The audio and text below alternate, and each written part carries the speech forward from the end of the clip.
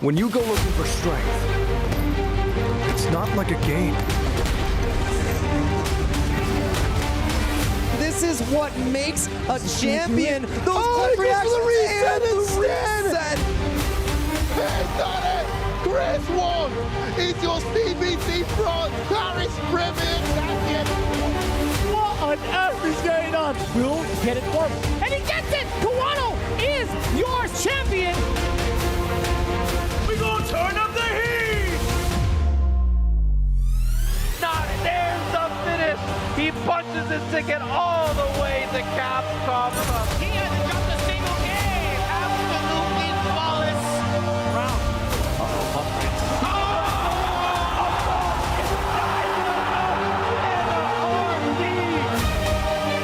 We're not finished! He's so careful when he gets the jump back. He doesn't even need the level 1. What is happening?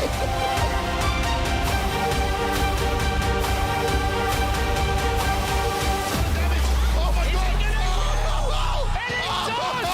god! The best Street Fighter player in the world, Knuckle Dude. Go for full screen is gonna be okay. No, never mind. It's Mena RD.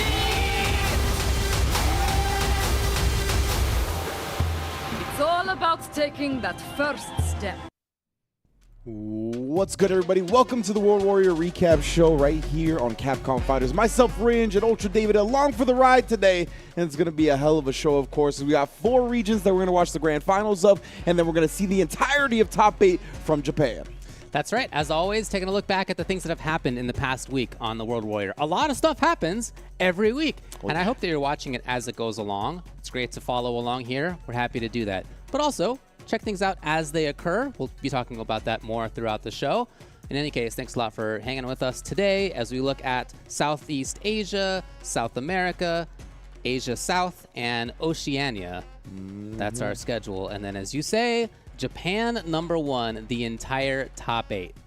Yeah, Japan #1, they're actually a region that kind of started a bit after a lot of the other regions, right? As you can see here, our grand finals replays all the second edition of the World Warriors, while the top 8 of Japan is the #1. So we only have one World Warrior in the books for one of the super regions, right? One of the premier regions of Street Fighter, of fighting games, period. So it's going to be nice to take a deep dive, watch the entirety of top 8, because we're going to have some familiar faces and ones that might not be so familiar as well. Yeah, and it's going to be the same way for the grand finals that we'll be taking a look at. We'll get to which players ended up in which in a little bit, but just as a reminder, we have a couple of different tracks going on in the World Warrior this year. The regions are super regions and regular regions. In regular regions, the winner of the World Warrior regional finals will make it through. Now, that's also the same in the super regions, but super regions will also have somebody who makes it in just based on points. Whoever is the point leader overall after 5 World Warrior events will make it in to reward that consistency. But then players 2 through 9 afterward will then play another regional finals to determine who makes it in as well. So just to boil it down, 1 player makes it out of each regular region, 2 players make it out of each super region. Precisely, and you know, I love that we are rewarding the consistency, right? Especially for those super regions, because it's one of those situations where that final bracket could be 8 stacked players, right, for like NA East or Japan, and all of a sudden that person that was the most consistent, maybe they just have a bad day, they end up dropping off, not qualifying. So I like the fact that we're going to be able to put somebody in there just from the full World Warrior events. And then of course the final bracket is always hype, you know what I mean? Oh, yeah. We're going to see one person make it out from the bloodbath of all these regions. And of course there's prizing in addition to all of those as well for the regional finals. First place is going to have 2,000, second place 1,500, third 1,000, and fourth 700 to round it out. Again, that is for the regional finals of each World Warrior event. There you go. That's a little bit ahead. Today, again, we're going to be looking at specifically Southeast Asia, South America, South Asia, and Oceania. And the first one of those will be Asia Southeast, a region that has had strong players since forever, including players who have won EVO in the past. Speaking of which, going to be taking a look at a grand finals that includes one of those very players. Ooh, yes, indeed, Xian. It will be in the building, right? Of course, he's going to be one of the players that we'll see a lot of, but also from Malaysia, Taiwan, Singapore, right? The region in general is continuing to grow and become very strong. We have Chuan, who has been around for a while now. I am Chuan from Malaysia. Taiwan also represented in the top 8 this week with Music for Friends and Bells. And of course, Singapore is the powerhouse of the region where we see Xian and Seo and Bravery and all the familiar faces that we know. But yeah, man, I can't wait to get into it and see exactly how it played out. Just to set it up, since we're only watching Grand Finals, players who made 7th places were Music for Friends and Bells. 5th places were Chuan and Seo. 4th was Bravery. 3rd was Brandon. And then as you're going into this, just know that you'll see Xian in winner's side and in loser's side, SKZ. How did they get there? Xian had to beat a bunch of good players, including Pedro, Burning Angel, Chuan, and SKZ in winners finals. And SKZ obviously lost to Xian there, but had to beat a bunch of players, including Brandon and Seo, and then Brandon again to get into this grand finals. Yeah, I would consider Brandon and Seo to be right there. Like, if Xian is the top dog, then they're right there battling it out. So to take down those 2 people, I think that's a big confidence booster. He's going to be able to get his run back versus Xian as well because of that. A lot of momentum going into the grand finals, but Xian, he's got that experience advantage, right? Yeah. This is another day at the office for him. Even if he wins this, he knows the job is not done. He's about improving every single day. And when you have a true competitive mindset like that, it's a tough person to take down, man. That's what it's going to be. It's going to be Xian in winner's side, and it will be in loser side SKZ. Let's head on in and watch the replay. Round 1. Fight. The tier below. Let's see how both of these players respond to their collective pressures. SKZ with the opening gambit, establishing corner control against Xian's DJ. Already up 60%. Now 70.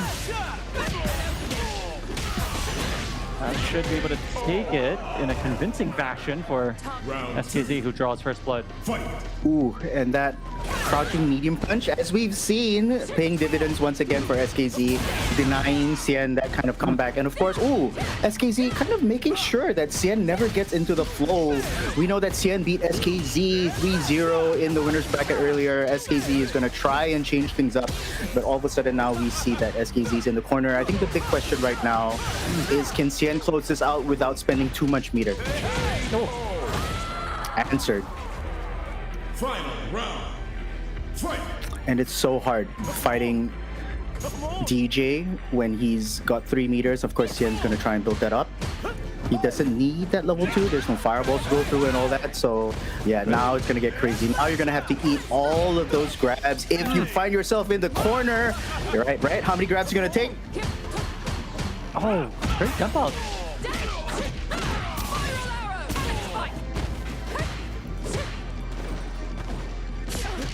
That's right. That's a good under. Ooh.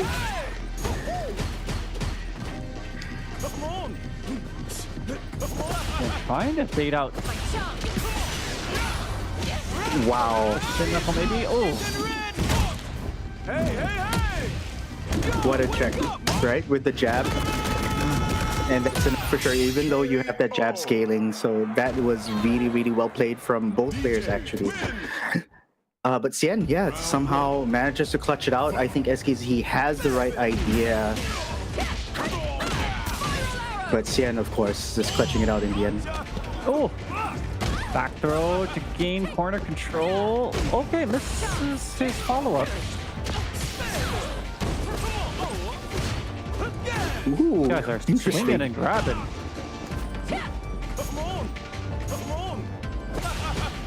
Xian goading SKZ. Come on, come on! Yeah. All right, and then the perfect jump out. Oh, the backup low medium punch into this 9, 10, 12, 16 piece for the KO. So good. It's starting the combo from the low medium. Counter hit. Good damage. I was just gonna say, SKZ has been doing such a good job not teching the throw. The moment he techs that throw, he pays for it with his life. That's the commentators first. Oh wow, still catches her airborne. because SKC told me, like, there is probably no reason for you to take a throw as Cammy in the corner. She can do instant dive kick. She can do backdash. Taking the throw is like the last thing you do, but so it's a sign of the pressure that Xian is piling on that he instinctively teched and paid for it. Good point. Trade. Presence of mind there from Xian.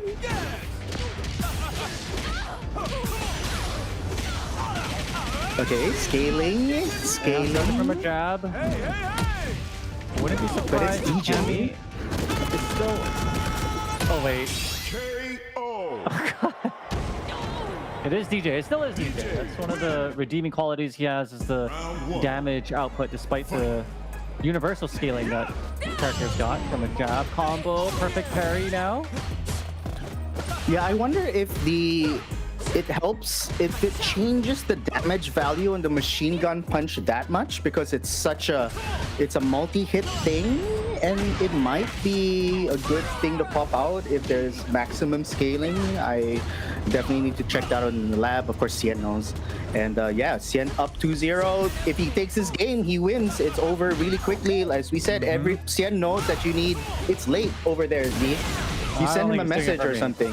I think he wants to end it. I mean, any of these players would have given a threat. Combo drop. What is going on? That was a Fudo-like reaction. Prediction that Cammy was coming in. Yeah, he knows. Wow, that's not steamrolling. punishable. Yeah, dude.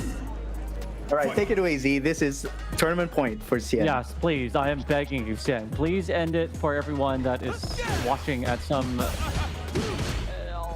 strange time zone. But he gets counter poked by SKC, who has a nice 6 piece. Waking up twice now with the flash kick. Okay. On his back now like a turtle, but gets the cross-up medium kick. No frame trap. Oh, that's gonna land on the punish counter. I think he did go for a throw or standing heavy kick. Locked on. Oh, still with a frame and a prayer. One. Oh, what? Final round. That was the right idea.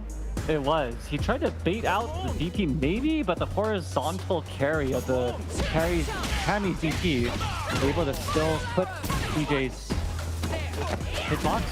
Oh, okay. That's one way to shimmy. Another one.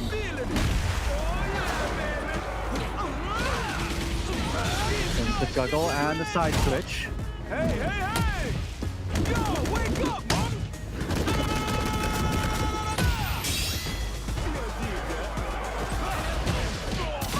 Oh. Burnt out now is Cammy. I think he faked something out. All that meter loss.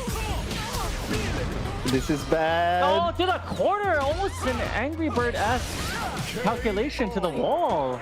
And Xian for the second World Warrior now. Wow, that was 7 minutes. Straight up. A 7-minute broadcast right there of grand finals of Xian absolutely, completely in control. That guy is very good at this game. I mean, in a ton of different ways. I think the thing that impressed me most was his ability to move and still keep his eye on the anti-air. Still have it ready with stand roundhouse or up kicks or whatever it may be. He was just always prepared. We talked a little bit about that off camera, and one thing that we didn't actually bring up was the fact that it was against Cammy too, right? Where she has the dive kick, and it's a character that's extremely difficult to anti-air, and the trajectory that a lot of her approach comes from can really make people hesitate with anti-airs, and the fact that he was so consistent with it, picked the right option every time too, because honestly, against some characters, maybe with DJ I would have to test a little bit, but the jackknife maximum is a pretty horizontal move as well. Like, it has some pretty good horizontal range. Yeah. So there's some ranges that Cammy can kind of jump at to where she'll make reversals like that whiff if she just does a regular jump, and if she does a dive kick, then you can anti-air. But it's a mix-up as soon as she jumps. Right. And you have to pick your right spot, right? And I mean, Xian either didn't let himself get put in those positions or pick the right choice every time. It seemed like you picked the right choice constantly. You know? Yeah. No, but you're right. His spacing was immaculate as well. There was that moment where he backdashed out of like an expected the quick the spin spinning back knuckle, fist. Yeah, exactly. Like that kind of thing is just him thinking ahead, knowing exactly where his opponent's going to be. It's sick too, all based up on the conditioning. He was doing a lot of air slasher as well, right? Make them think about that same range, tempt them into the counter, and then being one step ahead. I mean, that's what makes him an Evo champion. As you mentioned, he is one of those for a reason. So big ups to Xian, once again, taking it home for the second week straight. He's looking really good. Yeah, if we could check out what the points are looking like out there in the Asia Southeast region. Xian on top, 2 times 50 equals 100. Bravery on second place now.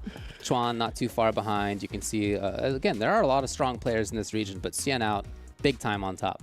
Yeah, most definitely. He's going to be in control so far.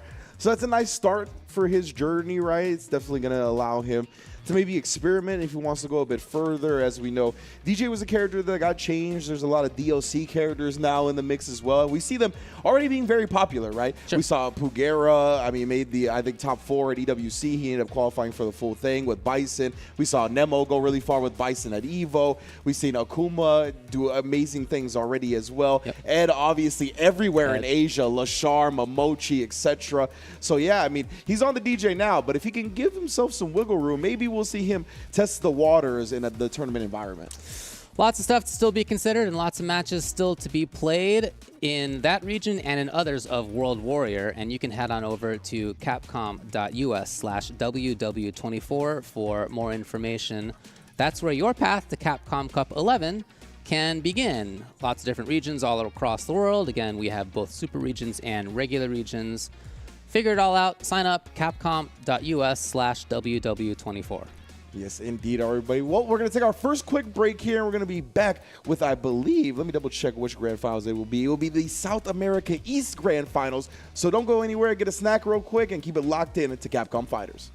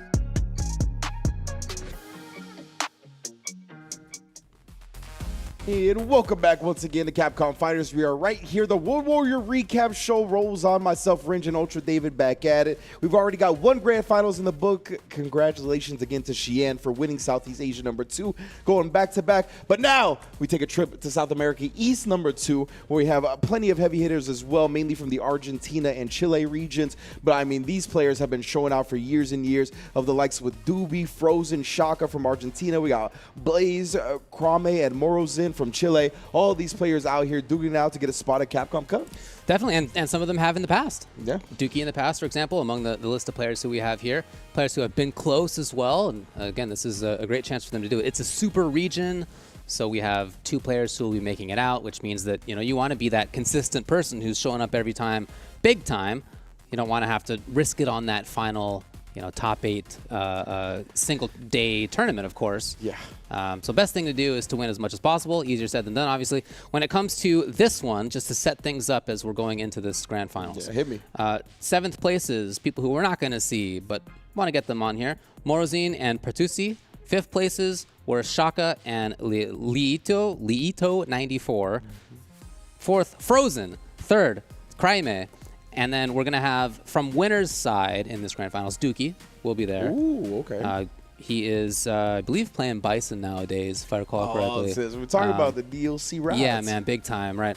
He was doing big work with JP and the like last season, but, you know, people have moved on. He's one of them, I suppose. Really good I agree with you, but I don't. I guess we'll see. But beside the point. Right. And then on the other side, it's going to be Blaze, who is coming from losers, and interestingly, had a super long path. Really? He lost early in the pools, and so had to battle like all the way back. He's played 11 matches before grand finals. Before we're even getting into this grand finals, whereas Dookie only played, I think, 6 or 7 by contrast. Yeah, right? So like almost half. Almost half. Yeah. So it's a tough run. It's a tough run, but he's still doing it. He lost to Liito, then had to beat Lord Choripan, Patalana, Benz, Pertusi, Liito, Frozen, Cryme, among others, again, to get into this position. And it's one of the beautiful things about open bracket is that, like, the balance of, obviously that's a really long road, right? It's going to take a lot of endurance, physically, mentally, everything to get through that whole loser side when you start off. But at the same time, on the opposite end, you could get real hot. You know what I mean? When you get that many W's, the momentum, the confidence, you can really get into the zone and feel yourself. And that will carry you a long ways once you get it going. So I think that's just one of the many beautiful things about open bracket tournaments and the way the FGC works. So I'm very excited to see how Dookie and Blaze play out, especially because Dookie, winner's side, one of the favorites of the region, has qualified for Capcom Cup before, right? He's going to have all the confidence, experience in the world, while Blaze, I mean, they're going to be on an 11-match streak. Yeah. 11-match streak pretty much going into the grand finals, right? So I'm excited for it. Let's get into it right now. South America East number 2. Let's see how it plays out. JP tiene Psycho Power, es usuario de Psycho Power, al igual que Ed y Bison. Pero bueno, vamos primero con Bison, se la está jugando toda. Tiene mucho también, tiene un set entero para probar. Puedes cambiar de personaje muchas veces, Dookie. Vamos a ver qué pasa. Veamos qué es lo que ocurre en esta Grand Final. Tenemos a Blas que viene por loser contra un Dookie.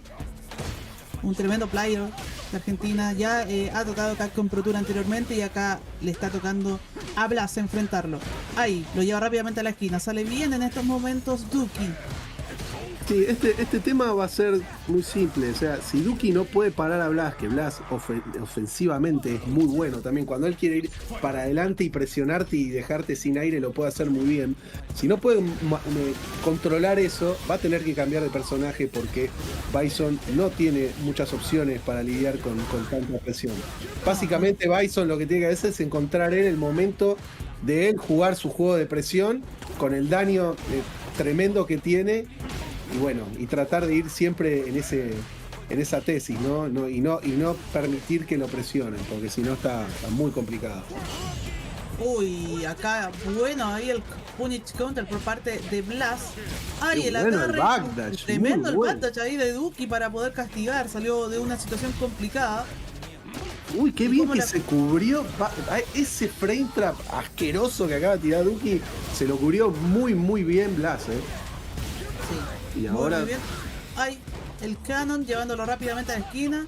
Posición complicada para Dookie. Bonito ahora la respuesta por parte de Blas. No lo cierra y vamos nuevamente. Ese saltito hacia atrás con golpe de Blas lo sabe aplicar muy bien en situaciones complicadas. Sí, la verdad que muy, muy sólido y ya directamente cambió Dookie, dijo, no hay manera. Vamos con JP. Vamos con JP o vamos con algo que con algún personaje con más opciones defensivas, porque efectivamente estamos viendo un Ed de parte de Blast muy ofensivo, así que necesita tener la posibilidad de cubrirse mejor acá. Sí, la verdad que, bueno, vamos a ver ahora. Igual también queda Rashid. Duki tampoco quiso hacer demasiadas pruebas, ¿eh? Como que se dio cuenta al toque y dijo, esto no va, hay que cambiar de personaje. Sí, y eso que se viene por Winner, tiene tiempo. Claro, sí, bueno, pero es un tiempo que también hay que saber usarlo, ¿no? Capaz a veces uno como que se pone necio y quiere darle a ese personaje a ver si puede y no. Tenés que también darte cuenta rápido qué posibilidades, qué chances tenés, ¿no? Absolutamente. Y acá, Digamos, acá le diríamos, hay que controlar la manija, amigo. Hay que controlar la manija y bueno, hacer lo que hay que hacer. Hoy. Blas con toda se mete, va a cerrar este round.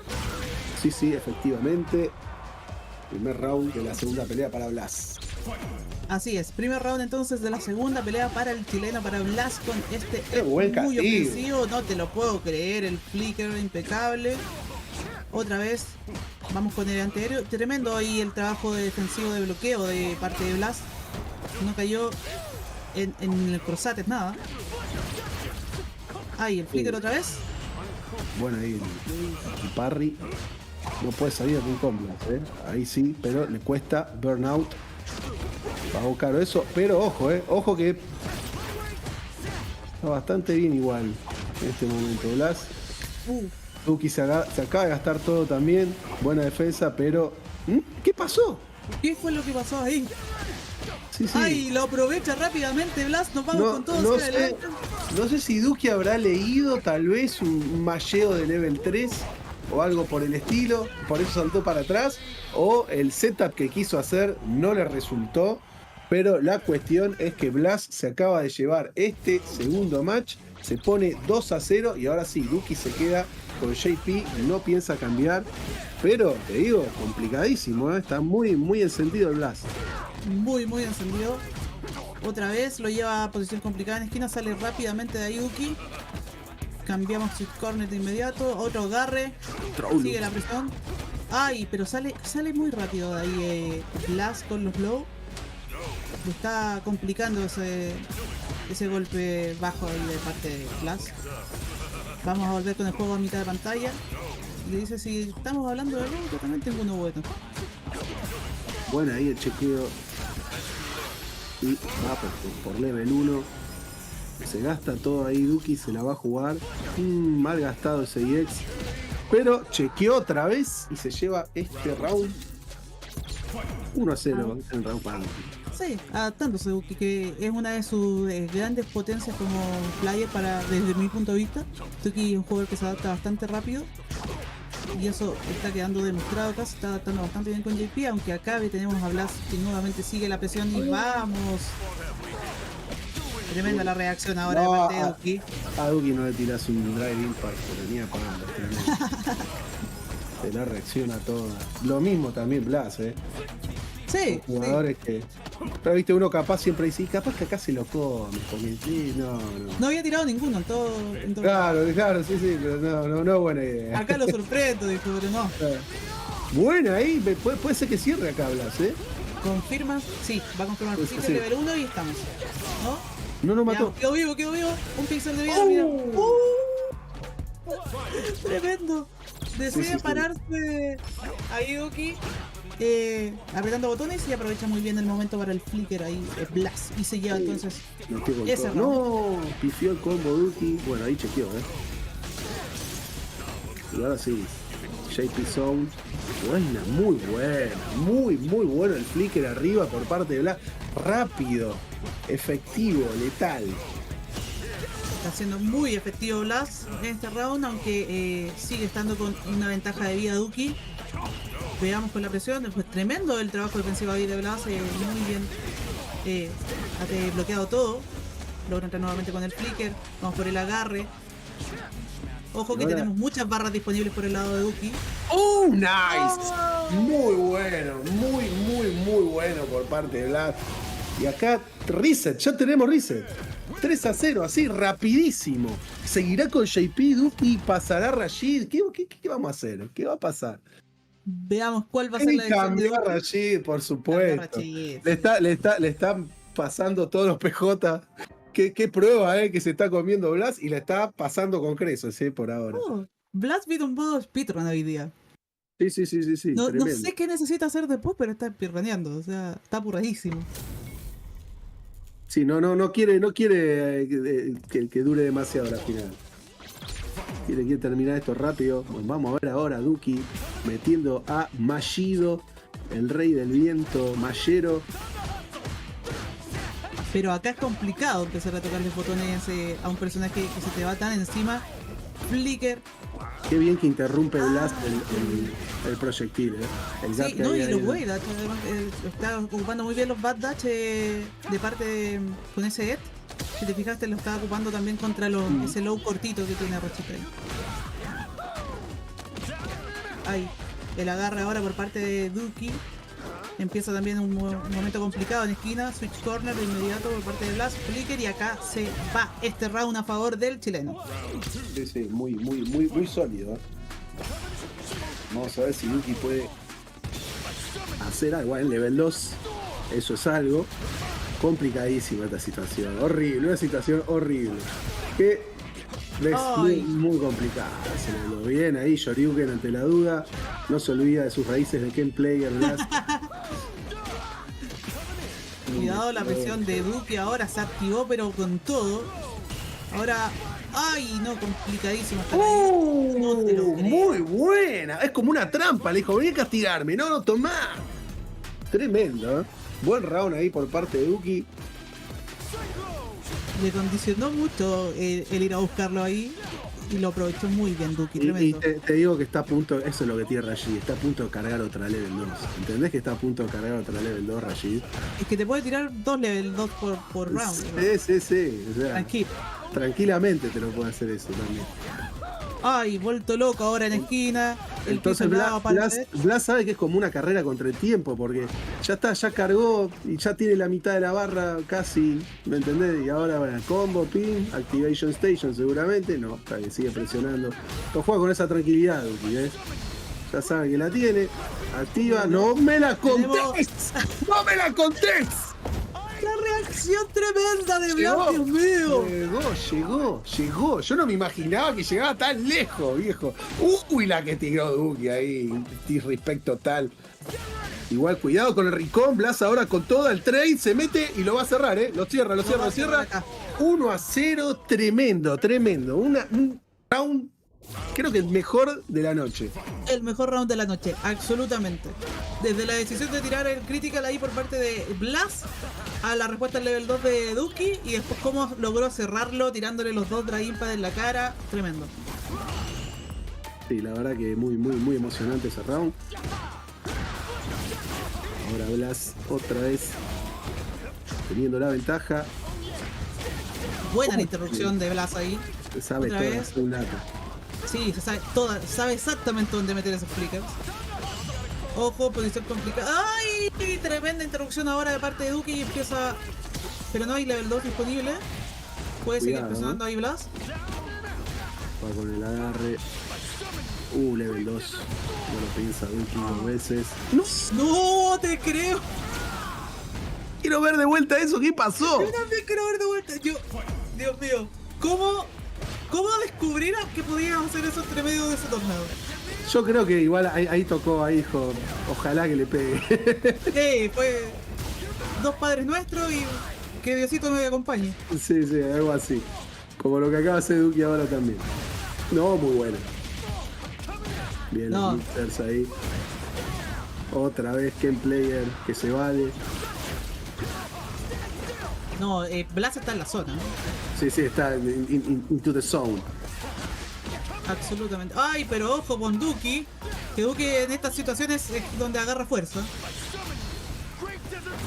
Ahora, level 2 otra vez. Bien, level 2 contra level 2. Y persiste la level 2 de Ed. Tremendo. Como vamos descubriendo cosas en esto. Burnout. Complica. Se lleva con el low 2-0. tremendo lo de Blas, 2-0. 2-0, Yo decía, Blas. está difícil, Duki por winner, la verdad, tremendo, tremendo. Y eso que está buscando soluciones con todos los personajes, Duki. Sí. Y Blas se ha adaptado súper rápido a todo. Y más que adaptarse es un tema de que hay conocimiento de los matchups de parte de Blas. Es un chico muy estudioso y está aplicando impecable. Sí, hay una solidez acá que estamos viendo que es absoluta. Mira cómo molesta ese medio. Aparte laburando, laburando, golpe a golpe. Ojo, está acá en toda posición ventajosa Blas. Vamos a ver. ¡Ah! Pero nos paramos con cosas. ¿Sí? Dale, Ya estamos Duki. muertos. Juego mitad pantalla. Vamos a ver. Esto empieza a tener olor a combat, olor a robo. Está en Enti, Blas, ojo. No, ¿qué hizo Duki? Se mandó a lo, como decimos nosotros, a lo perro bomba. No le salió. Y esto es doble tournament point para Blas, Doble tournament point para Blas. Había trabajado un montón ese combat ahí de Duki. Decisión de último minuto y la aprovecha rápidamente Blas. Esta es la situación más complicada en la que te puede ofrecer Rachid. Y se la está regalando toda acá Duki a Blas. Buena lo que hace ahora el chileno. Vamos con el Psycho Cannon. No, se le cae en el último segundo. Lo aprovecha rápidamente Duki. Es tremendo esto, ¿no? Blas out of his mind, pero mal, En la zona, chicos. Sí. ¡No! La cubrió todo y se lo... A ver, y esto es mucho daño, me parece, y se lo va a llevar Blas. Sí, se lo lleva. Y BLK Blas es el campeón de la calle World Warrior. Congratulations to Blaze for taking that right there. Very much in control against his opponent, Dookie, who again has made Capcom Cup, has been very, very strong in the past, and this time just didn't seem like he had it compared to Blaze. Yeah, 100%. And we saw Dookie try a few answers, right? As you mentioned, I believe started with the Bison, then we saw the JP, which was his tried and true in Season 1. Then even the Rashid, who is a very popular character right now, very popular pick for people trying to play the cheap stuff. And I mean, he shut them all down, right? The Ed was just very prepared. Seemed that at any given moment, no matter what character it was, he was very good at preventing Blaze versus Dookie, sorry. He was good at preventing Dookie from really trying to get comfortable in the neutral, which I think Ed is really good at, right? We saw pressing with the crouch light kick constantly. All these flicker buttons in spaces that you could usually take your turn at, the flicker buttons really prevent you from being comfortable and going into your normal flow chart. And it felt like that was really frustrating Dookie. Even in the first set, right? Before the reset even happened, we saw him really trying to brute force a lot of things, and I think that comes from just being uncomfortable against Ed.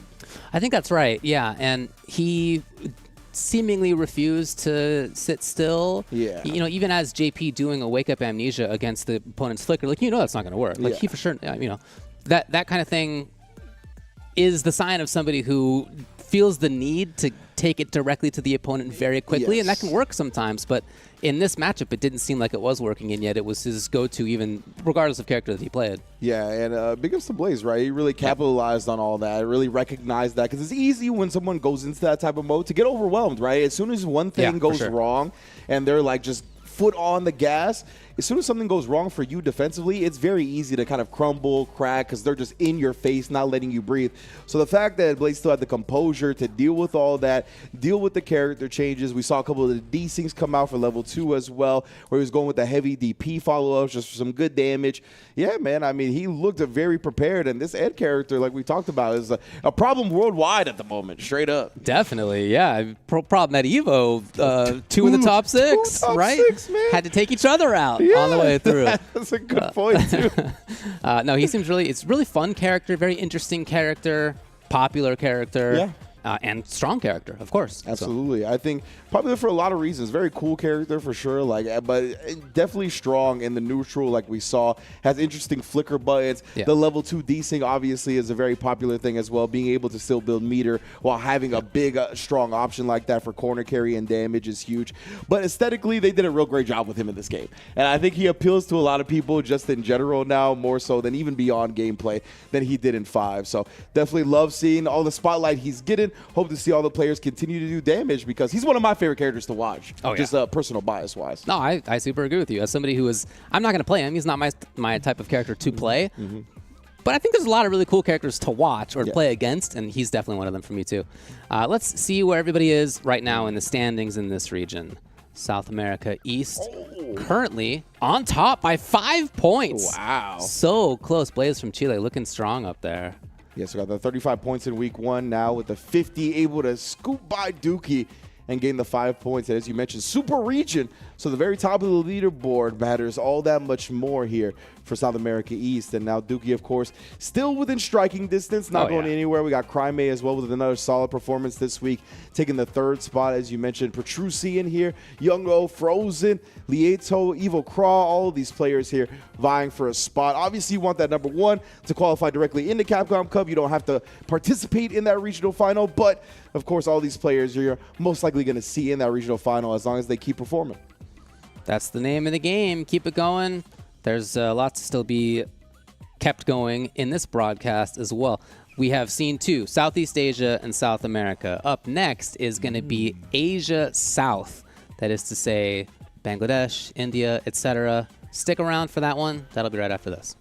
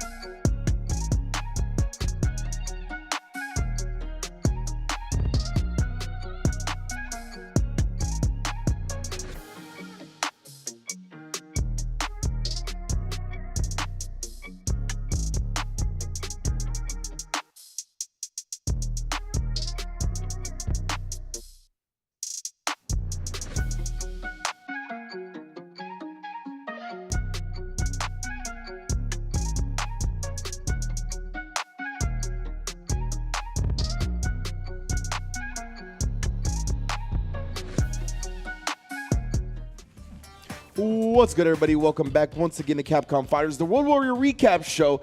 This week, we're going over Southeast Asia 2, South America East 2, which have already taken place. Check out the VOD if you're looking for the grand finals, or if you're looking for the whole tournament as well, go to the various places that are hosting the World Warriors in its entirety. But now, we get to South Asia number 2, and as you mentioned before, that's going to be the India, the Bangladesh type area, which has a lot of fighting game talent. I'm glad we're getting to showcase them off. For sure, yeah. You know, starting last year, Capcom had this as one of the regions. Very happy to see that. Obviously, in other games, there have been stronger and stronger players coming out of that region. Yeah, some of the best players in the world in other games are from this general region, this subcontinent area. And so, yeah, very happy that in Street Fighter the same kind of thing is happening, that we're getting a good look at the talent out there. Yeah, man. We have players from Bangladesh such as Sianik, True Mystic, Raihan, and India as well, always well represented in Street Fighter 6.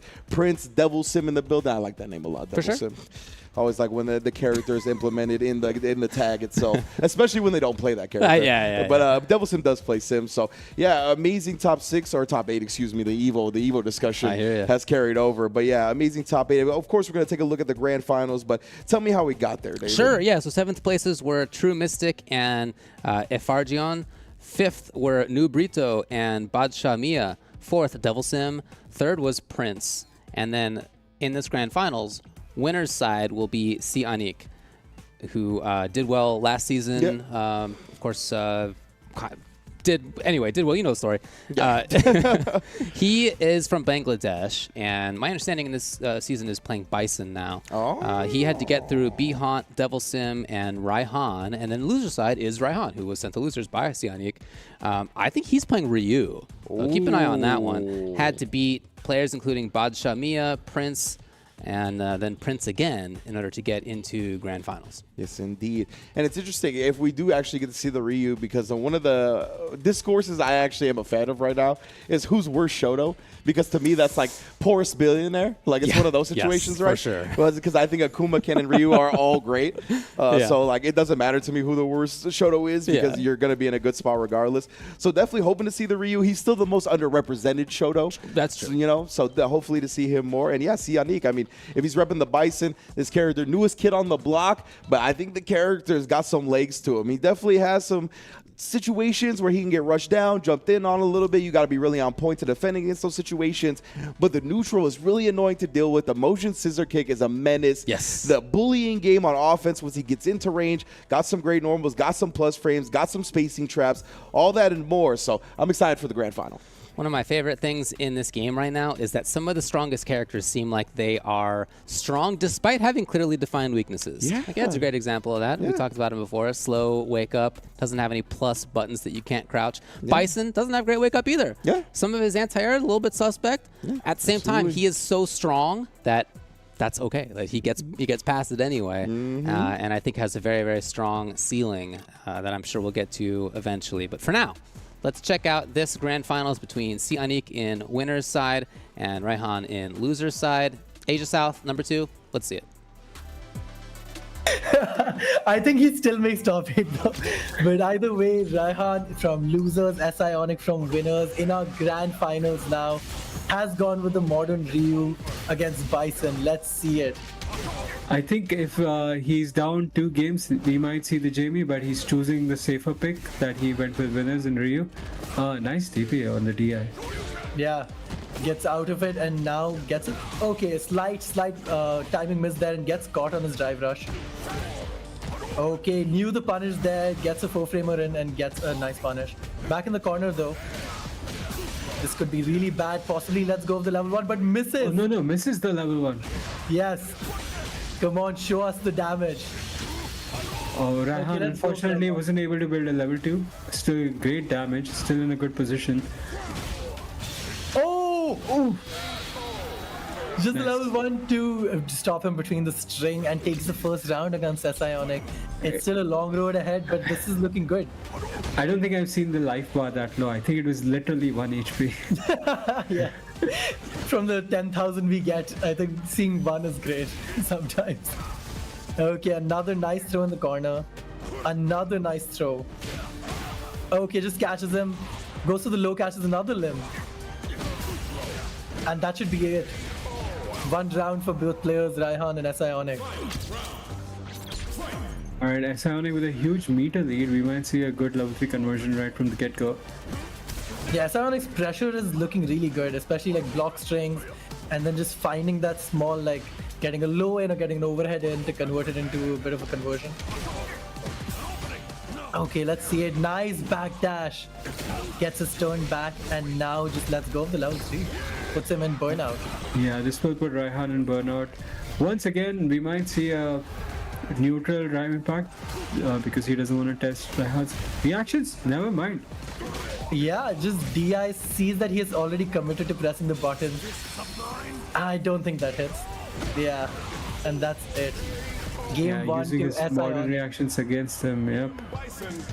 Are we gonna see the Jamie or nope? Sticks with the Ryu. Not yet. I think even in the last game he, died by a sword. So maybe he's choosing to do the same this time. I would love to see the Jamie, but Raihan knows exactly, I think, what he's looking for here. Nice, catches him between that block string, gets a counter hit. In the corner, he's been in the corner for so long in these last 2 rounds that we've seen, last 3 rounds.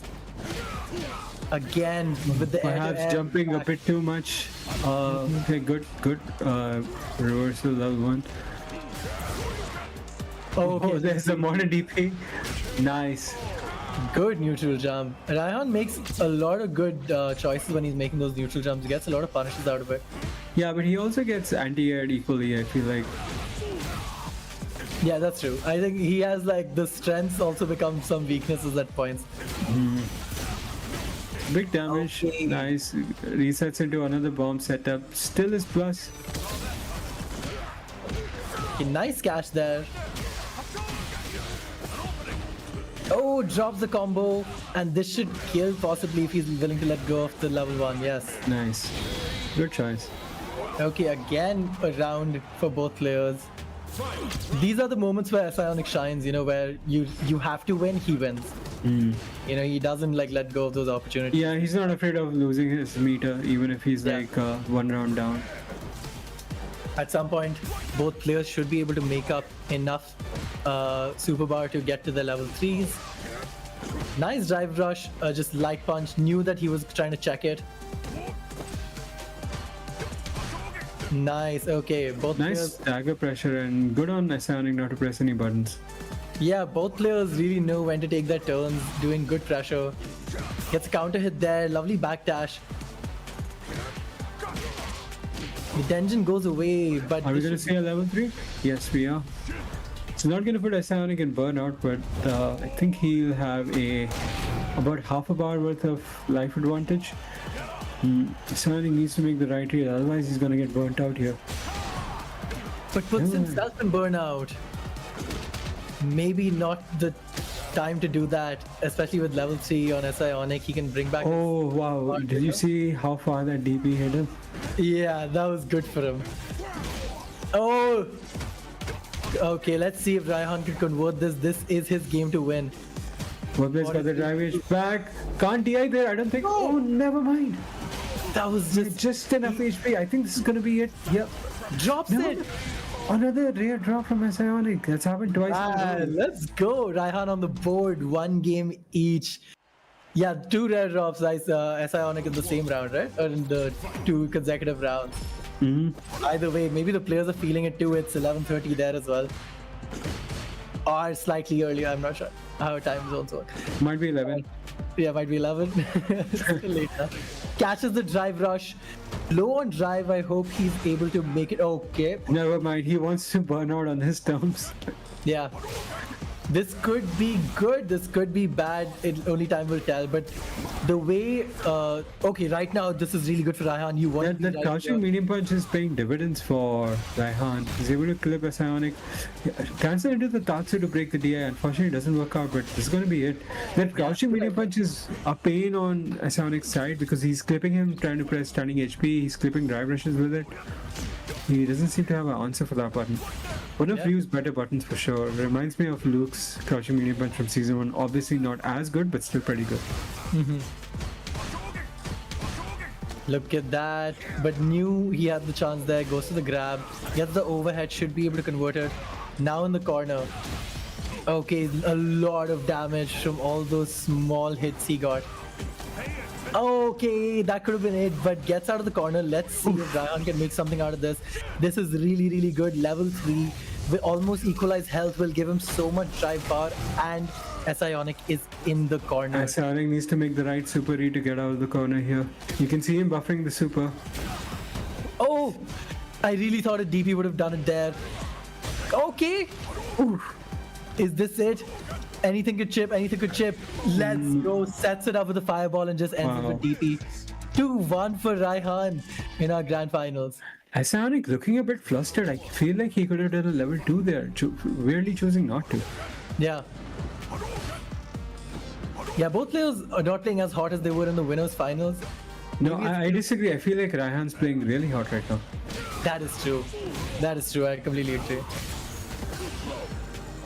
Okay, has set up the bomb, but gets out of it. Those standing light punches, man. The pressure has been impeccable with it. Look at that. And then just the DI for the stun. Denjin charge. Optimal combo, not gonna kill though. Reset. Good reset. Okay, very, very good health lead. Just needs to make one good decision to catch him. and does. Wow. OD fireball and is now on set point to reset the bracket, Raihan. That hurtbox retraction from OD Fireball really saved him there. Made the scissors kick whiff. Okay, catches him again, gets out of corner, but that overhead hurt box lingers and gets clipped. That should be death with level 1. Drops it, goes for the Wow.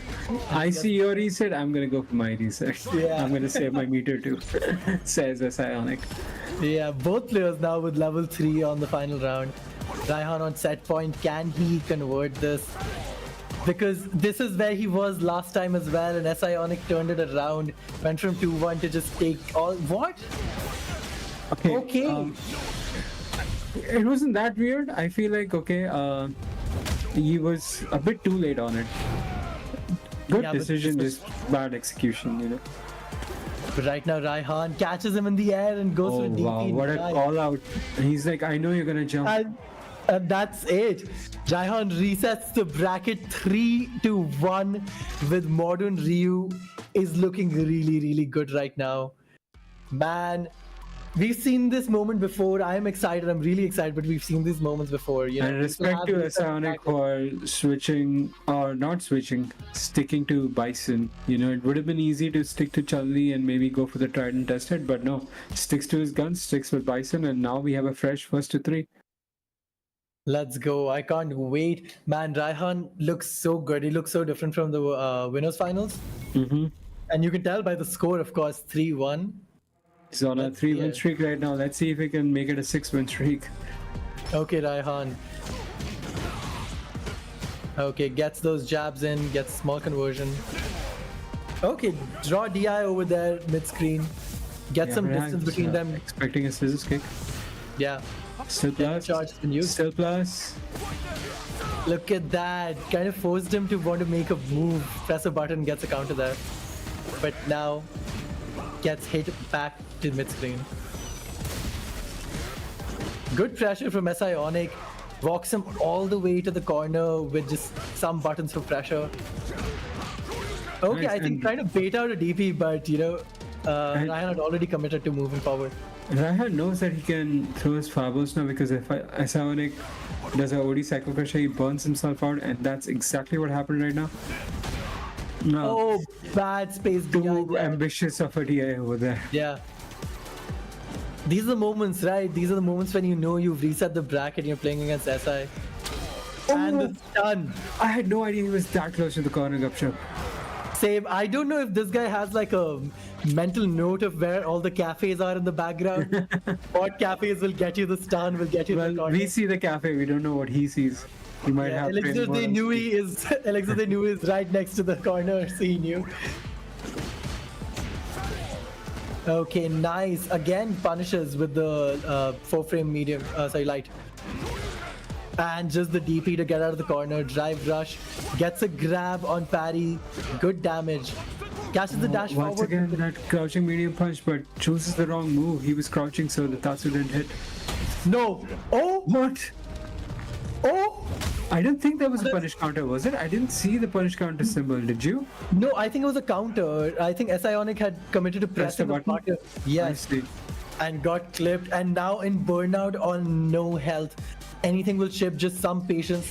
And Raihan wins this just with a standing light punch. 4-win streak, let's go for 5. So 1-0 Raihan against Oceanic after the grand finals reset. Yeah, he's won 4 games straight, and you know, he's super hot in terms of momentum right now.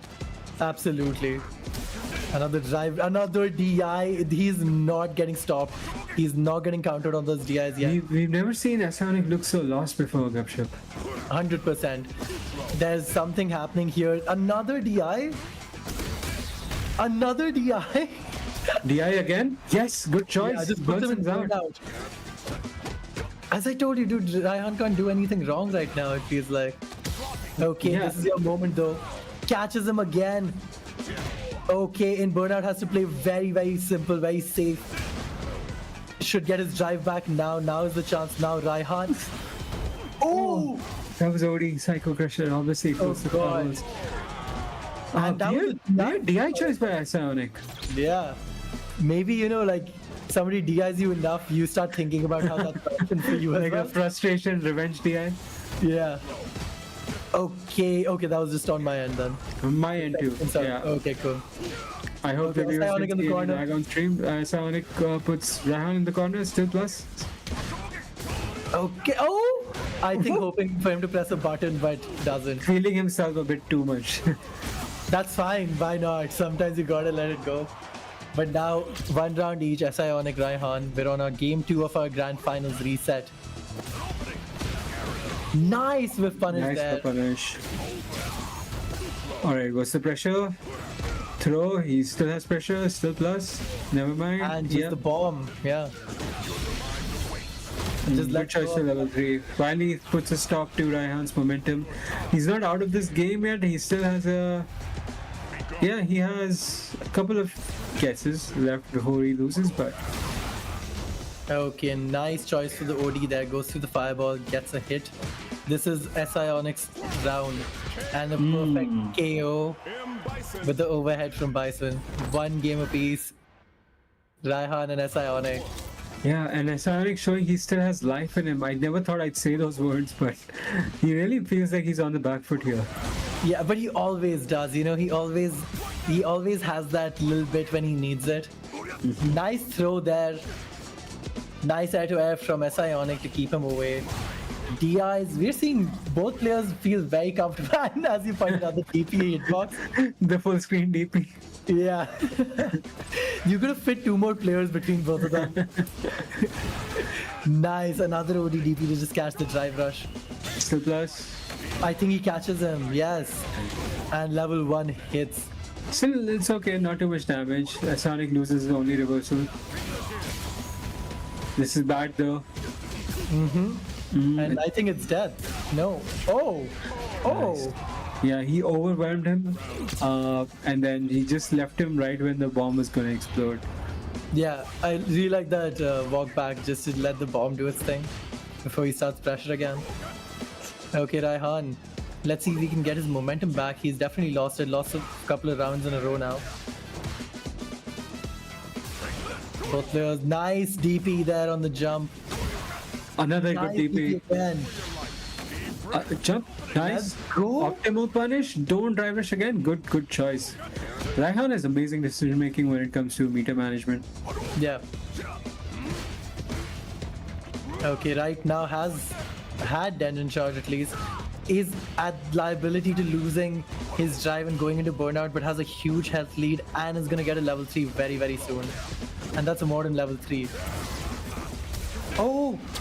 Okay, come on. He's gonna win this without spending any meat. No, we see him do the Ionic. He drops the game-winning combo. Don't call it the Ionic, man. Okay, I mean. Okay, is this something? Not yet, but still plus. Yet. Nice patience, nice patience. Wow. Gets it in and still has his level 3 with him. This could be anybody's round. We're completely tied now. 1 game for each player, 1 round for each player. You're seeing Ionic do that a lot, drive rush in and then wait because he knows Raihan has those DPs, has those reactions. Okay, nice reaction from Ionic. Gets him to the corner. Should be getting a level 3 of his own very soon if he can get some damage. Clips the drive rush. Good level 3 again. Gonna get some of his drive back. Sonic's gonna be in orange. Not close to burnout, but yeah, if he gets punish counter twice, he's in burnout. Yeah, Raihan back in the green. This is a chance, this is the moment to do some pressure. Okay, it has been put into burnout. Overhead, is the DI coming? No meter for those other ones. There's and the DI. That is going to be it. Yeah, it's going to be 2-1 Sonic if he doesn't drop this and chooses to go for a single combo. Good choice. And that makes it 2-1 for Ionic. Let's go Ionic. 1 game away from cementing another World Warrior victory unless Raihan has something to say about it. Okay, game 4. Raihan Ionic in our grand finals reset. Good counter hit there. Gets a nice conversion, goes in for the overhead, and it connects. Oceanic in the corner. Oh, gets shimmy. Yes, spends all of his bar. Good drive reversal, needed it there. Creates some distance. Both players respecting each other right now. Raihan in burnout though. Okay, great punish there. Raihan is level 1. It could be tough, and it is. Still not dead though. Yeah, and should get his drive back the moment he gets up. Nice tech throw. And another DI connects. Seeing a lot more DI. I think we've seen more DIs this set than any other set so far. 100%. But it's not over yet and just goes to the overhead to get it round. And now Oceanic is on set point to win his second event in South Asia too. Raihan, does he have it? And catches him with the level 1. Raihan, Oceanic is doing the Raihan. Yeah. Yeah, yes. I think both players have sword places. Yeah. Okay, nice neutral jump. Should get a good conversion. The overhead doesn't connect, but the crouching medium kick to drive rush to get the combo. The life is there. He has the level 3 as well. Anything should kill. Maybe he could even save it and just go for a level 1 conversion. Okay, catches the drive rush. Nice, doesn't even need it. Wow, just enough damage. Okay, can Raihan take us to game 5? I don't know. I want to see it as well, man. Another game 5 between these two. Who doesn't want to see it? Nice level 3, no drive gate spent. He's looking super good right now. Oceanic doesn't have a level 3. Should be a bit wary about throwing those fireballs though, but Oceanic hasn't showed him the level 2 yet. Nice. Okay. Raihan, this should be death. Oh no! Drops it. You don't want to be dropping those right now. Come on, one more hit and we can see a game 5 between these two players, Raihan. And he does it. He clutches it out. We're seeing a game 5 in our Grand Finals reset. Another game 5 between these two players. At this point, how many games have these guys played? These guys have played more than 10 games at this point. Yeah, for sure.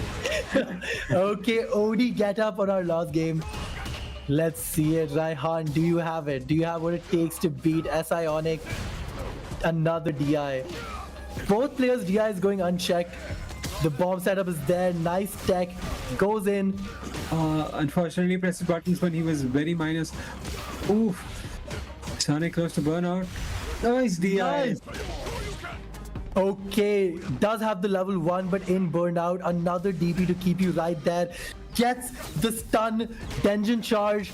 Could this be it? Has the level 2. Just let's go with the level 1 early. Maybe just saving some meter to keep continuing his pressure. Oh! Because he was in burnout, couldn't punish it. Oh, you're right. I completely missed that. And the throw should do it. Oceanic again on set point. Those were such close moments. That could have been anybody's game. And the burnout was the difference between life and death.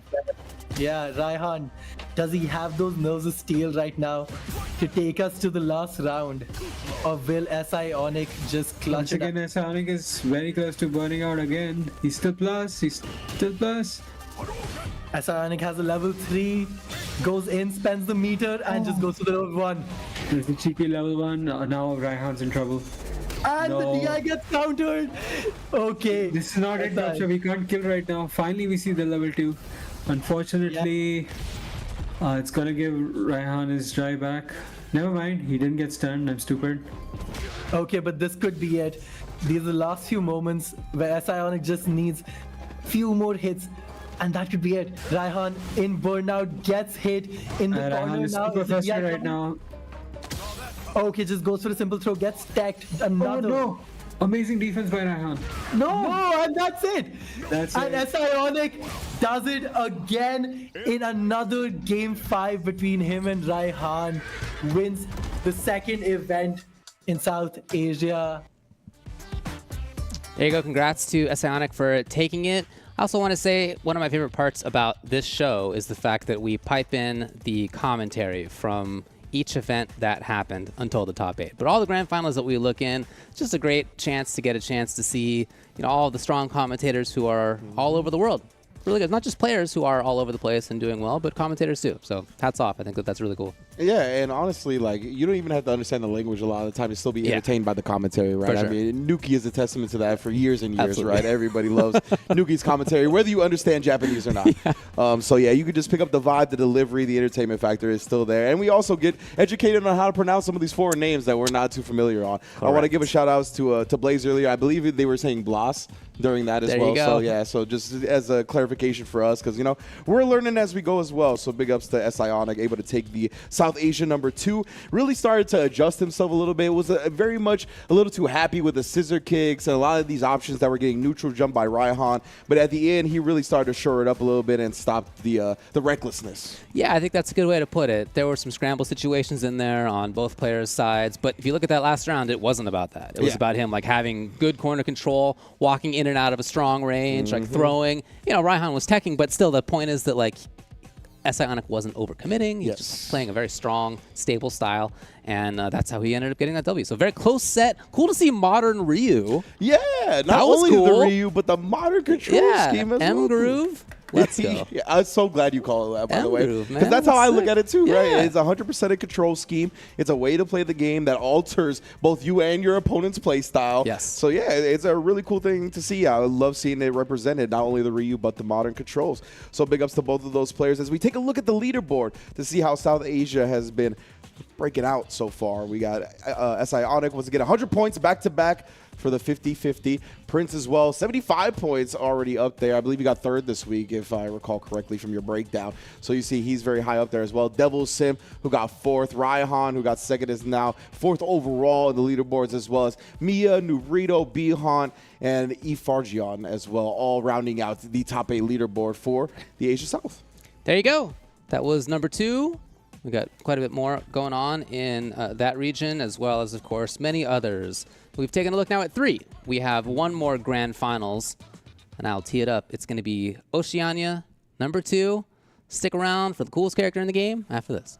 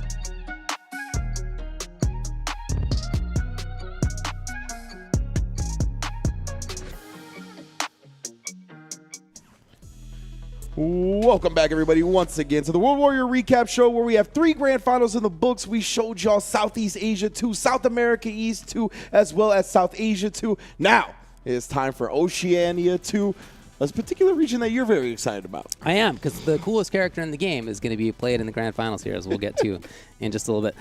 Oceania, of course, we're talking about Australia, New Zealand, and etc. In 7th place here, we had Slow AF and After Death. 5. They always got great names. There's some great names in this top 8, honestly, yeah. 5th is A Wild Llama and Panda. 4th, Too Fast, Too Fed. I love that That's a good name. one. I love That's a that good one. Then third was DT. DT. Now, winner's side of this grand finals will be Freezer. He is a very strong Honda player out of Perth, the western side of Australia. He had to beat some strong players to get here, including Professor, Slow AF, Too Fast, Too Fed, and DT. Now, on the other side, in losers, Soul from Melbourne on the southeastern part of Australia, pretty far away. He had almost as long a path as the player we talked about in South America East, Blas. That was an 11-game match path to grand finals. This is a 10-match path to grand finals. So Soul lost early to DT, who had a very good showing, as you said. He got third. Then had to beat some of the best players in Australia to get here. Travis Styles, TB, Shenkan, Slow AF, A Wild Llama, Too Fast, Too Fed, and then DT, the person who sent them to losers in the first place. So that's sick. And going to be using Aki, the coolest character in the game. Straight up. Oh yeah. I was gonna say what? I was like, you just mixed me. But yeah, I mean, Shenkan and Travis Styles are the two players I'm most familiar with. So going through both of those players to really make it into that's a lot of momentum. That's a lot of confidence built. And we did see Blas run it through, right? Where he actually got the 11 game path into the grand finals reset, into taking the whole tournament. So yeah, like 13 sets he had to play it or had to win in a row. Dude, yeah. To be able to take the tournament. So hey, we already saw that momentum pay off for one player. Let's see if it pays off for Soul in our grand finals. All right, let's tee it up. Oceania number 2, grand finals. Winner's side, Freezer. Loser side, Soul. Let's go into it. I think it's going to be a very unique grand finals. Although not unique in the sense that we just saw this matchup. But well, that could actually work against Soul, probably, actually. Because, actually, as you said, DT and Freezer play so differently. Yep. So now you got almost throw everything else out, read-wise, that you've played in the last 4 games. Yeah, you got to cleanse your mind. Got to go back to stage 1 here. Can't treat him like it's DT, because the two of them do play very differently. Barry's the headbutt. Checks the headbutt. Doesn't check that one though. Eats it. Since we are in a double elim, Soul will need 2 first to 3 wins to get through this. Absolutely right. Freezer just needing 1. Beautiful little low confirm. Optimization, my guy. Okay, scoops back. Oh my god, this is so bad. This is so bad. Getting stuck in the corner. Oh, try to bait. That'll help. Bite. Caught him low. Is that going to be dead? Yes, 100%. On the last. I wasn't scared. I wasn't scared. That was so optimal. Oh my days. The last hit. Clapped in. Cancelled it into hands. Jump back. Punish. Absolutely. Spends the cash. We're going to level 3 here. No. Goes to the reset. Oh, wow. That looked really plus on the knockdown as well. It looked really, really plus. That's the thing about this guy. He's a scientist. Like, he's just got so much tech. Like, usually when you see people that go for like crazy setups and stuff, they're usually like not combo optimal, but they're setup optimal. But Soul is both, and that's the impressive part of it all. Oh, that's not good though. Freezer spends everything here. No, he doesn't. Perfect parry! I think again. Is this dead? This is going to be heavy scaling. I think parry scaling, yeah. He wants to spend it all either way. I really like this. At the very least, it'll get burnt out. Yeah. Can't tell yet. No. It's burnt out! No, but no, Gary! But he dropped the combo! Burned himself out! Drive reversals! This is fine. I was expecting... I don't think he was expecting the poison bullet didn't come. Freezer committed anyway. Freezer cracks first. Game 1 for Soul. Oh, wow. This is going to be a good set. I have a very good feeling about this grand finals. I have a very, very good feeling. Soul just trying to poke at that lash a little bit. Nice, finds it. In action as well, and because of that poison earlier, gets so much mileage. Oh, wow. Ow. Must have been like a frame or 2 off of being on the ground. There is something really funny about Aki doing all these intricate combos, and then Honda just goes stand heavy punch, EX chop, chop. Different strokes for different folks, you know. Level 1. Yes, level 1, 100%. Absolutely. Very nice. Wow. Soul. Looking very, very impressive. I mean, not that I'm surprised, but like almost looking better against Frieza than he did against DT. Could be stylistically, he prefers the way that Frieza tends to play. Yeah, the bit is working out. I don't want to say slower pace because I don't know if that's a correct assessment, but for lack of a better phrase, wow! Anticipated the jump. Gets the throw here. Gonna look for the pop. There it is. Doesn't get anything out of it though. Oh my god, he definitely. Wow. Great read. Yep. Just spent it all. Respected a lot of it. All right, 1 round apiece for both players. Meter advantage this time on the side of Soul. Pretty significant one too, actually. Wow. The more damage Frieza can do before he can utilize that super, the better. Tried to bait him, Soul didn't bite.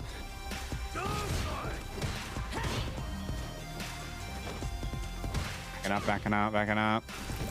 Soul just only wants to engage on their own terms. Doesn't want to play the same game as Frieza. Straight over. I think he had to spend there, otherwise he's going to get hit. That trade is so interesting. Gets the hit and spends. Uh-oh. Wonder why he went into the super so fast. Might not be that big of a deal because as we've seen, Aki can get a lot of damage just from having drive bar. Yeah, just needs the right confirm. Frieza's right there. Yeah, Frieza trying to avoid being put in a position where you can secure the hits. That level 2 did damage there. See, Soul had the Oki situation, but instead walks back.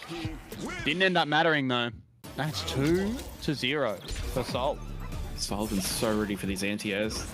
And it's really hard because there's a lot of things to work out in neutral to still be ready. Safe string. Oh, Frieza almost found his way out. Try to bully it in the end. Doesn't even get the... What a punish! Doesn't even get it off. Oh, ooh, ran out of juggle. Yeah, whiffed the end of there. Rare drop. Damn, no thank you, says Frieza with a stiff right hand. Walking forward, catch. Gets the collision follow-up. Poison has been planted, but no. OD headbutt. Ooh, wow. The punish counter, man. He's out! Is this dead? Not quite, but this is... Yeah. Butt slam in that situation is so hard to deal with. I'm not even sure super would have worked. Yeah, I was just thinking that level 1 might have whiffed. I don't think it was worth the risk either way. No. Okay, kick into back throw. Oh, got him! Wasn't able to cancel. Here. Okay, nothing. Just for setup, yeah. Probably not until you proc the poison. Go. Yeah, now we might try to spend. Now we spend, surely. No! Okay. I guess the lead is the... Oh, setup after setup. We're saving it all. That auto-timed overhead setup has gotten so much mileage for Soul in this tournament. Another great start. Overhead again. Do we spend here? I don't think so. Oh, maybe we do. No, we don't. Oh, that auto-time setup. That's a long combo, man. That is no, it's a late tech inside. Can't take advantage of it anymore. Frieza's brought this kind of back though. Yeah, excellent screen positioning. Secures the hit. Level 3? No, 1 DI. That's what you have to be real scared of. Oh, got him. Okay, meter back. Drive reversal punish. Dead. Wow. Frieza will not stand silently. Just go out on the 3-0.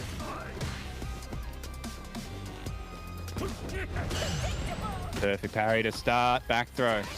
Score is now 2-1, folks. Keep in mind, this is potentially the first of 2 first-to-3 sets that Soul has to win in order to take this tournament.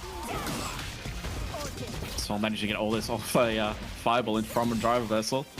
And keeps going. Meaty stuff. This is going to hurt too. Heavy starter.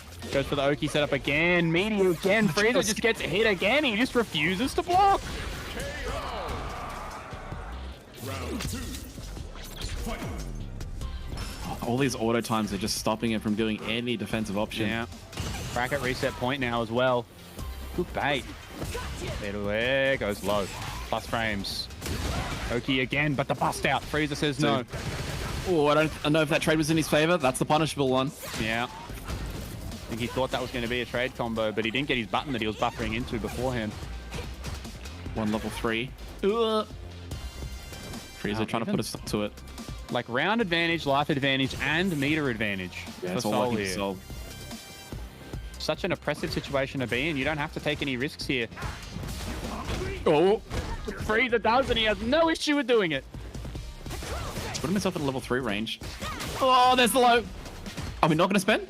No. Next hit will kill now. I don't think it would have killed there. Looking for a single hit confirm. Oh, there it is! Caught him on the drive, but it whips! It whips! Okay.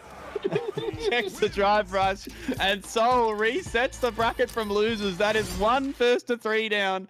1 to go. Frieza. We still don't have a 3. Oh, wowee. Yeah, no 3-2s. No 3-2s. All of this top 8. Woo! What a set. That was awesome. We are not done, ladies and gentlemen. One way or the other, we are going to have the ending for our World Warrior Oceania number 2. Thank you for noticing, Seo. Yes, thanks for fixing the bracket for us. Oh, wow.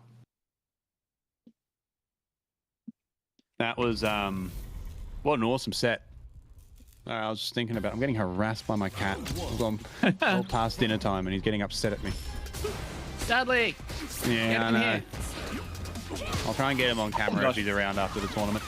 But no time to talk about that because goddamn Soul has just started fast. Okay. Good composure from Frieza though. Right, he had a 100% hit rate on that. Definitely wow! Risk decisions change. Is that enough? Heck. Not quite. Nah, not quite. Gonna look to secure it here though. One more block button. Oh, is he even gonna need it? He's dead. Screw the burnout. You're dead. Wait, not quite. Oh, okay. Caught him on the wake up throw attempt.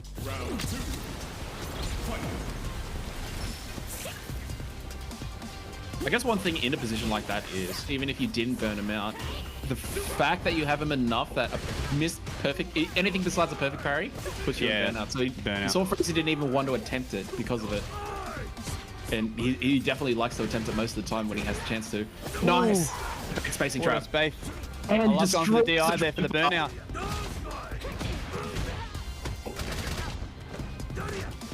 Far enough away. God, this pressure. It's building! Kara, hello. Not dead though, but now he is. Stop.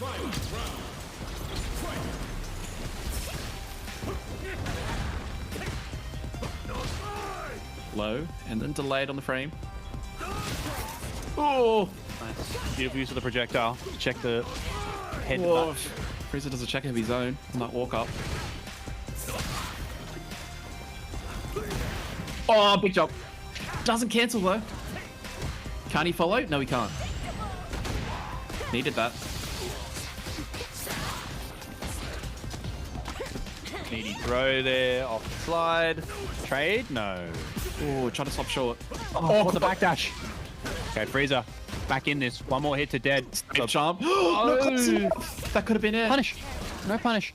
Oh, no punish. Now punish. Game on the board.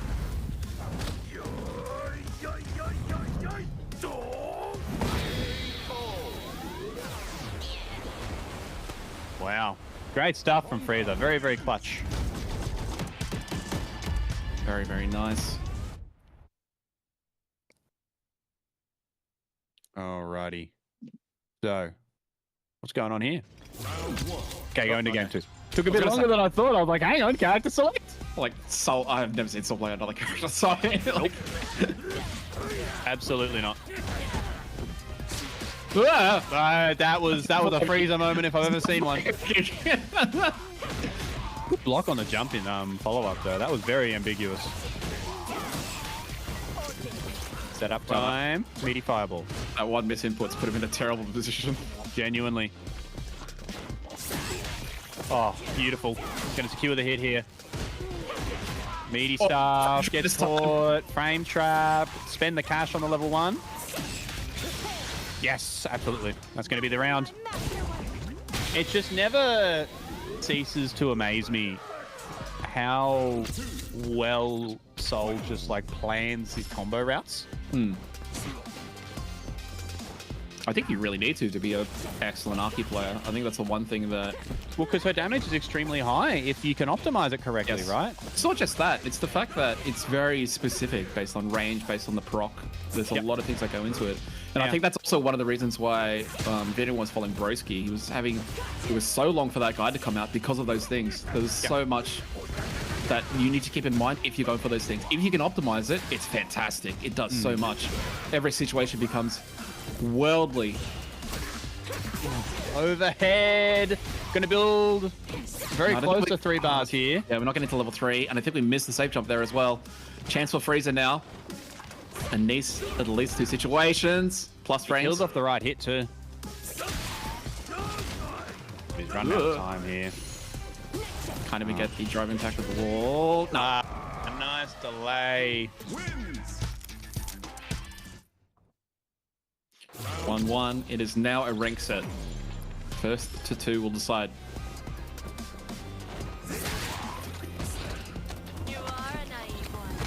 Punish counter throw. Good damage early. Doesn't combo. Low this time. Uh-oh. We're in the corner again. Frieza really just struggling to maintain any kind of control over this set. I'm going to be honest. That's going to combo. Yeah, it is. Absolutely. Oh, this combo just doesn't stop. Yeah, I like the bust out. Smart choice. Oh my gosh. Nice. I wonder why he cancels the hands there. Oh, forget what I said. I think it can catch people that end up poking afterwards, or if they try to dash in. Especially if they end up poking afterwards, you'll probably get the counter hit, and that means you can combo out of it. So it could be really nice for that. Oh, well. I haven't seen that yet. Catching heavy kick Ania has been just so reliable. Nice. Has that OD headbutt. Running out of bar though. Yeah, we're out. Yeah. This could be trouble. Recognition from Soul. Maybe spend. Yeah. I think it's the right choice. You're not going to get all your bar. Oh, maybe you will actually. No, not quite. But functionally, we're in a really good position now. Yeah, it's one interaction to survive. Oh, wow. Straight up fireball spot. Damn, he had dialed that headbutt in long before that drive rush came out. Soul with resources is super scary though. We've seen it before. This whole entire series. It's one way to spend it though. Safe. Vibe check. Oh, jumping light kick back. Interesting choice. Try to bait out. Is safe, Soul? Okay. Would have been his turn. Maybe he just wants running low on meter now. Maybe that's why Frieza's chasing to try and get the rest of it taken away from him. Can smell the fear. Oh, he's got the plus. He's got to put Frieza in burnout now as well. Yeah, this is a massive turnaround. Held on to level 3 at the right time. Pressure. Frieza has to survive it. Oh, the trade doesn't quite work out. Oh! Safe jump. Oh, okay. Got him. No combo! No combo! Now he's burnt out. This is such... If he can get back. Oh, just on the edge. That's 2, isn't it? Reversal. It's 2-1. Yeah. 2-1. Soul is on the brink of bringing this back from the loser's side. Frieza needs to break the trend. He needs to get to 2 when no one else has. A good start here. That's one thing that I think Frieza's really been lacking in this set is like good starts to rounds and games. I feel like Soul has been dictating the pace and it's been Frieza playing catch up for a lot of it. Perfect parry. Percent here, but Soul's going to get the corner. And the setup. Oh, that's nice. All that hard work down the drain. Yeah. It's in Soul's control now. Pokey fireball. That meaty fireball is so good. Can't get anything in. Oh, that was tricky. That was tricky. So dancing on him on the way to tournament point here for World Warrior OCE. Round 2. Oh, God. Punish counter too. It's going to do a good chunk of damage. Plus frame straight combo. Wow. He's just ready for every situation, Castle. Frieza's running out of time. That's not going to help. Oh, no. No way. No, he's not dead. No. He's not dead. But it super sucks. Yeah.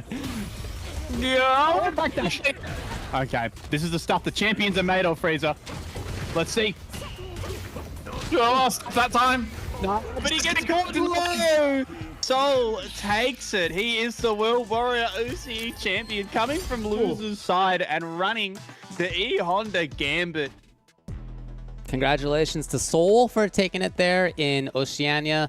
As they said, he had to fight against an E Honda. A ton of people played E Honda in his path. At least 2 that I know of, and he had to play them at least 3 or 4, I guess 4 times if you think about how many matches he ended up playing, including the reset. Oh, wow. He got sent to losers by DT. He had to then beat DT later, another Honda player who got 3rd. And then in that grand finals, he had to play 2 sets. So 4 different sets against the Honda player. It's quite a gamble. And he went all the way through it. Congrats to him for taking 1st place there. And look at that, following in the footsteps of Blast, right? The long losers bracket runs, the momentum and just the heat that they caught on to ended up being able to be enough in grand finals. So big ups to both of them. Soul showing out with the Aki. We talked about it actually when the set first started off camera, that definitely Aki, one of the biggest winners of the patch. Just the frequency that she gets solid rewards now is so much higher than before, right? It was really like you had to get the right openers and starters to really get significant rewards and get her game going. Now, a lot of when she gets hits can kind of roll into that game more easily and it's more accessible. So you can see how dangerous it is, right? I think that was something we realized last season. That's when she gets started, it is extremely dangerous. But it was just way less of her actually getting started. Now it's pretty frequent when she gets you in the corner. Obviously, she's a burnout menace as well. Has great supers, has great routes. She has a couple of fancy new stuff as well, like the ability to cancel into the snake step off of Nightshade Pulse, like to avoid some reversal options there. Lots of cool things with Aki, as you can see. She's going to be showing off more and more in this season, I expect. I'm sure that's right. Yeah, I think that she's really good too. Her offense is very strong. I mean, it was, as you mentioned, it was before.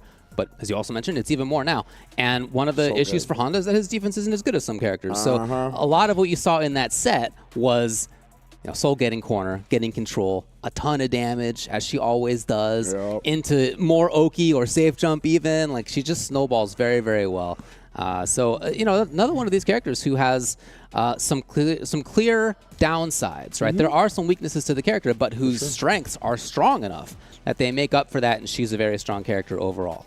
And before we move on to that, I just wanted to get your thoughts on the neutral in that matchup. I don't know how much you played it nowadays, but to me, on paper, it feels like they're both. It's tough for both of them to use their neutral skipping tools, like the headbutt and the cruel fate, because I feel like cruel fate you can kind of respond with headbutt, and she's always putting out serpent lash or nightshade pulse that kind of makes it difficult to just throw out headbutt.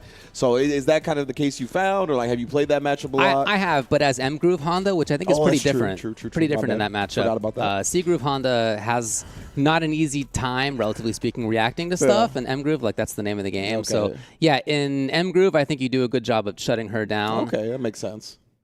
But you're right that she also can shut down what Honda wants to do too. So it's an interesting neutral battle for sure. All right. Hopefully we get to see more of that this season. Obviously, Aki's going to be on the rise for sure. I don't doubt that. But hopefully the Hondas be coming out the woodwork, because I want to see that matchup more and more. Very entertaining one, an entertaining character to watch. But big ups to Soul. Let's take a look at the leaderboard and see what's going on with the Oceania region, as Freezer does maintain the first place spot, as I should say, with that second place showing 65 points. DT also, as we mentioned, top 8 showing right there next to him with 60. Travis Styles, who surprisingly didn't make top 8 this week, right? But the performance from last week, or not last week, but from the first Oceania event, still has him here right there in the mix of things as third, as well with Tinkos. I believe that's how you say it. Soul, ROF, Ponda, as well as Too Fast, Too Fed, rounding out the top 8. There you go. Yeah, and as always, Australia doing great in that region, but NZ showing up a little bit in there as well. Yes. So that is the 4 grand finals that we're looking at for today. We've taken a look at Southeast Asia, South America, Asia South, and then Oceania as well. A lot of great grand finals happening out there every week. So again, keep your eye on everything that's going on. It's great to watch the recap show here, the spotlight, but also, head out there and support your region. Keep an eye on it, not just in playing, but also watching the broadcast. It's a lot of fun. Again, you get to see commentators from around the world more than just the typical people that you see every week, like boring folks up here. I think that's great. I mean, really, I think it's awesome that we get a chance to look at both the players of each region and the commentators of each region. So please keep an eye on things as they move forward. Yeah, because as you said, a lot of the time, the commentators are also native to the region. So they have special stories and insights into the players that we don't have the privilege of having. So definitely always worth checking it out. And again, we only take a look at the grand finals for those regions. And the entirety of top 8, even before that, also has great matches. But of course, David, we have arrived at the full top 8 portion of the event, where we're going to be taking a look at Japan's first World Warrior event that includes the likes of, Nemo, Kawano, Kichipa, Ryukichi, Tokido, Mago, and all those names aren't in top 8. Wow. That's something. I'll tell you what, Japan always showing out for sure, and I can't wait to check it out. But before we do, we are going to take a quick break before we go any further. Stick around to see the full Japan first edition of World Warrior in CPT 2024.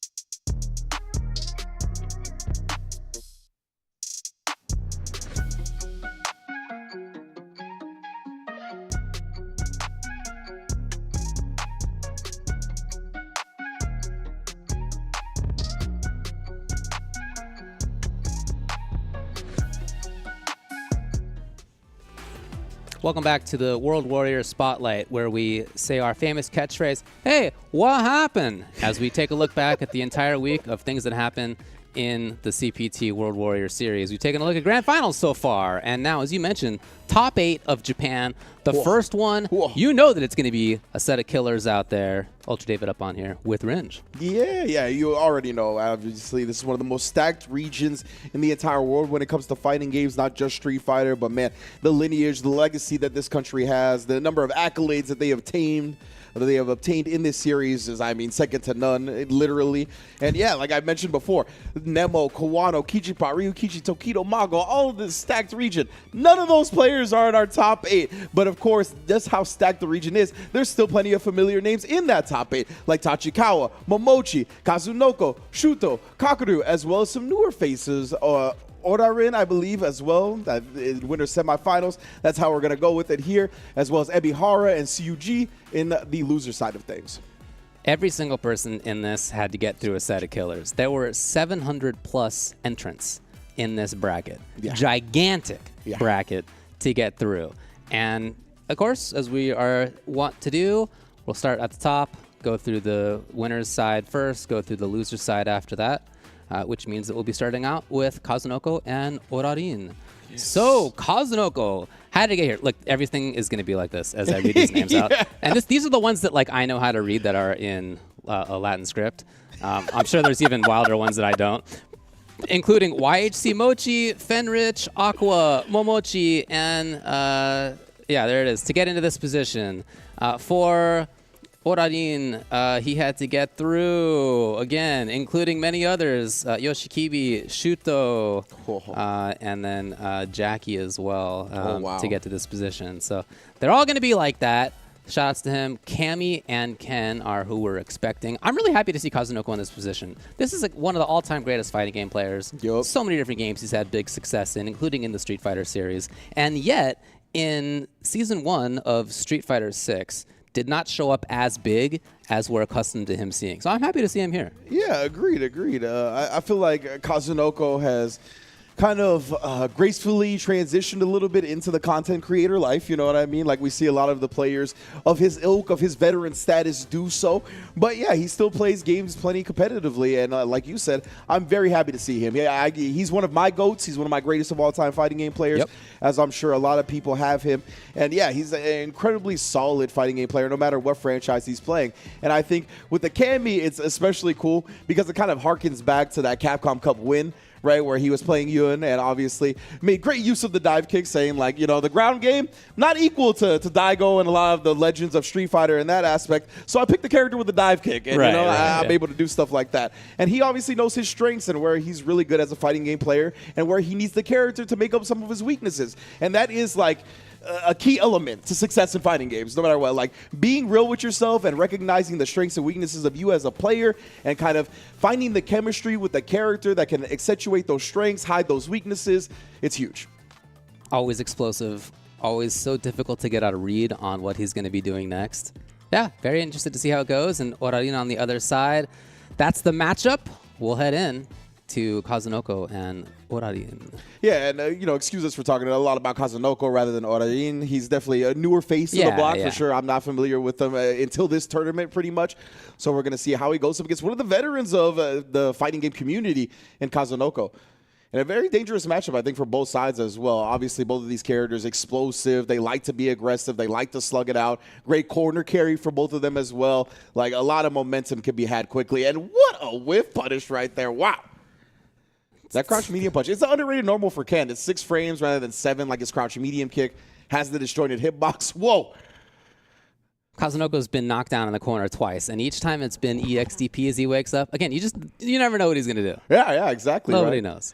He's willing to test early. He likes to play against the expectations of the opponent. He knows what the optimal answer is, and he'll use that against you, you know what I mean?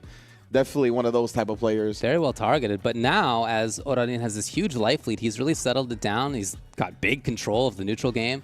No risks taken. Oh, man. I can't believe he ended up sniping that because I really like the rhythm that Oro was going with in terms of trying to find a hit. But Kaz has the corner now, keeping it tight as well. He knows he can't afford to press back. Dodges the DI and steals the round. Put the mask on, bro. Wow. All the way back. Yeah, I like that idea from Orarin as well, the DI upon landing to see if they ended up catching a button. Kazunoko didn't have a lot of health left either. Right now, we're starting it with the crouch confirm. Oh. Interesting. Yeah, prioritizing pressure. Yeah. Or if that was his intention anyway. Yeah, I was going to say, I don't know if it was an intentional just run into Oki. It looked like it was timed at least, like it was intentional, or he's found himself in that spot before to know how to capitalize off it. And the stand fierce, speaking of finding something from before. Level 2 extension.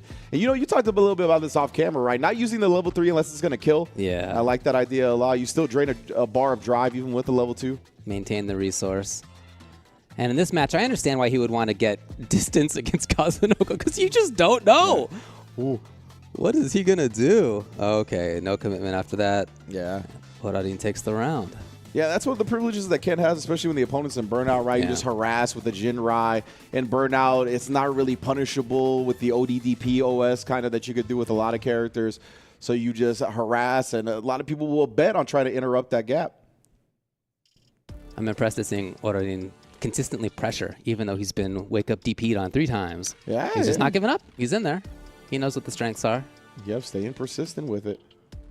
And it could work to a condition and establish the opponent long term, right? Yes. If you show them that you're willing to meet even in the face of getting wake up on. Oh, later on that will pay off, and a counter poke with the crouch medium punch as well. That button is great for both of those things, the whiff punishes and the counter pokes.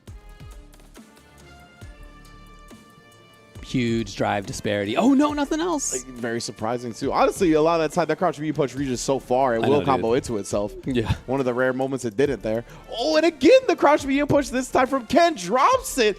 Goes for a throw reset to put him on a pixel. Can Kaz put the ski mask back on? No, he cannot. Rocking the full future track that time. Bararin on the board. A little scary moment for him there. I'm glad to see that he recovered. Not getting the kill previously when he could have. Yeah, exactly. That was the one for the books, but so he ended up letting some damage get away from him. But man, the crouch medium kicks, full faith in them right there. Back to back does eventually find a hit, but looked like a shimmy attempt gets thrown anyway. Yeah, you got to punish that. Here's Kaz. Haven't been that many big pressure opportunities for him. Backdash gets clipped as well, and then wakes up with his own ODDP. Kaz nice and safe with the pressure. He's there. Again, a backdash willing to make such bets. I love that too, using the OD Dragon Lash side switch. Just because of how cool it looks, that's why I like it. Wow, that is bravery walking forward. And with punish by Kazunoko. And Kazunoko really doing a great job. We talked about it before. Kami's max range stand jab is like such a menace. It can create so many weird spacing situations right there. The walk back gets a clean whiff punish. But now, DI lands early. We go into the corner real quick. Back to back with the throws as well. He can already kill. Almost okay, maybe not now. Trying to fight out of the corner. Borodin hasn't jumped, has been very grounded, very patient. Even there, keeping things tight. Yeah, but that back throw it honestly pushes the character so far for Kid. It interrupts the dive kick as well. The stand heavy kick gets that, but it's tough to confirm. Does confirm the fact that Kazunoko was looking to bust out. Full punish into the kill. 1 up in the rounds. And great combo route choice to take it. Love what I'm seeing here. Yeah, I'm liking his combo routes a lot so far. Sudden bravery, big forward movement again. Yeah. He did the jab the first time and then fierce the second time, trying to blow up like good timings, defensive button presses from Kazunoko. Yep, you can't have everything as a true meaty. Yeah, you can't. Oh, even then right there, he let it rock a little bit, caught Kaz in the air. Ended up converting off it as well, but the wake-up jabs didn't even counter hit, but Kaz is going to get a side switch into a DP off that. Yeah. Yeah, just found the hit immediately. Jinrai was already committed to it. He can't extend it to the level 3. That is not enough just yet. Still great position for Borodin. Okay. Oh, scary. Oh, Kaz actually backdashed into the level 3 to beat the fireball. Really great awareness from Kaz and a very scrambly, high pace situation. Oh, a totally different story now, suddenly. Yes. Oh, he got clipped. And he spends all the way through. I don't think he's not going to kill, but yeah, one more, grab or not. It was not. So spending all the way through on the meter to get one final mix-up for the kill, and he was right. And Kaz going like that delayed dive kick right there. I wonder if that timing would have like jumped out of the way of a wake-up DP or not. Like, honestly, it looked like it could have. Kaz very, very sleuth with that round in. Mm-hmm. Yeah, but I like that. Denying, yes. That's what we talked about before, right? Even if he let it just rock and didn't go into the low extension, that's still -7 on the medium Jinrai, so the DP will punish regardless. Yeah. Yeah, very important tech for characters with DPs in this game. Back to this distancy game. Backdashing even, so concerned. Yeah, oh, man, but he is... The anti-grounded footsies is we're seeing. Now you're talking about it when he was playing Yun. Same idea here. Yeah, exactly. All these crouch medium kicks. And look, again, as soon as Orta is trying to be in that max range poke space, Kazunoko is just going to the air and dive kicking. It's been working out so far. Right now, Orta, again, is trying to be so aggressive, and the crouch medium kick actually does find a home. He's got to keep this running. Oh, my goodness. We're being so active. Ooh, yes. Wow. Gone. Oh, you don't know what Kazunoko's going to do next. Who knows? Yeah. Bravery moving forward. There it is. Ora just waited it out. Great stuff, too, because it's tough. Like we talked about, anti-airing dive kick and anti-airing Kami is very different than anti-airing a lot of characters. It creates a lot of hesitation that you don't have otherwise. Oh, speaking of which. Very cute. Yeah, so that might have been like something similar that we talked about, Yeah, right? Like that that's what I'm spacing thinking, on the wake up, where he's able to dodge the wake up ODDPs with that space. Yeah, she has little spacings like that, man, and she can get in your face if she chooses the dive kick instead of regular jump. You reaching? Kaz has been teaching for a whole lot of years. One bar means that he kept close Oki here. Not to much effect. Oh, big attempted stolen turn. Indeed. Nice that'll job. do it. I love the dive kicks against burnout opponents too, because like they're always going to be at the very least safe most of the time plus. Yeah. Chip adding up in that instance as well. Ooh. Going with the drive rush crouch medium kick. You do have to commit to like a special after that. It's not like the privilege of the crouch light kicks. We kind of link it to a medium. Look at that. I like the jab usage from Oda as well, but that time got a little overzealous with the stand roundhouse. It happens to all of us Ken players. I understand. Yeah, of course. You love pressing good the button. It is. Does great drive damage. Has a great punish counter follow up. Oh, it just waking That up. is With the cute. what? Okay. That And stand very light kick important is good. challenge too, because he was in trouble. Out of burn, or out of drive. In burnout even still after that. Even still. I like the patience. Oh, man, that dive kick happened so quick right there. You can see again, right? He's not afraid to do it that close because of the burnout status. Nice Here we job go. interrupting Kaz. Oh, maybe not actually. Yeah, he didn't have enough. Oh boy. Now burned out. Anti-air. Here we go. Into.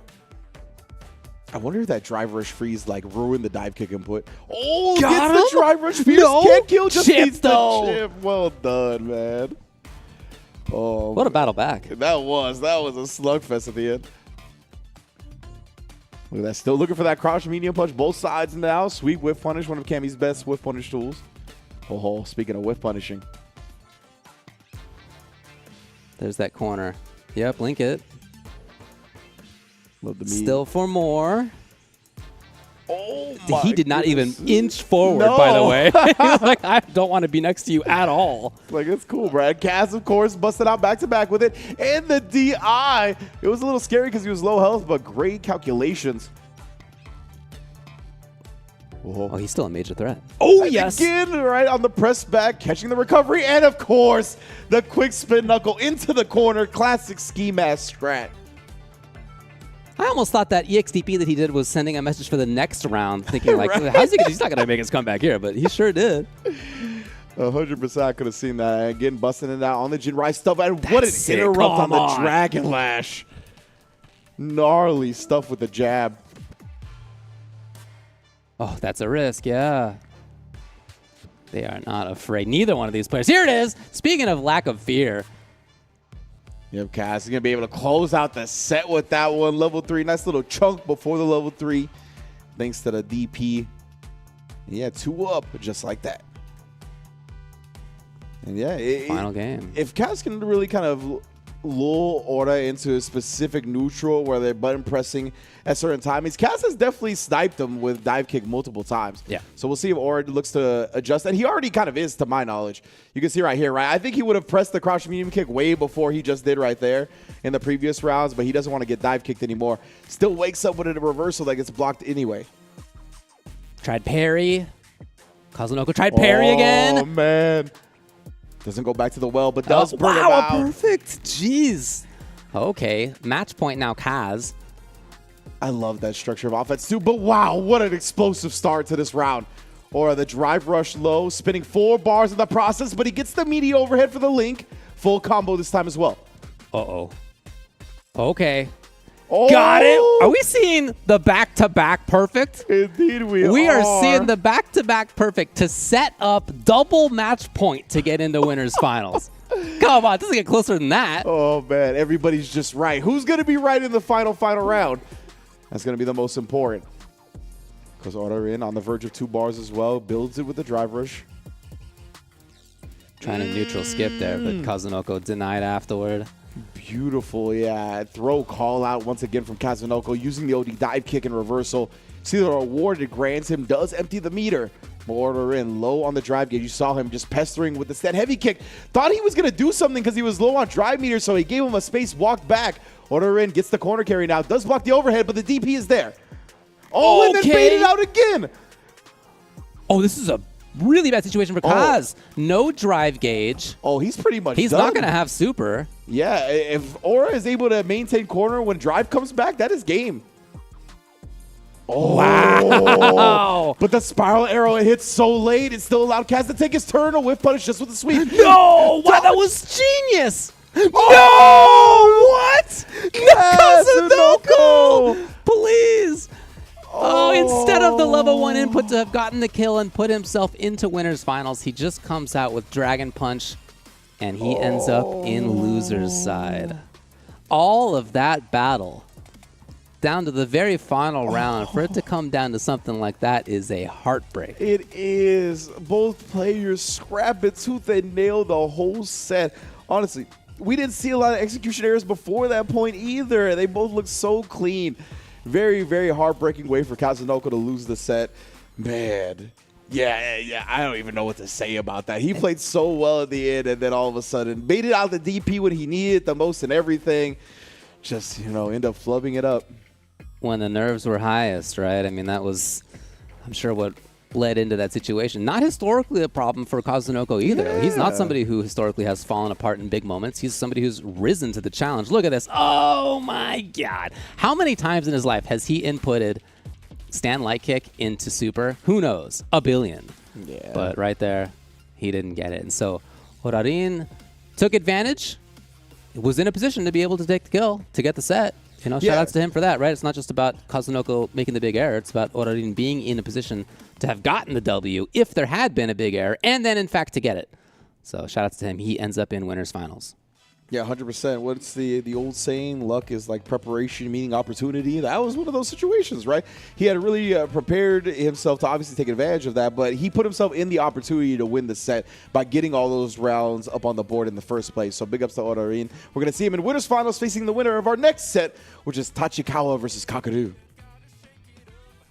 Yep, that's where we're going now. And look, again, every time that we bring somebody up here, I want to talk about what their path was on the way. It's bonkers.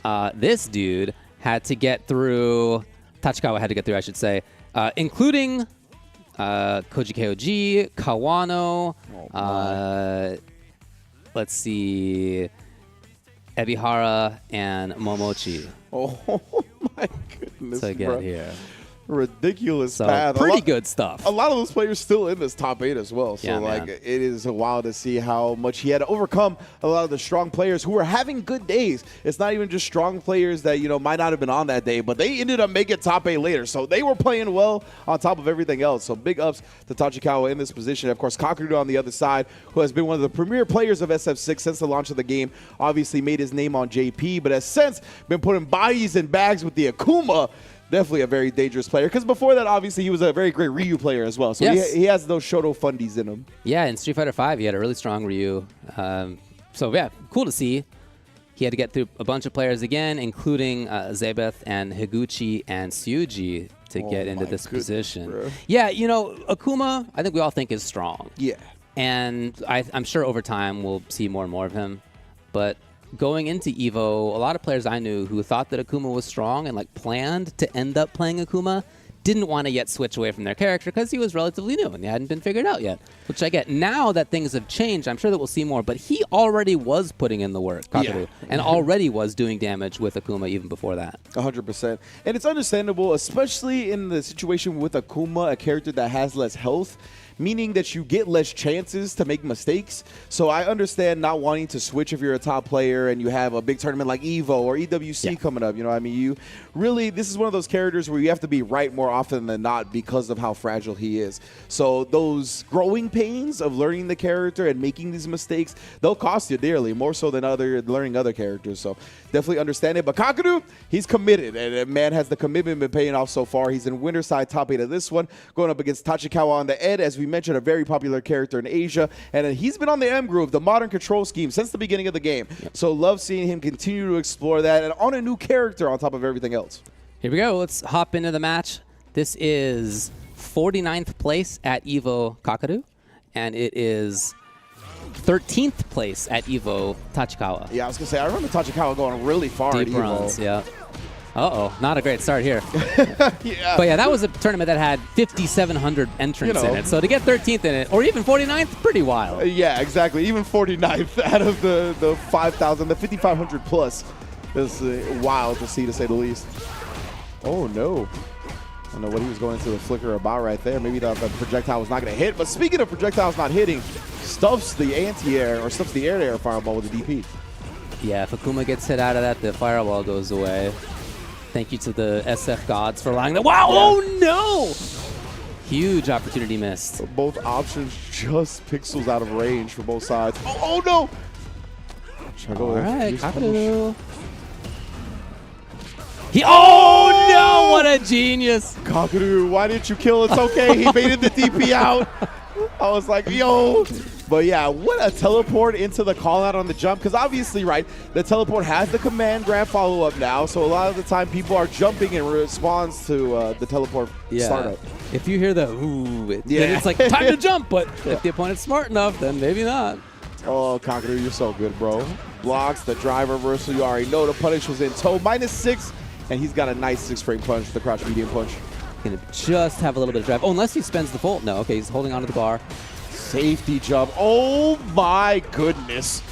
Strung that man up to take the rest of his drive gauge with the safe jump string into the DI for the stun. Wow. Quite a game one for Kakaru there. Yeah, very explosive start.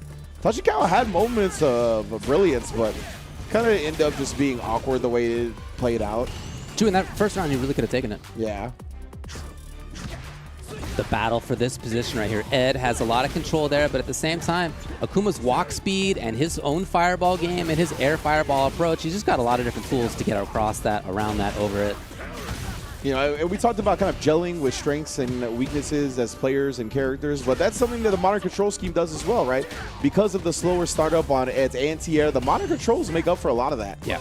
Oh, just as I say that, though, he still gets empty jumped on. Kakaru exposing that, goes with the teleport. That was incredibly meaty. Yeah, I'll say. That was cool. Oh, the cross-up. Yeah, what I assume was intended to have been a Dragon Punch, just didn't quite come out. Yeah, it didn't get there in time. It was a really awkward range to jump at, so he was probably trying to input to make sure he didn't get crossed up on. And it just came out too late. There we go, crouch heavy kick punish. There's the DP that we talked about, right? The modern controls going to be able to thwart a lot of that. And you can see Kakaru, oh my goodness, what movement on the ground. Yeah, even though the frame data of the actual move doesn't change, just not having to actually input anything and instead only pressing a button or two, it shaves off a few frames that can be vital. I remember when Rashid came out and he was having a lot of problems with the anti-airs. Richard Wynn was playing modern control Rashid, and he was like, yeah, way more consistent with the modern controls. That makes sense. Oh, and then the meaty crouch medium punch comboed into itself all the way through Kakaru. Man, when I see a lot of Akuma's play, they're getting a little bit of damage here and there. And like, you know that his damage potential is very high if the right things come together, but they don't often actually get that much. This dude is always in position, always has the setup, the meaty, whatever it takes to get big, big damage. Yeah, it's interesting to see how like his whole entire game plan kind of flows around finding hits like that, right? He's not just trying to settle for what his opponent's going to give him. He's looking to set up the big hits later on. Okay. Ooh, like even right there, right? The backdash into the slight walk forward, back up. Nonetheless, Tachikawa still with corner control. 3 bars as well with the modern controls backing him up. Okay. Denied it. No plus frames for Tachikawa there. Yeah, you can see Kakaru, he knows. He can't throw a fireball. He can't do the jump fireball. The 3 bars plus the modern controls, forcing him to play very slow right now. But man, these whip punish sweeps. Scare! Oh my god! Tachikawa was absolutely willing to take the grab. The discipline right there. No, that is no! Oh, it didn't end up hitting. No, you guys! What in the world Get is it happening? together! Oh my! Wow. I respect them like trying to go for backstage punishes constantly and just being a little bit short. It reminds me of like being in bumper cars when you're trying to hit somebody else, but like your car has to turn first, and like as you're turning, you're both missing each other. Oh man, yeah, 2 ships passing in the night wasn't even apt for that one. That was definitely more bumper cars. Okay, great start. Tachikawa here, DS. Yeah, even keeping the corner with that one, and then sniping with the stand medium kick like we talked about. Those buttons just make people uncomfortable. You're not used to blocking from that range, like mediums and whatnot. Oh. These guys have played each other so much. You can totally tell. And man, what a clutch perfect parry on that fireball from Tachikawa, because he was on a pixel.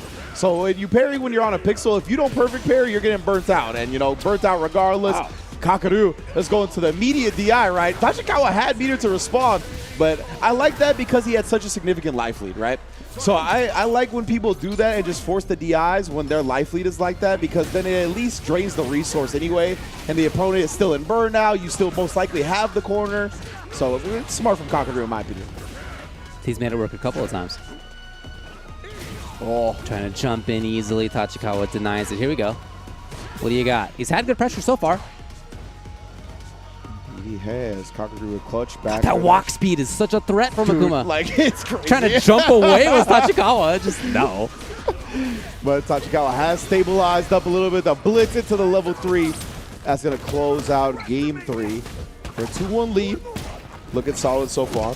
But yeah, like when you have a significant life lead and your opponent's in burnout, especially when the burnout just starts and you have the ability to just test them, I like it because, like I said, even if they super, that's meter drained for the rest of the round, for the next round as well. Obviously, that's meter that carries over. So I really like the idea of forcing the issue. But Kakaru does find himself down 2-1 here as Tachikawa trying to close out the set. It's also important to not let modern players dissuade you from using all your options just because they got the M groove. Very true. You got to take your risks sometimes. Here we go. Oh, that was okay. Perfect on it. That was so clean. Got the punish on it because he didn't follow up. Now we have the corner to ourselves.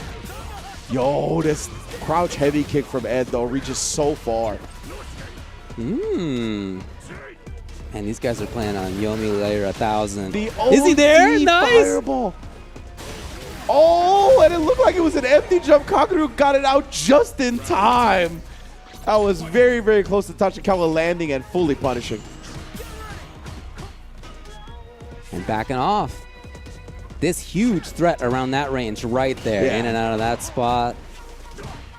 It's so scary for both sides, right? Yes. Because Kakaru, he has great walk speed on the Akuma and get in, start his game up. Tachikawa has ways to keep him out, but if Kakaru commits to something early, we see things like this happen. Level 3, another huge life lead right now. How is he going to utilize it, though? What type of risk is he going to take? He is right there afterward. Jeez. Yeah. Goes nowhere. Didn't want to commit to a drive rush cancel right there. Would have burnt him out.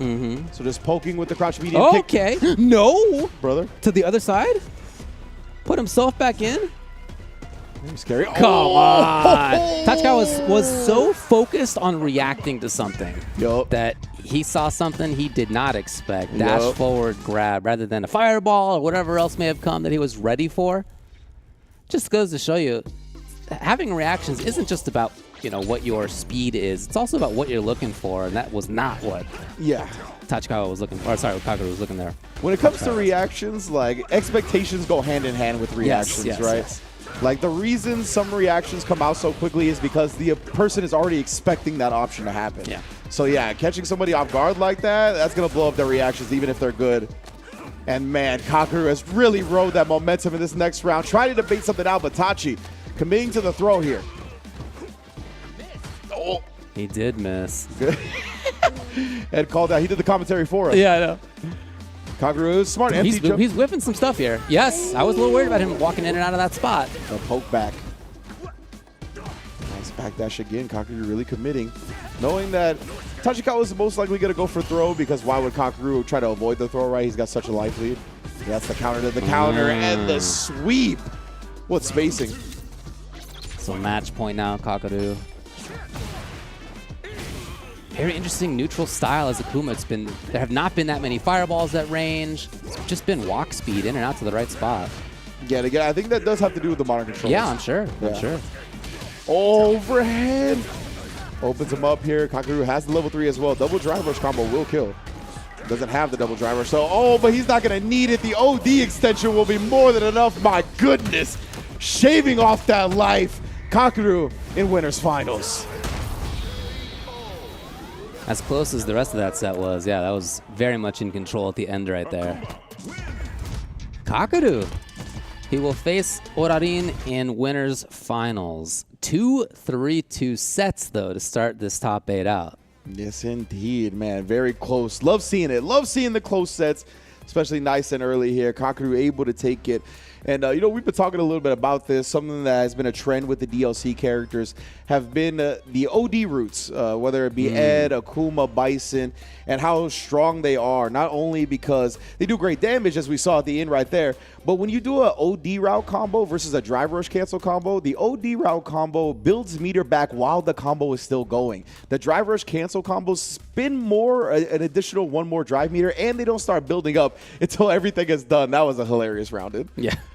So yeah, when you have the privilege of having some of those OD routes, like we see with Ed with the OD Flicker, like we see with Akuma with the OD Adamant Flame, he can cash out huge damage even in an instance where he can't double drive rush combo like we saw at the end there. Taking a look back at some real close moments between both of these. Very interesting back and forth. That drive reversal we saw a couple of times after having parried the Flicker. I like that a lot. Yeah. Especially offensively. Giving herself the knockdown to where he could find the kill. That's exactly what came. So again, winners finals will be Orarin versus Kakaru. That's the top side of the bracket. Yes, indeed. And losers round 1, we're going to have Momochi versus Shuto. Oh, my goodness. And Ebihara versus Yuji. It's going to be a great matches down there as well. Obviously, Tachikawa and Kazunoka have both advanced into the losers quarterfinals as well to await the winners of those round 1 matches. But yeah, this top 8 already off to a hell of a start. And before we continue it, we got to thank the lovely folks that make CPT happen in the first place. So we'll be right back after these messages. Keep it locked into Capcom Fighters.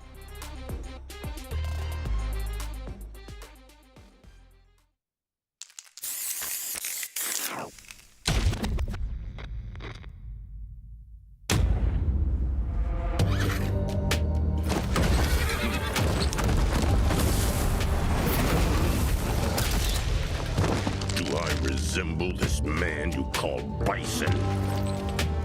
I shall take that name for myself. Interesting.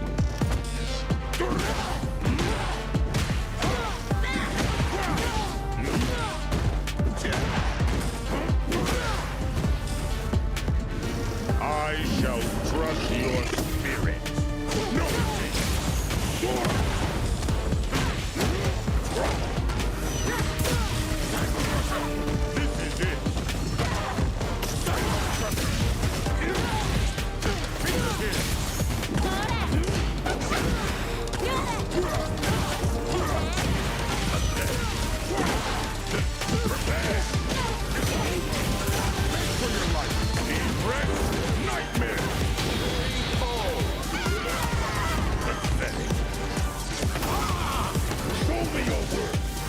Tame you in due time. Cry for mercy. Prepare.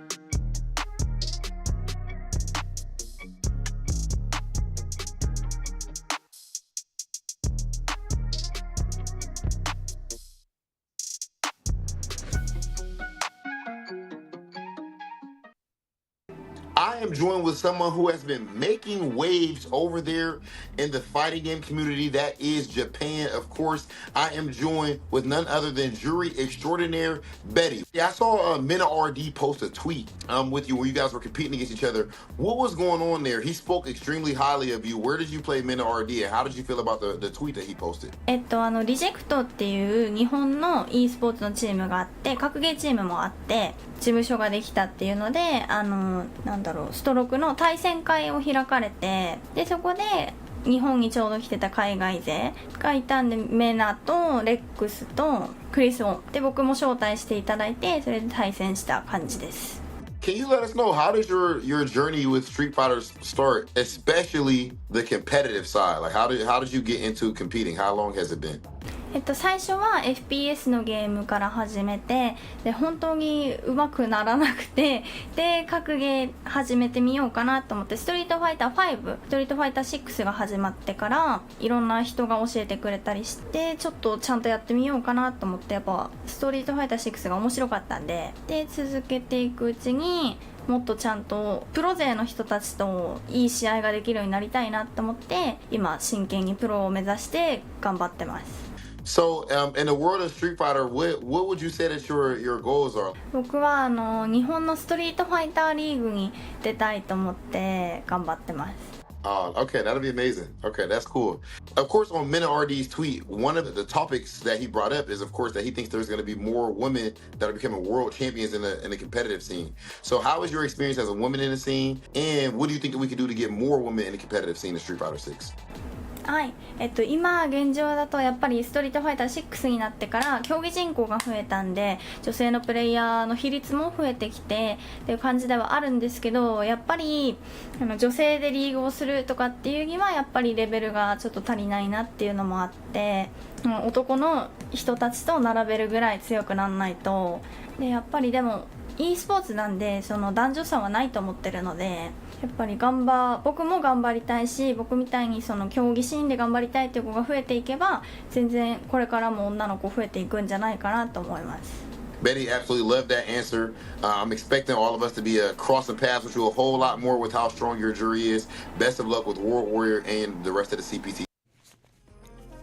What's good, everybody? Welcome back. Big ups to Rob and Betty coming through for the interview. Love the selection, just the discussions of topics as well. Big ups to Mena as well, being the world warrior that he truly is, right? And not only going out to Japan to train himself, but taking the fact that he's got influence over the community and using it for good, right? And kind of showing off Betty and the different type of players that are on the come up out there in Japan. I love seeing stuff like that. Absolutely right. Going to see a lot of more strong stuff here as we're looking at the Japan top 8. We've now seen first round of winners side. First round of losers side begins shortly. Oh boy. Victrix Momochi versus CR PWS Shuto. Momochi obviously a great showing at EVO. Oh yeah. Just showed up big time. Big in fourth finish. Place overall. And Shuto was there as well, 97th place. Does that sound like you had a bad day? I'm telling you, 5,700 players, and you come in top 100, you're doing good, okay? Yeah, is that what he wanted? No, of course, but nevertheless, still a great day. As far as how things have gone to get them into this position, listen to this list of players that Momochi had to get through. So, first of all, he lost to Kazunoko. Okay. That's who sent him to losers. As far as who he beat in winners, the ones I can read, Daigo, Oniki, and Hikaru. Oh my goodness. To get here. Some of the best. And then on Shuto's side, he was sent to losers by Orarin, but he had to get through RJT and John Takeuchi and even more than that. So shout outs to him. Again, a couple of very strong players. Showing up big time, Ed again, and Akuma again. So same character matchup that we saw last time. Yeah, I feel like when Japan really starts favoring characters, we see this at the start of them favoring characters, right? It's just like mad top players kind of blitz to the characters. And honestly it does is help them kind of blow those characters wide open and really understand what their strengths and weaknesses are going to be at the top level at a competitive type of environment. So I love seeing it. Shuto, just like all the other Marisa players, have filed for divorce. And unfortunately, we've seen it, right? 801 Strider, Big Bird, Shuto now as well. All of them kind of moving on to different pastures. We see the Akuma, the Rashid, and the Bison, respectively, for all of those guys. But right now, Shuto has been making waves on this character. Momochi, as well, has been a pioneer of Ed, right? Coming up with the Dream combo, a lot of the desync tech that we see for the level 2, which has been tremendous. And I wanted to start messing with the desync combos and the Dream combos myself to see just how hard they are. Because, you know, I think that's always a very interesting thing when it comes to fighting games. I love the execution barrier, the physical nature of inputting things. And, man, those desync combos are annoying. I bet. They actually are. Especially his, like, Dream combo sequence is extremely difficult. There's ways to kind of take a little bit less damage and still get the desync going, and you'll get plenty of meter build and damage for it. That's a little bit easier. But if you go for the optimal stuff, they are very nuanced and very annoying to pull off consistently. So big ups to Momochi, who has shown that with age has only come better and better execution, honestly. So big ups to him. But I can't wait to get into this one. Let's do it. Momochi versus Shuto. Ed versus Akuma. We're going to get it popping. We saw M Groove last time on the Ed. That was Tachikawa. Now C Groove, and quite a different style of Ed as well. Yeah. And we'll see. Already it's different. Like, we didn't see a fireball at that range. I don't know, almost at all. Did we see one the entire time? I don't think so either. Oh, man. And Shuto obviously already be willing to do that. And it's funny because the mind controls shut that down from Akuma when his fireball game is so good. And what a whiff punish on the crouch medium kick. Into the corner we go. We are just establishing throw here nice and early. Try to get the meaty on him. Trade. I thought that was going to be a trade combo, honestly. So many players have gotten good at recognizing their trade combo situations. Shuto on the slow approach. No, okay. Well, still meaty chance. Really? Oh, man. Shuto wanted a big reward right there. Try to catch Momochi teching. I'm a little surprised Momochi didn't react with an air-to-air jump medium kick. Yeah, that one right there. Since that goes just straight across like that. Momochi doesn't really need to do too much. He can kind of wait it out. It's almost a level 2 as well. Okay. Oh. Just as Shuto had moved into that spot. The scramble hits. Getting hit by a fireball and then pressing a long-range option like that hits the opponent more than it should, honestly. Tried to get Shuto to press something. The fireball started cutting off the drive rush. Very much in control of this ground is Momochi. He's being so disciplined. Oh, just I say that, though. First time he had done anything else for a while. Wow. The light kick just out of range. Momochi knew it. Now what are we going to get? Desynced up. Already. Oh, it's looking good. It's looking good, David, all the way to the corner. That was complete corner carry. And look at that. Over half a bar built in the combo as well. He's going to be mad close. Oh, no. I don't know if the overhit is what he wanted. Shuto, he actually has access to Demon right now as well. So you can't just throw projectiles recklessly if you're Momochi. But it doesn't matter. The drive rush cancel opens him up. Shuto trying to find his moment of opportunity, but all windows were closed. Going from that big horizontal control of flicker and fireball and the like that Ed has to suddenly the forward movement is really difficult to contend with. Yeah, and what a challenge and beat out on the Demon flip. There's the blow up of the defensive timings right there. A little crouch. In. Oh, too far. Yeah. Shuto's out of there. Whoa, what a block, honestly. I thought with the back tech he was going to mix himself. But he's it seems like he's got the matchup experience now. Yeah, he looks good. Like, the backdash as well to open him up. Beautiful stuff. Knew that was coming on top of it. But yeah, that little demon setup that we saw in the corner right there, if they quick rise, I do believe it puts you in the corner. So you have to back tech, but it's super weird visually. Yeah. There's those backdashes, Momochi trying to reset the positioning. Look at the perfect parries. Yeah. Oh, Shuto. What a whip punish that one was. Momochi has definitely been fishing for a lot of that crouch medium kick. Wow. Before he did the light kick in that instance, this time the medium kick reaching. I like the adjustment from Shuto. OD Adamant Flame, we've seen the damage that produces. Level 1 to follow, puts him on a life support. I'm not mad at the situation there where you put yourself to kill. Obviously, he thought that he would kill. Yeah. But even if not, to put yourself into one mix-up away from winning, agreed. Not so bad. Oh, no! Because even if people try to bully you with DI, then you could jab them and they'll still die, right, when they only have a pixel like that. But desynced up once again. Oh, yes. Oh, yes. The heavy DPs all the way through. That is so much life on Akuma. Bro, 9,000 health character. And look at this. Momochi, he almost has level 2 again. That's really the true strength of the decent combos. One combo is going to give him the SA2 once more. Shuto way far away. You can tell how uncomfortable he feels in that mid-range spot. So we talked about, right? That's one of Ed's specialties, why he's so annoying to play against. But Shuto commits to the crouch medium kick, has the corner now, overhead, blocked. Still his turn there. I don't think that's what he was looking for there. That's supposed to have been DP for sure. Now, Momochi away. Both have plenty of resources to get the kill on the next one. And Momochi, he hasn't been committing. Pestering. Yeah, he hasn't been committing to any OD blitzes. Oh, he's going for a chip sequence? Oh my goodness, just put Shuto in the burnout like that. What a commitment. He does have the corner and the DP. Stuffed the air fireball. What a commitment. What a choice from Momochi. Yeah, how about that? For real. Really like, forcing the situation.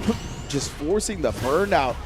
Really, that's the value in the corner position that he had, right, in the spacing that he had already established. Yeah. He was like, as long as Shuto gets put into burnout, I have the W. Oh, the DPs. Where are they? Put him on a milk carton. So again, backing up here. Momochi not committing to anything. Baits him into the raid. Forced knockdown juggle. It's been all Momochi. Yeah, it has. Got to see something big different out of Shuto here. Oh, and again, he's trying for those baits. Does find one on the shimmy. Oh, it looked like he actually, what was that punish counter? I don't know what he tried. He has some button, I don't know. Strange. Momochi down in life, but feeling comfortable at that range. Oh, flickers, bruh. No. Yes! Will he try to get all the way through? I think he's going to have enough. Hey, got to use the level 1, but it's going to be enough to put him away. Shuto there stems the bleeding for at least one round. But still, you know, he needs to get a full dub on the board for a lot of that confidence and momentum can come back his way. There's the Dragon Punch. That's what I'm talking about. I found him. He walked forward in the grab. Wow, denied the shimmy completely. That man Momochi, a hard read right there. Man, that is a confidence builder for him. This man, wow. Do not often see the walk forward throw against the shimmy attempts. Raggle high kick, shout out to F-word. Here we go. Shuto's still here. Oh man, and look at all the overheads. Momochi's reacting to them or being ready for them regardless. Desynced up again, so consistent with it. Oh yeah, he messed up that time. But still, even though he started that combo with 2 jabs, it ended up doing a lot. Yeah, absolutely.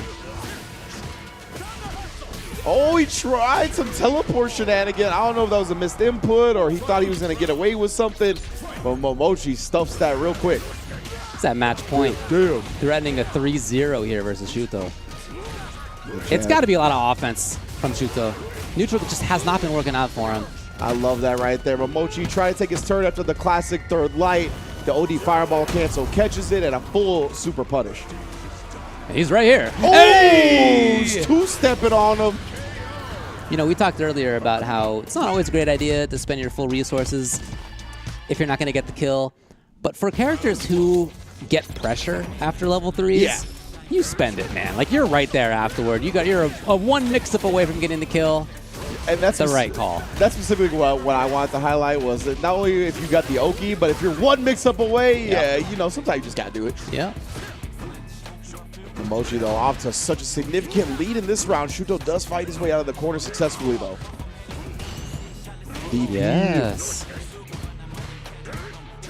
So really starting to find it now. So much more forward movement from him. I like that. Just testing the fireball as well. Don't let Momochi just move forward for free constantly. Yeah, and the Dragon Punches are back. Indeed, the meaty jab, but yeah, unfortunately couldn't follow up that drive rush cancel. Looked a little strange, and the crouch medium kick. Great distance on that one. OD flicker afterwards. That's one of his best starters.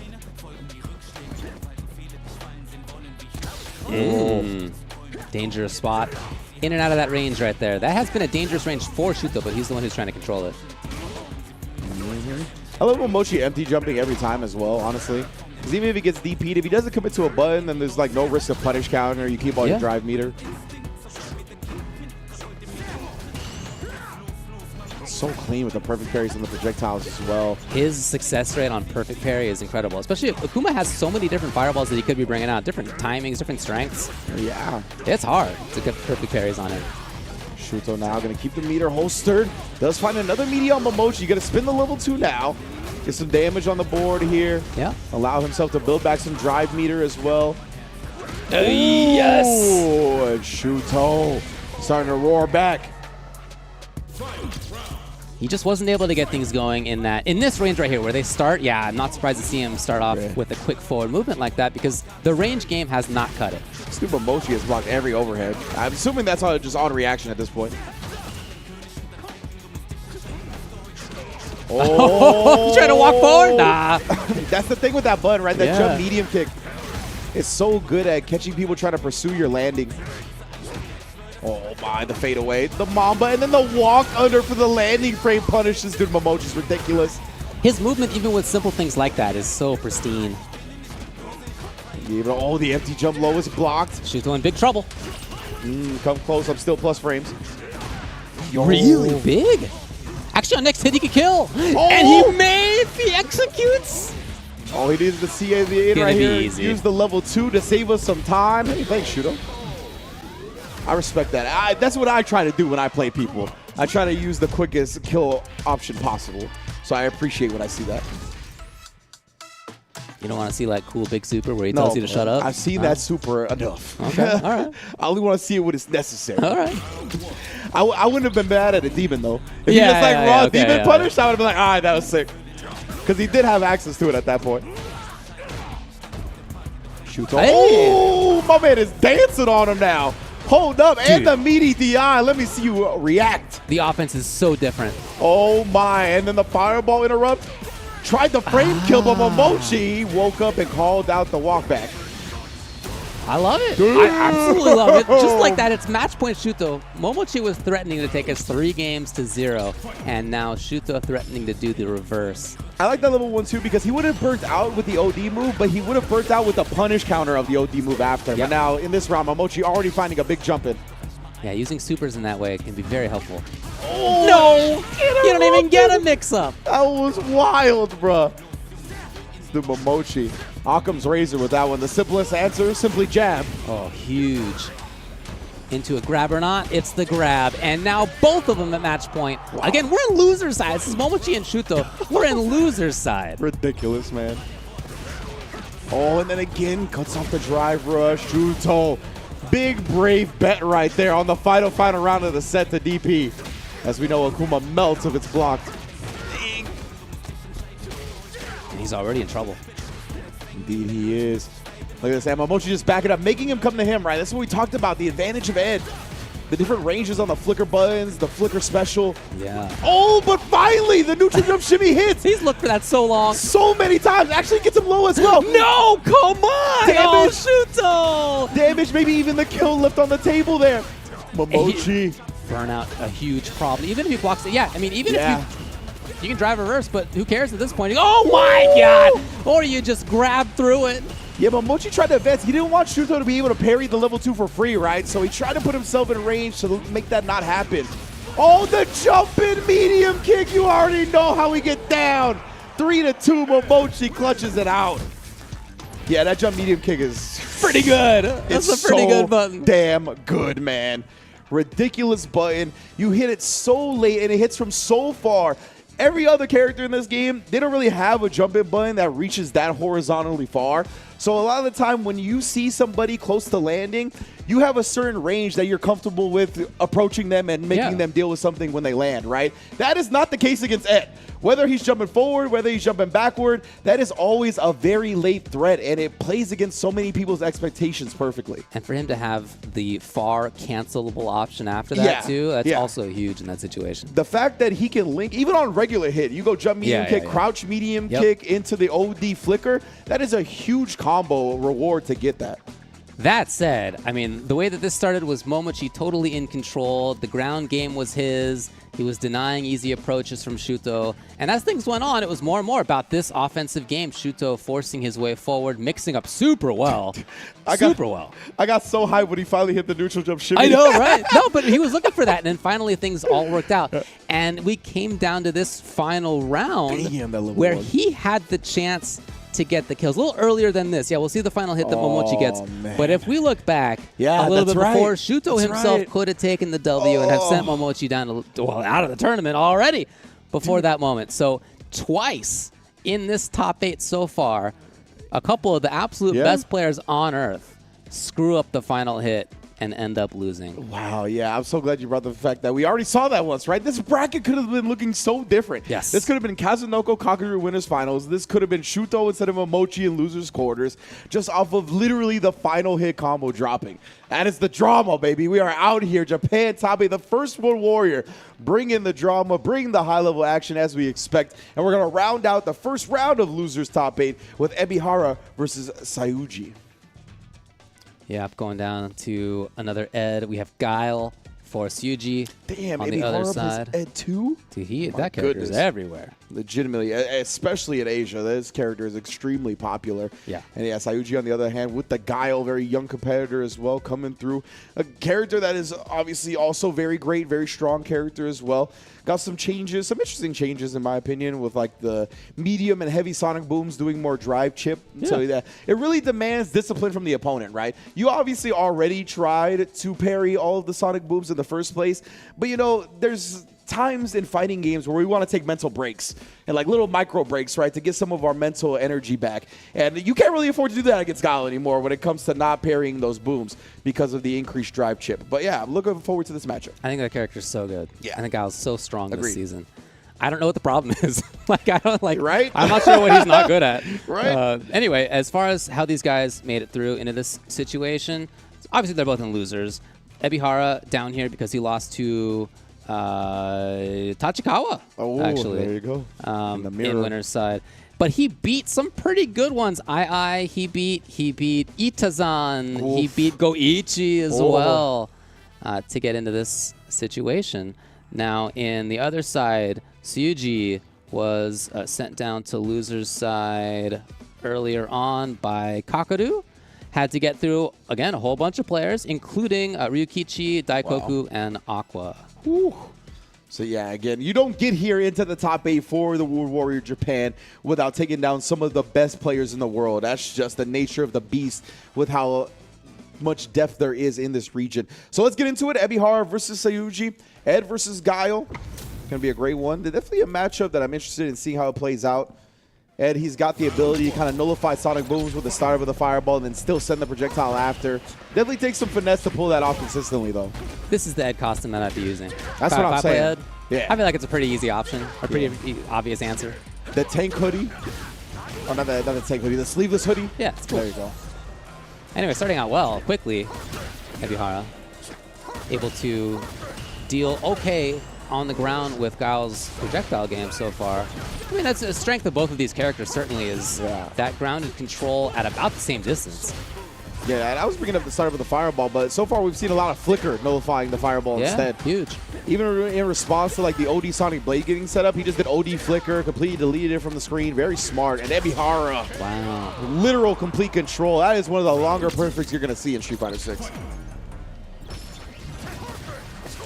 All right, Syuji backed off to get a firewall out onto the screen, then moved forward behind it. So that distance game, again, that's like half screen in front of Ed. Really difficult to contest, it seems. Oh. Yeah, catching Syuji, trying to commit to different options right there. It's so tough against Ed. Places where you think you could scramble into a hit, you cannot. Let me see what you got, Ebihara. Oh, yeah, I didn't quite get the dissing that he was looking for. Nonetheless, though, some decent damage. Yeah, it's still legit. Yeah, that's the great part about that is if you mess it up, you still get a little bit of a combo. So it's not like you just bypass your turn or anything like that. He was totally in control. Straight up. Those flickers have been destroying Syuji so far. Again, at that range, right, there's very little spot here where Guile can be just outside of the range of those options and bring out his own Sonic Boom. Inside of that, it has been a struggle to get things going. You know, Ebihara right now, trying to move forward slowly and carefully. Oh my, interrupts the normal. He's backed off so many times to this, again, exact spot. You can see the strength of it. Exactly right. Even gives him little options in terms of micro walking back and forth as well. Walk forward, hit the jab, walk out, try to bait something. Oh. just straight interrupts as Yuji was trying to take his turn. Yeah. On hit. There's that spot a little bit further. After he walked back up, again, it's Abihara with control. Ooh, the land into the walk back right there. Actually did bait out the button. Abihara, some nicely timed parries, but still gets burnt out regardless. Oh, that's a dangerous spot. Yeah, just the Sonic Blade harassment. Picks his spot to jump out. Does get his landing frames punished. Saw Abihara and was too greedy for the jump. To the other side. Okay, yeah, on reaction, he's there. I like it. Make him spin the bar. He still got another one as well, so Yuji, he can't force the issue. Tried the trade conversion, but it didn't work out. Abihara gets his drive meter back for the kill as well. Would that combo have been sick? Yes. Was it worth going for there? I don't know. Oh, man. And then again, we talked about it. Sonic Boom's getting shut down by the flicker. Abihara continued to ride this momentum. Jump out. Oh! With the forward fierce right there, interrupting the low normal. Man, Suji is struggling to find anything to do here. Okay, yeah. If you can't find something obvious, go in for something even more obvious with the drive rush button. Yeah, especially That's behind difficult to contend with. Yeah, especially behind the boom. Like, Yeah. might as well do it. Level 2. Ooh, the staggered booms. Okay, chopped and screwed version. Oh, yeah. Take a little bit more of that drive. Finally gone. Oh, yes! The Spacey Trap Dragon suplex. Shout out to Kenny Omega. Man, that was nuts. That all came after he forced that drive rush into pressure. Yeah. So again, this neutral game has not been super easy for him. Once he can get on offense, though, maybe a different story. Love seeing that as well. Challenging the plus frames with a parry. Catching the perfect parry. Locked on. Not so much. Continuing to move. Just walks. Ooh. Dangerous spot for both. Yuji's and parried. Wow, and that was with like a burnout DI too, a little bit more visual deception. Level 3 wake up, we do not care. I like that from Abihara. He tried to do a projectile to cover the level 1 wake up, so Yuji knew and just went with the level 3, very smart. Again, backdashing with Abihara to this comfortable spot. Ooh. Oh, man, Yuji, huge trouble right now. Yeah, it needed to happen right then. He was about to get the drive gauge back.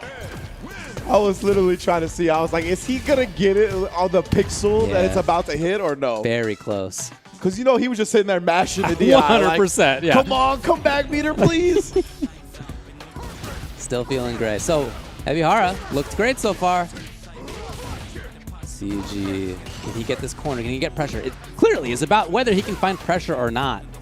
Yeah, once he's gotten Abihara in the corner, he's done a great job locking him down there, interrupting all the options like we're seeing here. But man, Abihara actually sneaks in a sweep, and that's going to change the screen entirely. The backdash got clipped as well, trying to avoid the throw after the previous 2. Oh, damn, the neutral. Perfect parry on the flicker button. Is he there? Wow. Give me all that drive meter, make it extra easy to get the kill. Abihara on set point. Threatening to run away with this thing. He's indeed Suji. And although you can see how Suji has a path toward winning, like it is this offense, he has rarely been able to get it going. Yeah, a lot of the time, Abihara has just been able to shut him down in the process of trying to get close. And even when he has, he's had some clutch defensive choices that gets him out of the corner. Right here, right? Oh, wow, the activity on that one. But again, the scrambles afterwards ended up working out for Abihara. But nonetheless, Suji finds another hit. Oh, yikes. Could have been bad news. Man, that's going to be bad news for sure. Abihara's going to spin the level 1 now. Get some damage. Very close to burnout too, Suji. I love the fact that he wasn't thirsty for it, though. Oh, boy, that was close. Yeah, he had already committed to a drive rush thinking that it was for sure going to hit. Unfortunate for Abihara right there. Put himself in a really bad spot as Yuji makes the most of it. No, not for long. Uh-oh. Make it happen. That's quite the starter. We do get the desync this time. Very nice. Back to back with it. Some decent damage right there as well. Yuji, that driver's cancel was so expensive. It feels like he's been low on drive gauge this entire set. Oh, he does get a big shimmy there, and I couldn't agree more, David. My man has stayed in the orange. It's been an orange the whole time. My man looking like Kel from Keenan and Kel. And now, oh! All right, we're still very intense. Ebihara on set point. Yuji, though, with the life lead and the screened lead. If he finds... Oh, man. If that had been button drive rush, yeah, could have had a very different result. So Yuji staying alive here. Has to bring it back 3 games straight up against Ebihara. Oh, man, and a clean whip punish. He'll get some decent corner carry out of it, trying to bait something out, but instead, Yuji, perfect whiff punish on the fadeaway button. Speaking of fadeaway buttons, huh? Again, that low drive gauge burned out. Yeah, man, yeah, Ebihara was just straight attacking that one. Oh, everything working out for Ebihara. Yep. Oh, and just again, DIing, testing Yuji. Even if he woke up super, it wasn't that big of a deal. Yeah. I like that a lot. Ebihara back on set point. Oh, my Busted goodness. all the way through. That's so strong. Oh. That's a huge range. Again, can't believe coming that. into play. Jump medium and the big whip punish. Hey, yeah, you can see Yuji frustrated a little bit with the matchup right there. Swinging, Yes. trying to look for anything to interrupt Ebihara moving forward, but instead, nice, cool, calm, collected finish. 3-1 to move on to losers quarterfinals. Yeah, I think you're right that there was some frustration there from Yuji. And then at the end, as his opponent had him knocked down and was going in for the very typical safe jump, Yuji got hit. And there are hard reads that you can make around that, right? If you think the opponent's going to do something like an empty jump into a grab or something that's a slower button, you can take a risk, right? But that's a hard read, and it just shows like a level of, I need something big. Like I can't trust the regular defensive stuff. It just hasn't worked out. I got to take a bigger risk, and that did not pay off. Ebihara, very much in control. Yeah, it's one of those signs that a person is starting to get a little frustrated with the match, right? When instead of going for the safer defensive options, they start trying to put big risks on the table to hopefully swing the momentum entirely rather than just get a small victory here and there, right? They want a big dub to get their morale up, to get the momentum up, to even up the life lead, whatever it may be. And Ebihara really caught on to that and made sure that he didn't take any unnecessary risks, didn't be overzealous with the pressure. Just a very solid play to close it out. Yeah, absolutely right. No scene I right think there. we're taking a look at it right here. Oh. Yeah, and that may have been a jump out of an expected instead of safe jump, empty jump grab. Something like that. Like it's a common look. Maybe it's a back dash or it's something like that. Could have been a late parry attempt as well. Late, something like that. Yeah, but just not the traditional dependable stuff. He felt like he needed something bigger. Exactly. Like he had to switch it up, and to try to bet on that against the safe jump, like they're a little desperate, right? It's not going great. Yeah, they're trying to. Yeah, it's not going great is the perfect way to describe it. So we have Orerin versus Kakeru in winners finals, but our losers quarterfinals are now set up and shopped up as well. Tachikawa and Momochi and Kazunoko and Ebihara. It's gonna be a great one. It will be, as will many of the other World Warriors that are still going on. This is only the first one in Japan, but others are in second and now are getting ready for their third. And you can head on over to capcom.us/WW24 for more info on how to register, rules for your region's events, all that sort of stuff. That's where your path to Capcom Cup 11 can begin. Again, capcom.us/WW24. And if y'all know CPT, y'all know obviously the offline premieres are amazing. The World Warriors are amazing. But there's an element that hasn't been talked about that much to CPT. Well, let's talk about it now. Street Fighter League in the building. Have you ever wanted to be on Street Fighter League US? Well, it's coming back in October, and we're shaking things up during the preseason. There's going to be SFL scouting combines over a vast amount of regions. Not even just the US, because as we know, Street Fighter League US is kind of the rest of the world besides EU and Japan, right, who have their own SFL. So there's going to be all kinds of tournaments going on all across the world that are going to be combines for SFL. And if you can get into your region's top 16 for the final combine, you can be selected to join SFL US this season in October. Registration is open today, so get to signing up. All right, well, we're going to take a quick break. We'll be back with more of the Japan World Warrior #1 after this.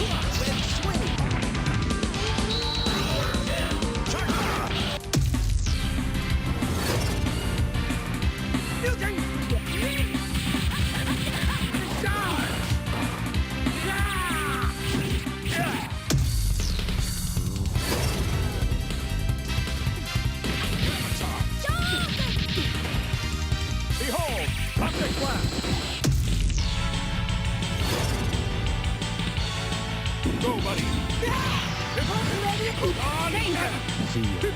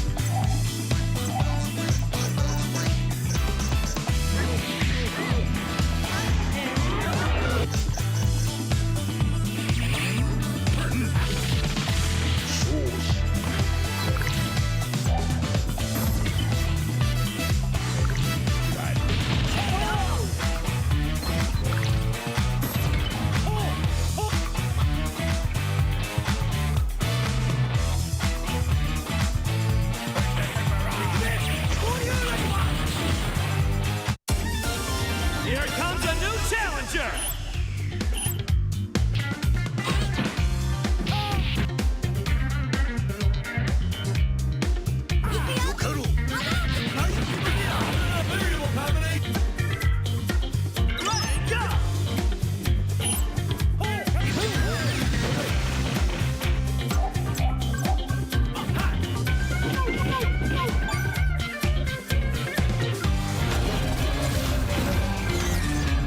Marvel vs. Capcom Fighting Collection Arcade Classics!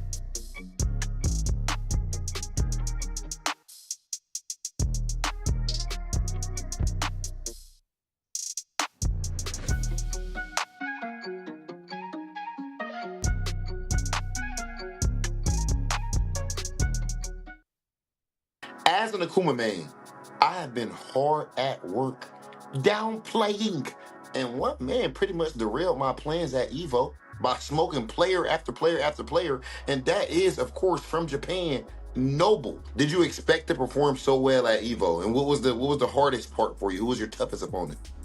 そうですね。今回、自分の中で、まだちょっと仕上がりに納得はいっていなくて、あと、号機の、性能が、トーナメントで、めちゃくちゃ安定するというわけではなかったので、楽しめればいいかなぐらいの感じで、ただ、号機がやっぱすごい、調子がいいとかすごい勝てるので、プール1とかですぐ負けちゃうか、トップ6まで残るかのどっちかだろうなぐらいに、エボの中でやっぱ一番印象に残ったのは、ラウンドトップ24、ウィナーズトップ24でのフードさんとの試合ですね。もうそれはもう負けた後も日本に帰ってからもずっと頭の中に残っていて、あの時どうすれば自分は勝ってたのかをずっと考えてますね。You spoke on Akuma, and I gotta ask strategically, what do you think is Akuma's win condition? What's his best strategy? そうですね。号機を使いこなすコツは、負けるときはどうしようもないので、とにかく一番楽しくやることがコツだと思ってます。Just for the people to get to know you better, what's one thing outside of gaming that you enjoy doing in your free time? そうですね。いや、それが実は今なくて、もう今自分は働きながらゲームをしてるんですけど、やっぱり今のトッププレイヤー、プロの方々に勝つためには、他のことをしてる余裕がないので、なんかもう仕事終わる、そっから寝るまでゲームする、起きる、仕事する、ゲームする、もうその繰り返しでやってますね。なのでちょっと、ないです。He getting paper. Then he get off work and he hop on Street Fighter, cooking people and all that with his Akuma, which also leads to him getting paper. Be about your bread like my man's Noble. Of course, one of the best Akuma players in the world right now. He proved that officially at EVO. Noble, it's been a pleasure talking to you, brother. What about paper? Oh boy, what I'm imagining like the translation after that. Yeah. Like Noble's like, what paper? Yeah, what are you talking about? Paper? It's like, I don't work for Michael Scott. What are you talking about? No, a very interesting interview that Rob did with Noble right there, because you could really get a sense of how much time it takes to be strong at a game like Street Fighter 6 in a region like Japan. It takes you. He was like, I don't have another hobby. I work and I go home and then I train on this because that's what it takes to compete with this strong of a scene. And he's right. 100%. One thing that I've been trying to talk about more is the sacrifice that players make to be this good. Right? Like he said, he doesn't have time for another hobby. Like if you want to be this good and play against these players that are giving their life to the game, you have to do something similar. You have to be a little obsessed with it to be this good.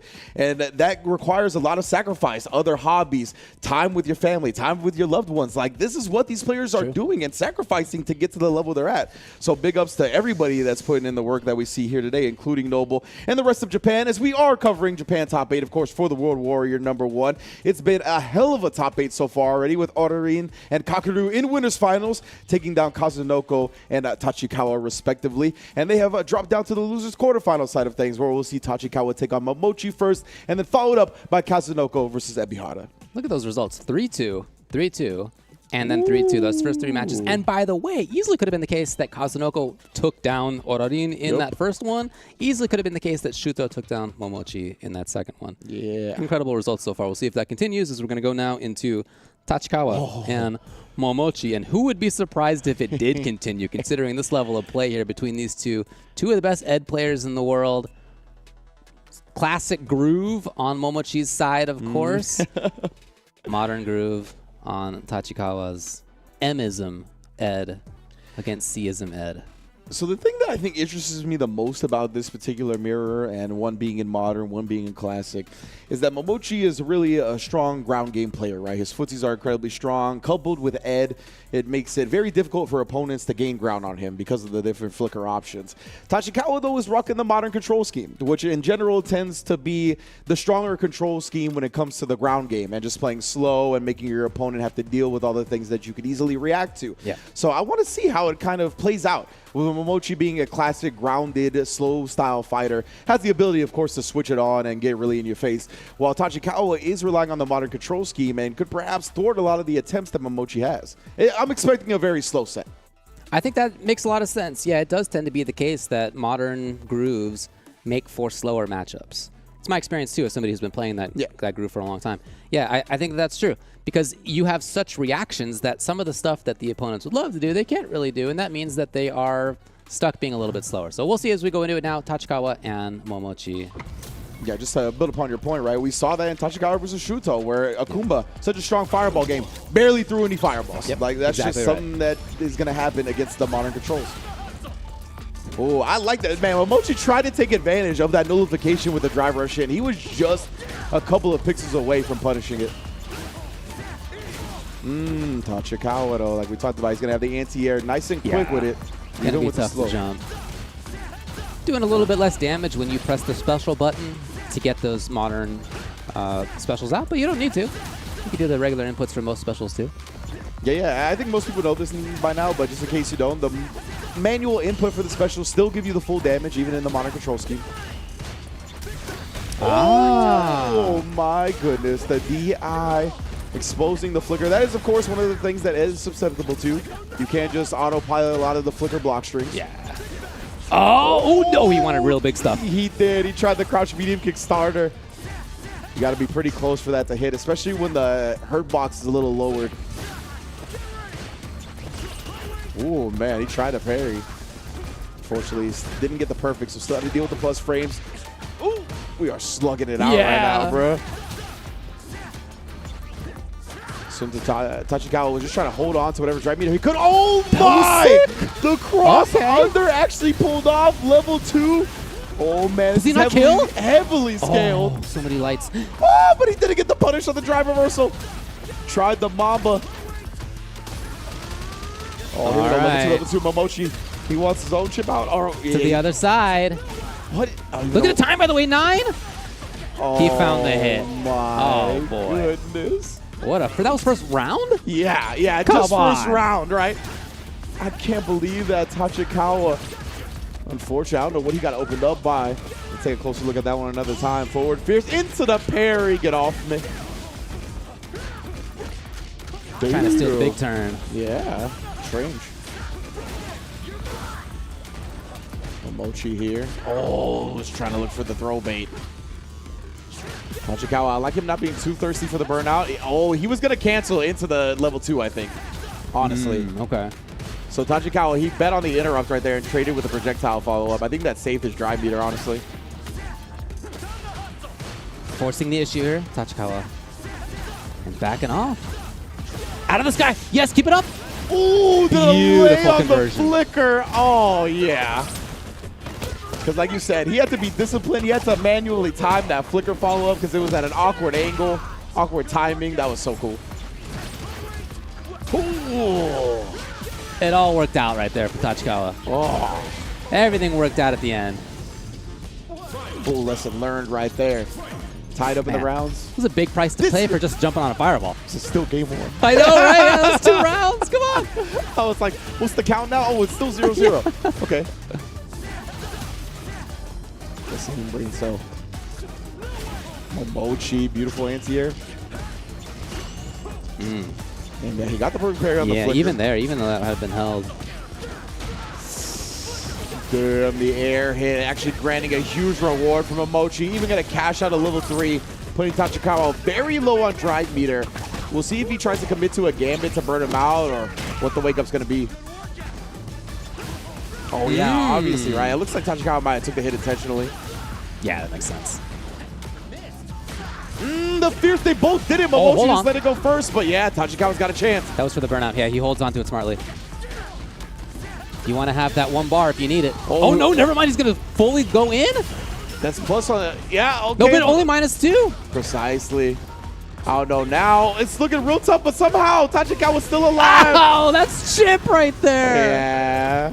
Momochi with the EX. Tachikawa was still burned out, susceptible to chip kill. Oh, yeah, you did do it? The Mono? Okay. And by the way, at EVO, we saw him go back and forth between these two. Oh, okay. I wasn't aware. I didn't know that he was playing this at EVO. Tachikawa, classic Manon. Let's see here how... Counter pick Manon. Yeah, not something that I thought was in the play cards. See, he's playing it very slow right now. She's another one that I think button for button, she's good on the ground. Nice DI return as well. But the reward she gets from the buttons just isn't as much as some of the other characters. Yeah.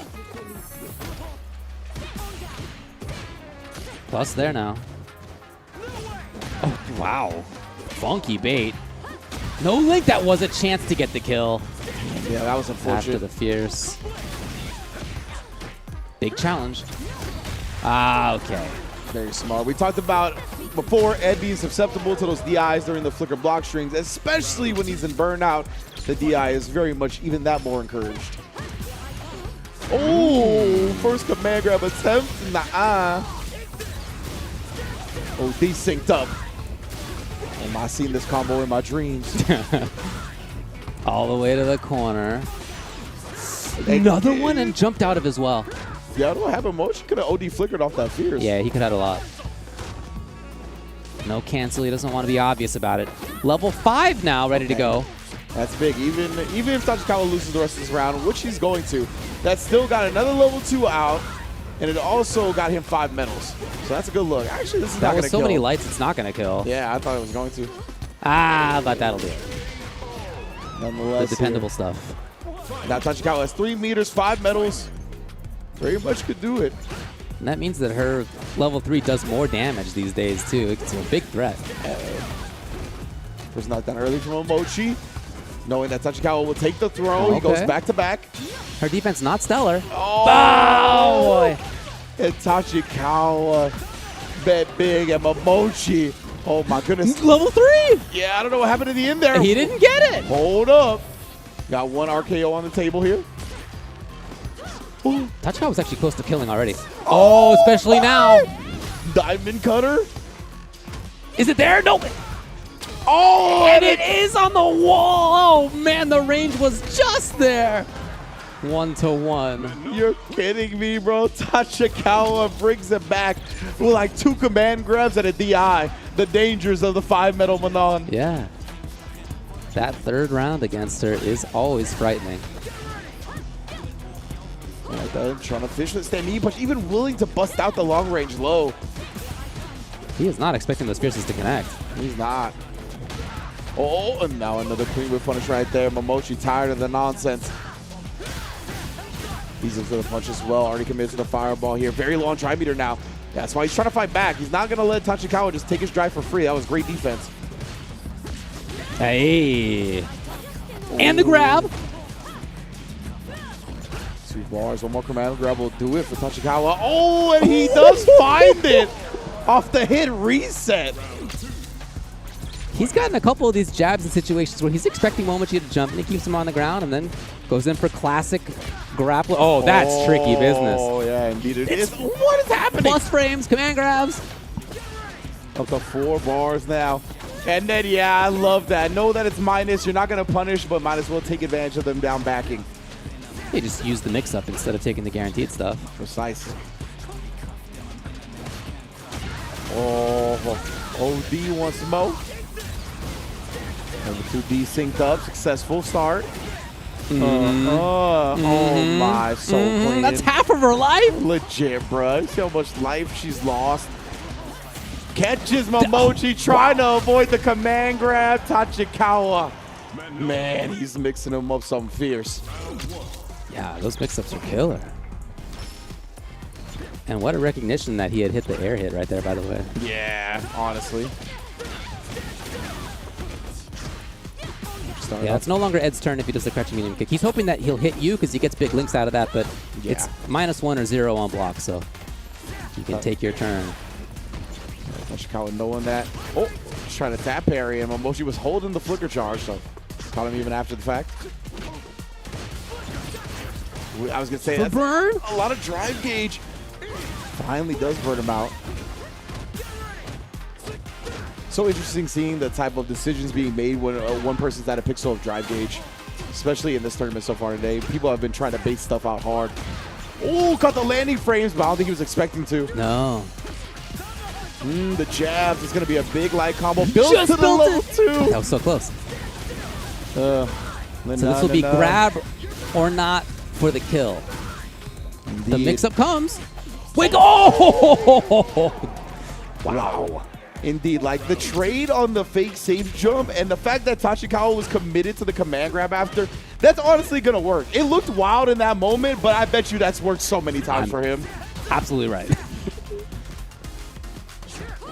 Oh, okay, with punish on this turn. Oh, no. Reads the command grab attempt, heavily punishes it. Huge, huh? Mono dive kick. For real. Starting to threaten big time. Momochi doesn't jump there. Yeah, discipline. But does there? How do you know? That's what we talked about, right? Tachikawa, he tried the command grab off the minus frames before. Looks for a similar situation. Momochi jumped at that time. Didn't get the dream combo, didn't get the desync, but still puts Tachikawa in burnout. Still has a lot of control in this match. Going to be able to punish. Swinging for the long distance low. Hey, he's been clipped by that a couple of times, so you saw Momochi actually walk away. He might have been thinking about that exact thing. Down in the final game. You went back to Ed? Oh. Really? Oh. He was like, I'm trying to steal. I'll steal the one game and go back, I guess. Interesting. I mean, his Manon was just a... If the mix of on command grab or not had been different like 2 times, it would have been a different story. Mad close for sure. Yeah. Welcome back. Oh, you cannot. Momochi once again, not letting any type of autopilot get by him. Oh no, the neutral jump. She's still clipped. Momochi's very much in control here. The neutral game looking good for him. Tachikawa wants to move forward, hasn't been able to. Yeah, look how slow and steady they're playing. Take girl stopped and stuffed. Oh yeah? Oh yeah, that's comboed off the projectile. Looking up with it once again. Trying to establish some breathing room, a huge jump in this time. Again? 2 times. Again and go, Tachikawa, yes, he's trying to break up the perfect parry. Very smart from Momochi right there. He didn't want to let him just be able to parry out that super for free. Forcing it a little bit, Tachikawa, and then, okay. Honestly, patience. I honestly thought Tachikawa was going to level 2 back. And they were just going to nullify each other's level 2. Ooh, the meaty stuff. Damn, what an adjustment to the meaty stuff right there. Vegan diet. Again. Momochi. Dash big. The trade again, Tachikawa, or excuse me, Momochi has been consistently trading with that setup. Hey, yes. Reaching. Tachikawa has exposed Momochi for that a couple of times now, especially in like round-ending scenarios when Momochi has been betting on the throw. Again, we have a last game, last round moment. Oh yeah, I forgot this is Please don't let somebody drop the combo. I know. Come on, that's like, oh my god. As long as we get a clean round, we'll be happy. Oh man, Momochi back to the wall. Is he gonna spin the level 3 to burn him out? Yes, he is. Man, Tachikawa, that was the time to do it here. Speed bag. Yeah, Momochi in trouble back against the slimy wall. He goes right in for it. Wow. Against Momochi with his reactions to test in that moment. That's as clean a round as you can get. A perfect for Tachikawa to move on. Yeah, and I talked about before, when you got big life leads, I respect doing the DI. In the final round, and the person has level 3, that's mad scary still, in my opinion. So the fact that Tachikawa was still willing to do it, I think that's what Momochi was thinking as well, right? I think that's why he got caught off guard. He was like, you ain't going to do no DI right now. I'm Momochi. I got 3 bars. Like, you ain't going to do it. And look at that. Tachikawa snuck it in, had the confidence, had the full faith in the drive impact, and it paid off heavy as he moves on and loses side top 8. If it had gone wrong, of course, he still had a perfect life bar. He wasn't going to die right away. He was still going to be a mix-up or 2 away from that situation. So, you know, I guess there's some health bar to play with, but still an unexpected option, and I suppose that's why it worked. Yeah, big ups to Tachikawa, right? That's one of the big things about fighting games, is always playing against your opponent's expectations, using their expectations against them. And right there, Tachikawa, I think that was one of the defining moments of something like that. And really showing that, Momochi, I'll do this in your face, even with how legendary of a player you are. And that catches a lot of people off guard, man. You got to sometimes treat the legends like they're Johnny Donuts and see what happens. Yes. Oh, yeah, I love that, too. The conversion off the projectile hit, that was so clean. Tachikawa. Right. Jeez. Straight up. Would have ate a CA as well. Like, not even just a level 3. It would have been a CA, so. Also, it could have been level 1 just so he could keep the level 2, and then you're in danger of that. So still, very, very ballsy move, honestly, from Tachikawa to begin into the loser semifinals. And he will be facing the winner of our next match. It's going to be Kazunoko versus Ebihara. That was another 3 games to 2. It's been an amazing top 8 so far. Now, Kazunoko back up. And remember, it was 2-3 that he lost in winner's side to Orarin, and he had the chance to. And like, no, sometimes when we say that, we're like, oh, well, he dropped the combo, he could have killed. No, if he had done super instead of Dragon Punch, he's actually in winner's finals right now. So it's just a completely different situation if that had happened. Instead, here he is in losers. But his opponent on the other side, Ebihara, the only person so far in this top 8 who has had a convincing win. Everything else has been as close as it gets. Well, that's true. That's he 3-1 over Syuji, made it through, and looked very much in control through most of that set. Yeah, everything else has been 3-2, damn near final round for every game as well. So let's get into this one. It's going to be Kazunoko Kami going up against Ebihara Ed. Very interested to see how this plays out as well. Like I talked about before, I think the dive kick is so good in this game, being able to thwart people's attempts at taking their turn after light strings. And just in general, I think Ed has to be very careful with it, right? Oh my goodness, already using it to counter the wake-up throw. But yeah, in general, in the neutral, because Ed has this great range with stand medium kick and crouch heavy kick, all those buttons can get dive kicked. So you got to be careful. I see looking for it already. Kazunoko. He really doesn't, like I say, Kazunoko doesn't seem like he wants to be in that range where many other Kamis do. I think about like Punk playing on the ground. Yeah. Like he is not that style so far. Starting from outside of it. Yeah, he really hasn't been. Ebihara, ooh, try a little delay tech that time. Maybe gave himself a spot to block a reversal coming out. Oh, but Ebihara finds a big hit regardless. Oh, the extension, but the throw is countered once again by Kaz. Now the DP dodged by the dive kick. What's happening? You just never know with Kazunoko. You never know what he's going to do next. Oh, interrupted. Oh, what a whiff punish on the sweep. This is giving Kazunoko a big chance to steal this round back. Oh, okay, all right. Oh, the hooligan wanted to get a little wild. Yeah, good question. I'm trying to set up a shimmy. I don't know. Yeah, I couldn't quite see how he avoided that, but hey, good thing he did.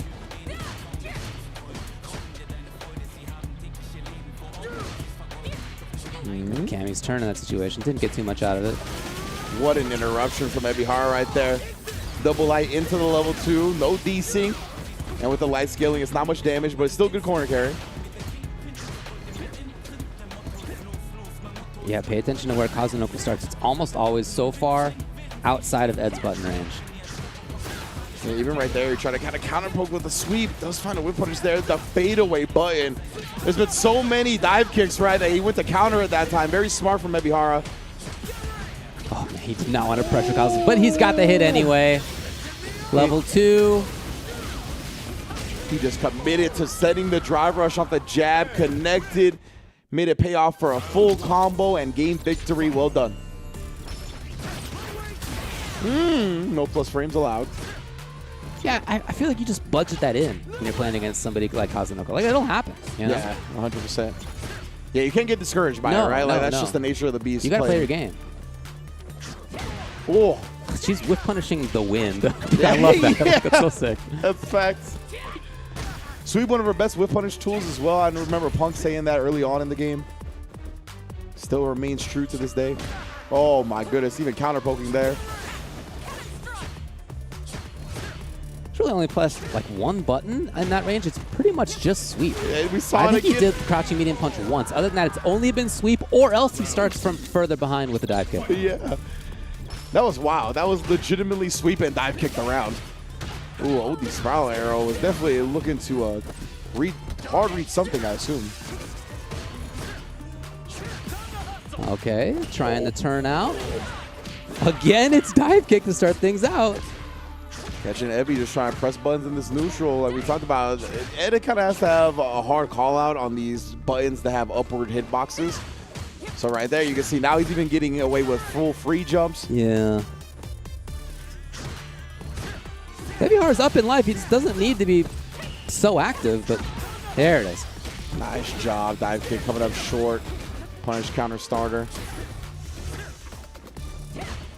Got him. No. It's scary now for Ebby. Yeah, I wonder if Ed just can't counter poke at that range. Here comes Kaz. With CA? Yeah. I don't know, man. I think he's going to burn out at least. That's why I think he's doing it here, is to burn him out. So Ebihara, they're kind of fighting on even ground now, even though he does have CA. Oh, and he'll take it, willing to risk the strike throw on Oki. And Ebihara not waking up with anything too frisky or feisty. He did wake up with a button. You saw that was counter hit throw. It was counter hit throw. I missed that. Okay. Yeah. So yeah, I just tried a normal, but the level 3, as you mentioned before, right? When the level 3s grant true Oki, pretty strong. Yeah. Pretty strong.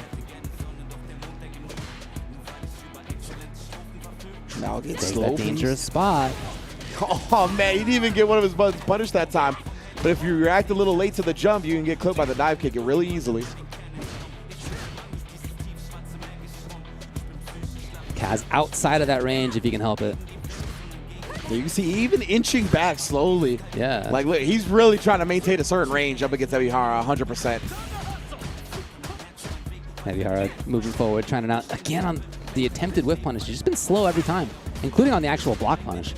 Yeah, I'm very surprised. Oh, Not the case for Kaz. He's got it there. Fastest whiff punishes on the East. Such a different style of Cammy than many other players. Yeah, it's really interesting how he's kind of boiled it down to just a couple of things right now. Honestly, like 3 things? Yeah. Maybe even 2. Been a whole lot of sweep and a whole lot of dive kick. Yeah. Sprinkle in something else here and there, but primarily been those 2 options. You can see he's starting to get away with more and more full jumps now. Oh, I was good discipline from Cass to not press a button into that blitz right there, considering it started whiffing. Man, only 10 seconds on the clock, by the way. He finally pressed the button, but nothing. Is he right? He is. Look at the time now. 6. Oh, of course, the super froze the timer. What am I talking about? But here's now 2 seconds. Ebihara with the life lead. And you can't chip out against somebody with the drive, so that was going to do it. Man, what a clutch throw to get at the end right there from Ebby. Took the life lead with just like literally 2 seconds remaining. Yeah. Oh, my God. For fears now. You can see now he's starting to sprinkle in longer range options as well, because as you mentioned, Kaz is standing so far away. Wake up DP, bait it out, and you already know that's going to be a heavy punish. Goes to the level 1 to burn him out efficiently. Very smart. Oh, huge bait by Ebihara. And now, without any resources, that is a free meaty DI, and Ebihara will be able to cleanly get the kill. 2-1. Love that right there. Didn't get caught up in the moment of trying to get some like optimal punish or anything either. He was just like, oh yeah, I got guaranteed DI. Let me go into that to close out the set. In fact, there's sometimes where you shouldn't be doing an optimal punish, because that might give a meter to your opponent to be able to escape. Great point. Just drop it and get the DI. I'm trying to poke back here. My goodness, he had to actually block so many lights. Has here, built to his first bar. Tried the back throw on the empty jump out. Classic, good tech. My goodness, bro. You just never know. He was literally just hitting sweep on hit or on block, whatever it may be. Big life lead now. Kaz, oh, no cancel. Would have burned out if he had. Yeah, that's why whenever you see people not commit to like a medium button, it's a drive rush, usually they're going to burn out from it. All right, Ebihara, can he make it happen? He's got a lot of drive advantage. Kazunoko's been in the orange for the last 15 seconds. I don't know if that's supposed to be a dive kick or not. Now he burns himself out. Oh, and Ebihara finds a big hit here. He's still got some meter to defend himself with. That's why he covered with the projectile and scrambled. Oh, scrambled it all away. I feel like he was hoping that he was going to get level 3 by the end of that little combo he had, but he didn't quite. Right. He was very close. Yeah, you're probably right. Yes. Here we go. You see it. Desync successful. All right, yeah, that was a lot of hits on that second one, but still managed to get great corner carry anyway. Yeah. Good damage and meter build as well. Ooh! And that was a whole lot of risk put on the table right there. Kazunoko. Yeah. Hold on a sec. Okay. Jeez. Yeah, I think Kazunoko knew that the round was long for Mans if he didn't get that OD DP, so he's like, I'm just going to do it. Yeah. Oh, my. Beautiful spacing from Ebihara right there. And finally countered the sweep from Kazunoko. He's been very happy to press that. Ooh. This little corner extension. That was cute. Again, what else would it be? Of course, It's got to be the sweep. Cool. Here's the range. Kazunoko has been knocked out of the idea. Nice job. Using the light flicker. Eventually cracks him over with the jab. Speaking of which, Ebihara going to get to the level 2 as well. I believe that started from lights. So not big damage. Yeah, not what he was hoping for there. Yeah, I didn't get the desync either. Oh, he did the overhead. Oh, my God. There's hooligan max range overhead. Kazunoko tings. You know Ebihara is expecting something like a dive kick because that has been the option. Well, there it is, yeah. Yeah, indeed, That he has was been ready the for it. option. He was ready that time. The first, I think, DP we've seen on the dive kick. The OD hooligan overhead connects. Oh, He that's actually goes so to the much. CA. This is maybe the kill. That's the kill. Yeah, you're right. You're right. That's the kill. It was just it was a special into one normal. It was a light, but it was one normal into CA. And remember, the scaling on the light combos, they're really drastic when the combo starts from the light, right? When it comes after the special starter, it's not that big of a deal. So big ups to Kazunoko recognizing that. Wow. And he was like, you're damn right, I'm not going to miss a super after this light kick like Yeah, I did that's in right. that Yeah, first oh my game. God. That's never happening again. Yeah, so we're at the game 5 now. Happy to see Ebihara look for these dive kicks a couple of times here to knock him down. Very, very nice. Because, yeah, you see Kazunoko, and he tried to mess with the timing right there, right, to bait out the DP. Now Kaz has the corner here, not sending anything after the jab. But you can kind of know if you're Ebihara that Kazunoko's not going to continue the grounded pressure there. Like, once he's away, he's going to back off. He's not going to threaten on the ground. That's a good point. Yeah, we haven't really seen him try to get close, try to get in this crouch medium punch range. Yeah, it hasn't been about walking in and out on the ground, threatening with the grounded normals, shimmies, anything like that. It has been sweep or air. Yep, sweep, jump, dive kick, one of those 3 options. I mean, it's been pretty good. It's been pretty effective, but right now Ebihara is getting the better of it. Yeah, Ebihara maybe started catching some of the range a little bit more, walking in and then blocking at the max range for the sweep.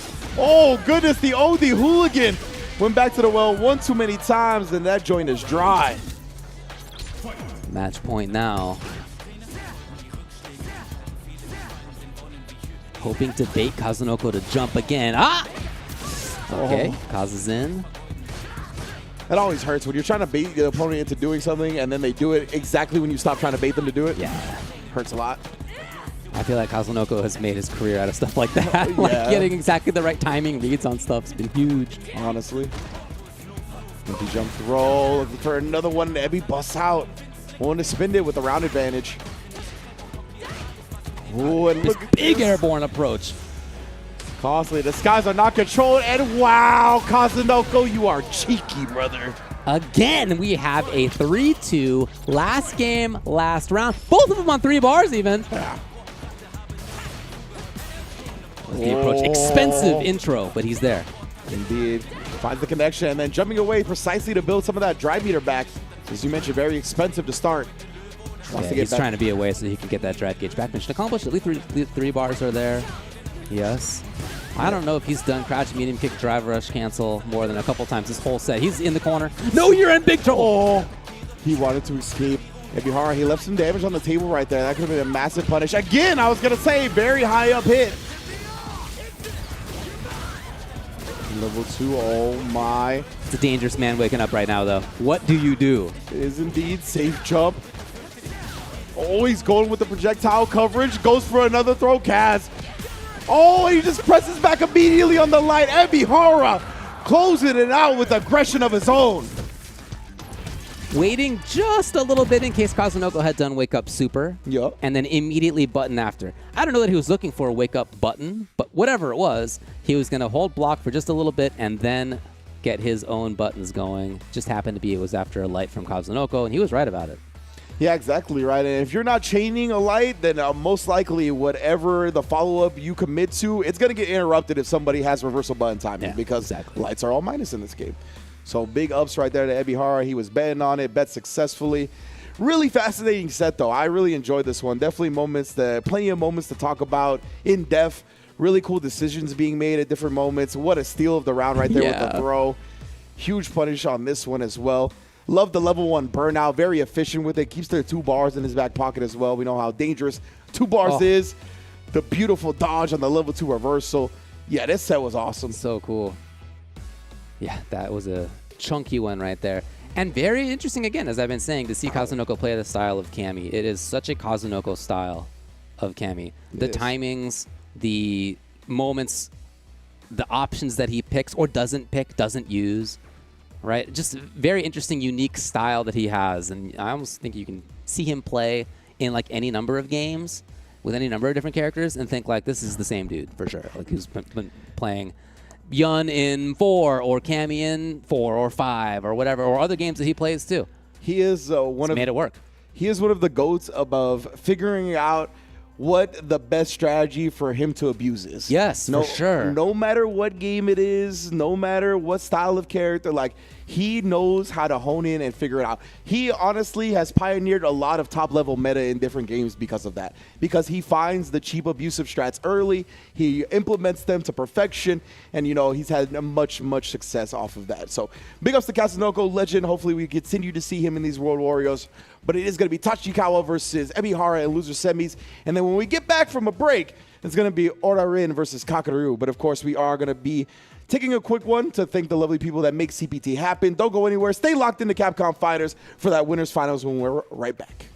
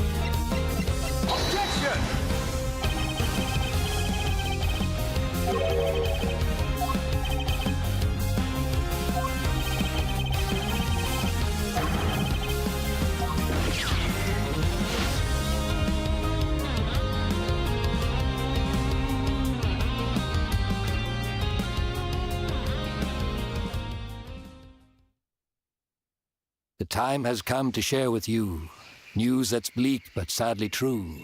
I'm talking of the fell Black Blight, a spreading darkness, endless night. The environment's changing and the monster population's taken a nosedive. Blackgrass, rampaging monsters. What do you know of this corruption? This so-called black mist is actually the Black Blight. Then, there'll most likely be a blighted monster nearby too. Looks like this whole village has been blighted! Do we know what the blight is or why it's eating away at the world? No. But we know that it attacked our home, and that it must be destroyed. The Kinship Stone commands the might to purify this foul Black Blight. And we're gonna stop the Black Blight!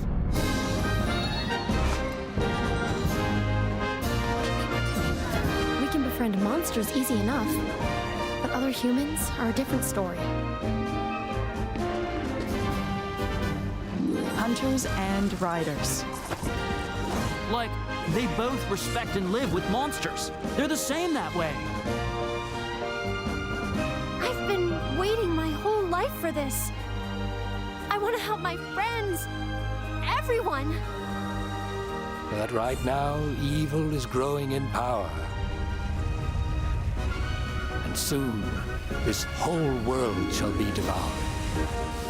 Yeah, we got claws for concern. Wrath is blighted.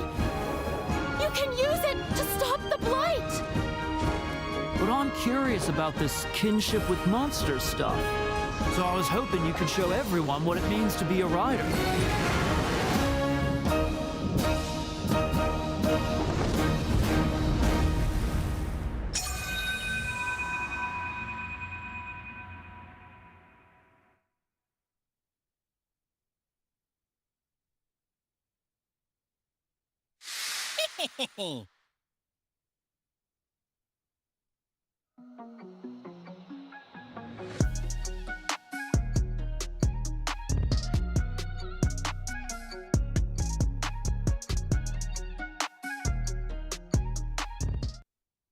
There's two types of people in this world that big Hollywood Rock TV just cannot trust.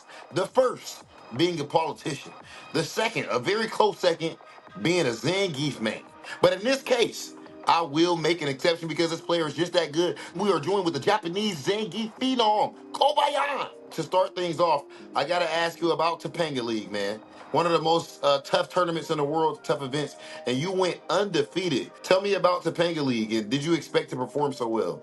そうですね、まあ本当に一番思ってたのは負けない、本当にもう負けないようにいい試合をしようっていう心がけしかしてなかったので、まあ最初からその気持ちをずっとモチベーションにして戦うことができたので、まあそれで結構いい結果というか行動、まあいい試合作りができたのかなと思います。So I feel like a lot of the fighting game community outside of Japan look at a lot of the players over there as being maybe more on the humble side versus like America, right? Where we're more loud and boisterous. Is that true, or are you more like someone like a Mogul type personality person where you're very confident, very cocky with your play? そうですね。結構自分としては自分の心の中には結構思うことはあったりはするんですけど、それをうまく飲み込んでやっぱ消化しないとうまくなれないと思ってるので、まあ一時の感情に負けないようには気をつけてゲームはプレイしてますね。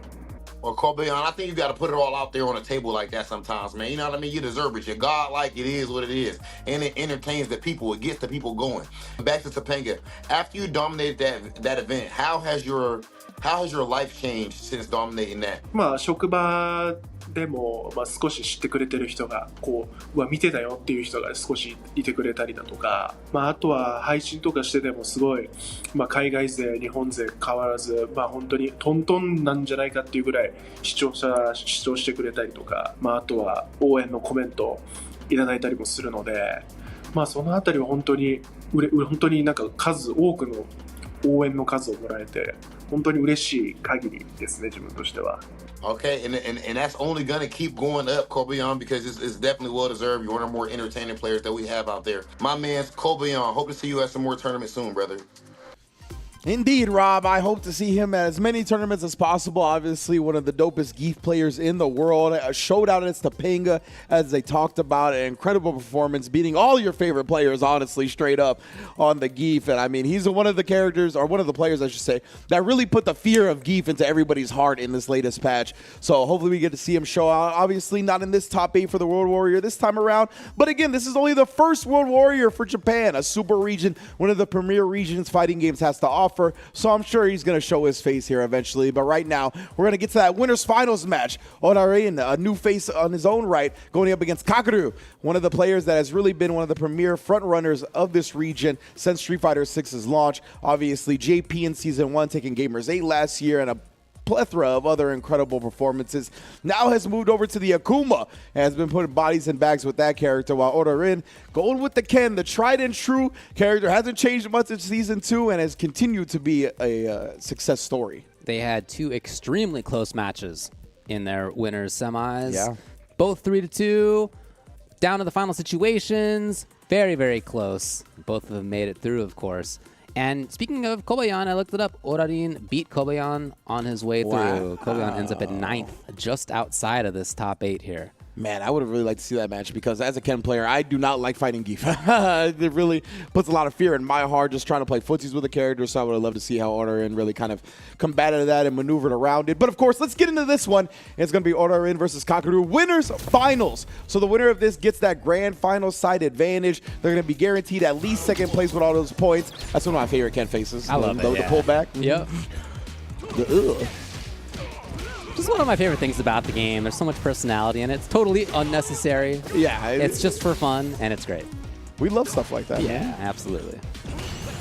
Wow. Okay. Oh, no. Well, you see what happened, was. It's supposed to be something between that and the Tatsu, and that just got disappeared. But again, to be able to parry against that fireball, it's just not that easy. So many different space or speeds that he could do. Yeah, Or a absolutely. different fireball, after all.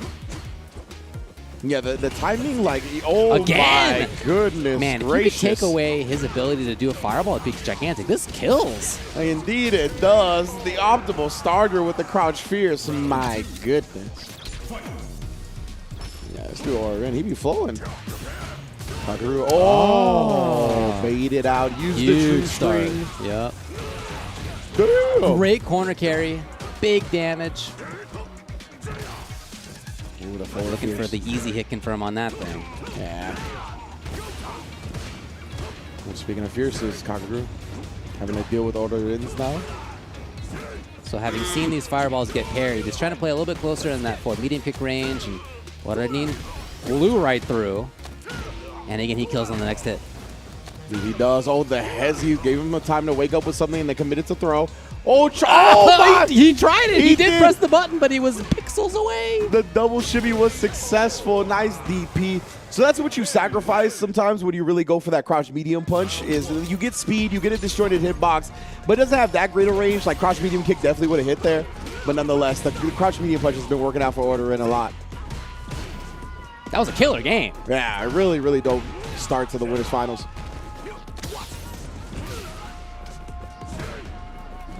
Hey, dude, he is killing it. My goodness, sweep whip punishes are extremely violent. The discipline right there, I love seeing it. Odorin not cracking in the face of pressure from Akuma. Even there, just really caught off guard more than anything else. Oh, but baited out. Finally cracked open, and Kakaru gonna spill his guts on the pavement with a huge kill. Didn't need a super at all. That's that big damage stuff we know Akuma's capable of. I love it. I'm glad Akuma dies quick and kills quick in this game. That's how he should be. Sometimes you feel like both characters have 9,000 health the way he does damage. Yeah, exactly. So much more about offense, much more about his own whip punishes now. Yeah. Kakaru's settling back down a little bit. Content to play the ground game. Now that he's got a round of intel on Odorin. Dude, the fireball parry rate is incredible. It is. He's taking away one of the strongest options in the game, and Akuma fireball, so good, and just has not led to anything. Other than actually Kakaru getting hit. Yeah, honestly. Like, it's been negative. Yeah. Seeing even right there, trying to bust out the OD. Yeah. Like, he's like, if you're going to parry this one, you got to perfect parry it twice. Let the OD rip, finds the interrupt on Odorin's own fireball. Got a tied up set real quick. Great response. So Odorin trying to play a little bit further away. Again, he'd like to see more of those fireballs and perfect parry. And okay, here's a way. The first Jinrai showed. Remember, that's the guy that played just parry before. Yeah. Don't forget about that one. Look at that. Oh, he tried to parry, but he was so low. Oh, you're in big trouble. Will he try to get something else before the DI? I've never even seen that target combo. Oh, the little overhead guy? Yeah. Legit looks like an overhead grows from his limb. No, it's pretty funky looking, yeah. Oh. So very nice job by Odorin. Oh, he's got a big opportunity now. Alive. Got the corner. Kakaru willing to press back right there, trying to protect his drive meter. It actually worked out super well. Let me get the Kona. Hey. Not quite there on the whip punish. Oh. Kakaru, it's still his turn. He took advantage. And that's a round where he tried to really get more out of the opponent's burnout than, you need to, right? Like, he could have just gone for DI. He wanted more, but Odorin escaped. His defense was good. And yet Kakaru still won. Oh, no. A little bit too short a range on that. We're going to get tossed further into the corner. Oh, my man. Kakaru trying to set up him. Hey, backed off to just the right spot. He will get the burn. Indeed, indeed. Level 2 full 1 bar drive gauge burn. Damn, meaty charge fireball. Dude, OD super fireball. meaty. Oh. I like that kind of using the parry OS right there. Oh, but that's why Orerin did that. That was so smart. Wow. Yeah, using the parry OS to parry the low Jinrai follow-up and then drive rush if nothing happens, using the overhead to actually blow that timing up and get the round victory off of it. Genius. Actually genius. The old classic two-touch against Akuma right there. Literally. It's the price you pay as the Akuma player. You got all these options, and you got to be right about them. That's what I like to see. That's oh cool. my, the perfect parry this time from Kakeru, and what a pickup that was. Super cool. Corner carry and Orerin busts out for the first time in this winners finals. He did a higher percentage of health with that EXDP than Kakeru did with that sweet combo, by the way. Yeah, he did. Shout out to the perfect parry scale. Yeah. He's being so active right now with the buttons in the neutral. Yeah, has stopped. Now they see the Kakeru just punishing with a fireball from out the range. Yeah, there's those differences in spacing and timings that the fireballs can be bringing out. So many perfect parries earlier. Now all these different speeds, spots, making it a lot difficult for Orerin to get. Man, look at this. Look how slow they're both playing, though. Kakeru's just walking him down with the fireball, trying to push him to the corner. Oh, he got crouch spears, and it wasn't in range. I don't know if that was intentional and he wanted it, or if he wanted stand fierce. Either way, unfortunate. Now Kakeru's got a significant life lead, and Orerin is burnt out. OD fireball again. Even that might have been inescapable. Yeah, once you block that first one, I think you're just lights out. Yeah, exactly. First fireball, OD fireball, another fireball to follow. As you saw, if he tried to jump out, he got hit exactly like what happened. Man, Kuma's fireball game is good. So good. OD, and yeah, Orerin hasn't tried to like counteract it with OD fireball too much. It did work out like the one time he tried it, but it's an expensive gambit. It's 2 bars, you know? Just walked through that time. Right backdash from Kakeru. Oh, and it snipes the legs. Parry attempt as well thwarted. Oh, one more again. Oh, dude, that was a lot. That was so much drive gauge lost match point, Kakeru. The burnout and chip out in the same sequence. Ooh, nice job. Yeah, it doesn't even need to be counter hit for that to link. Ken privilege. Still there. Oh, yeah. Light kick in response. You do to get a combo on the counter. Could he not have hit. killed it, right? Serious? Okay. I think he could have. I think he could have too, but anyway, it all worked out with a perfect. Yeah. Yeah, would have might have had to spit level 2 for it. Yeah, I think so. Could have got the kill. Nice block on the low.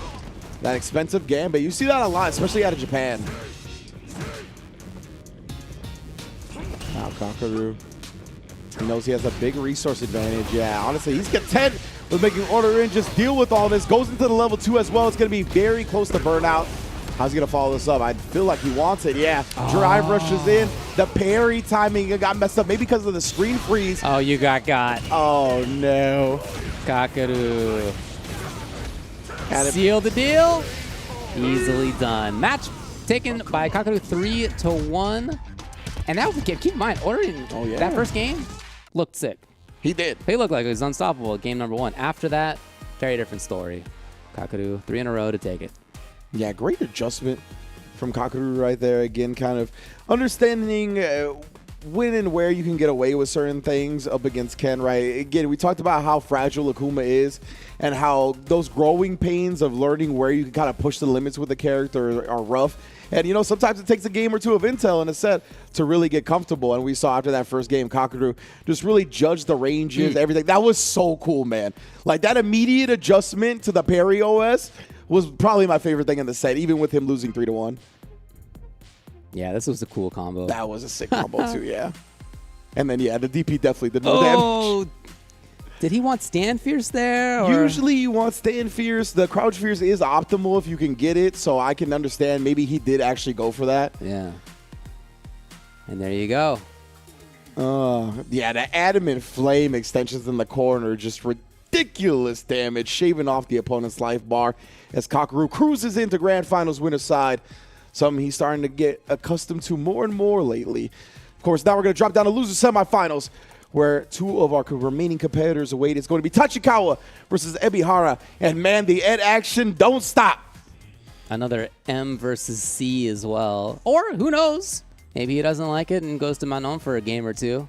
That's true. I guess. I don't know. We'll see what Tachikawa decides to do. Of course, that was part of his way that he got the W over Momochi in the previous set. Indeed, indeed. And, you know, if you didn't watch that one, it was very, like, deliberately using Manon to rob a game, because we saw him lose with Ed, go to Manon, win one game, lose, and then go right back to Ed. Like, so he literally was just trying to get the maximum amount of, like, reward out of the Manon. Didn't want to give too much intel to the opponent, right?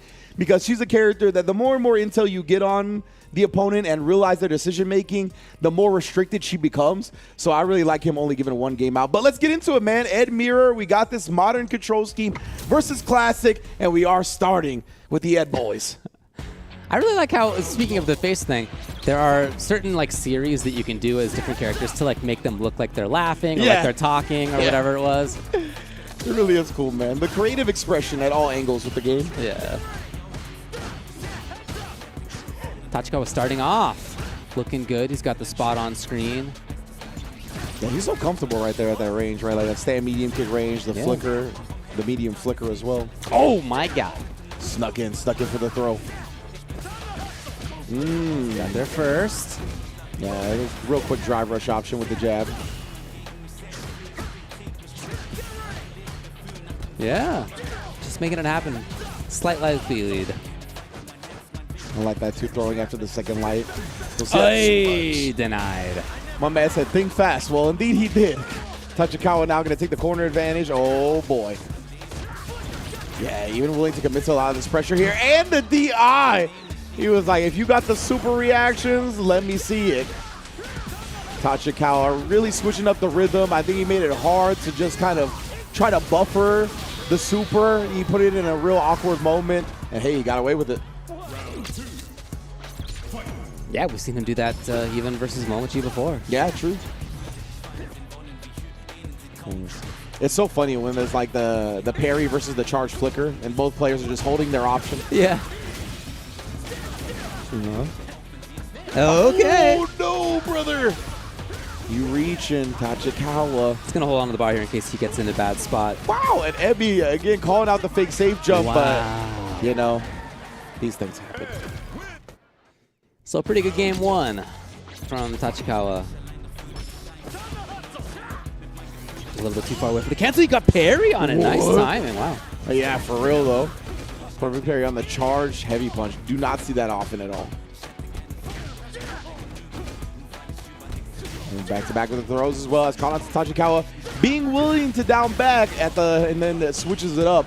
Once the two throws were established, backs up. Beautiful conditioning and running of offense in that round.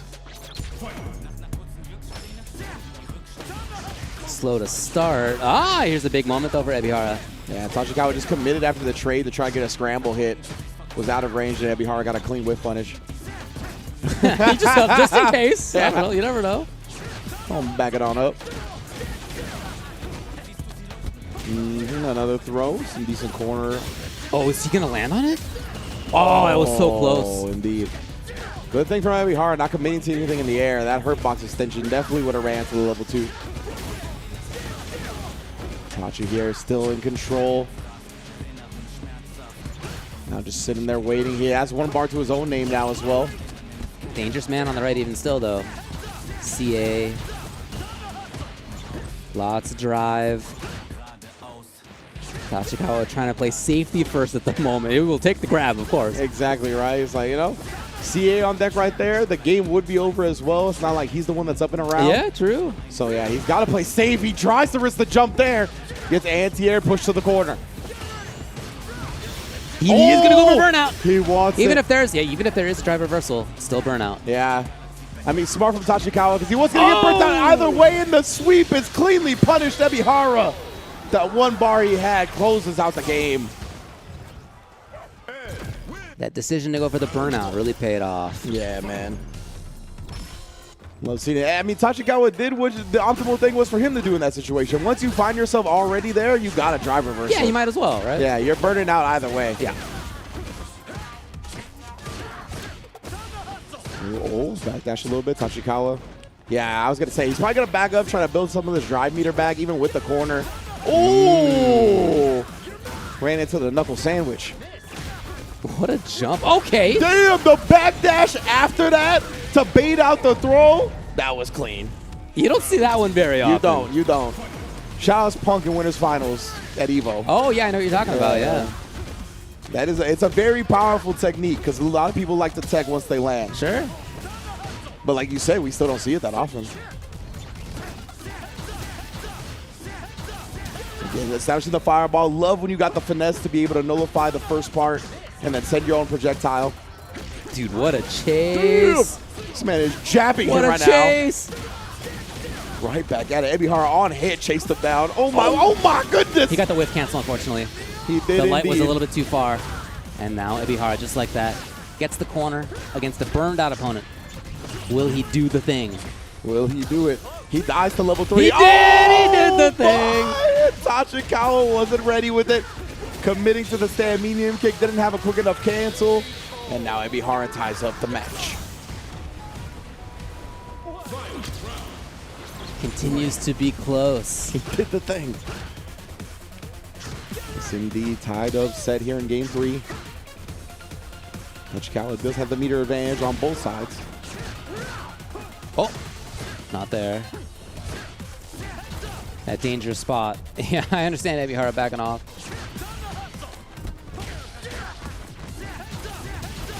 Oh, he did shoot it. Yeah, indeed. A lot of very interesting mix-ups in this mirror match. Oh, is he there? No, not quite. Ooh, that was a clean snipe with a flicker. Well, that's not Tachikawa. I was going to say, how long are you going to hold that, bruh? Ebihara has really prioritized just backing up and then throwing fireballs when he sees the charge flicker. Woo!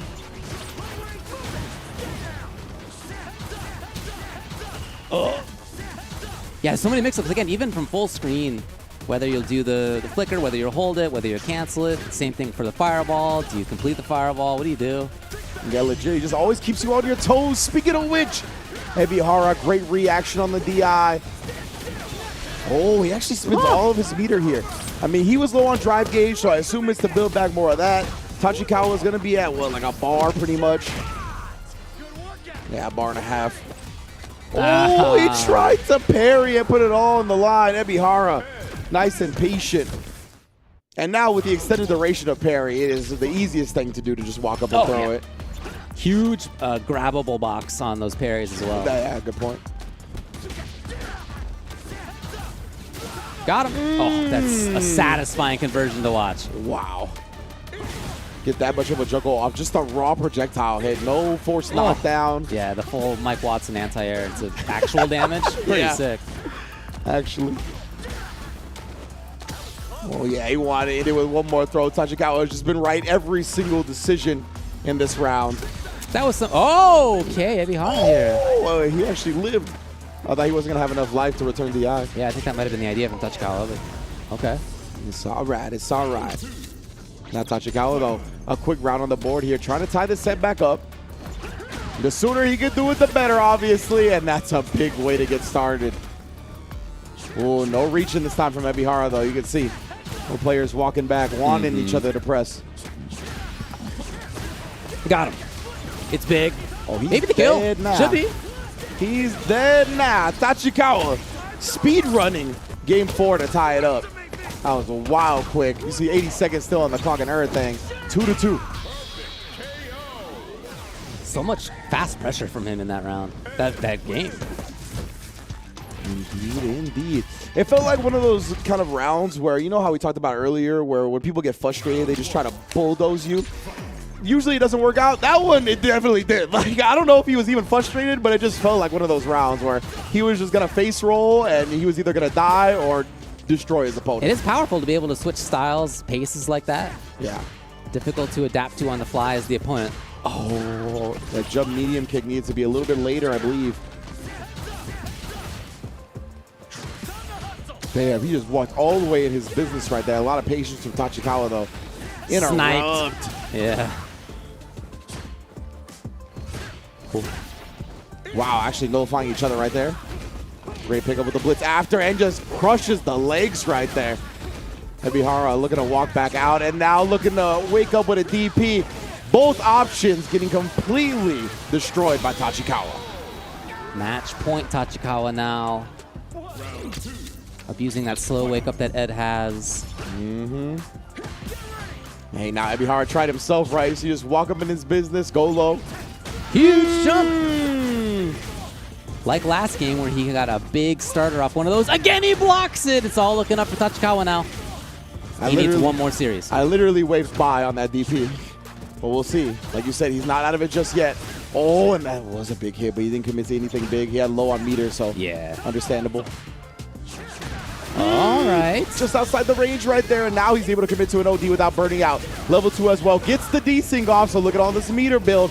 The drive and the super getting majorly increased. That was so much. Not quite level 3. God, if that had been 5 pixels more of super meter down there, we're already moving on. And again, Tachikawa, he went with regular blitz right there because OD blitz would have burnt him out. So that's why he left some damage on the table. At level 2 now.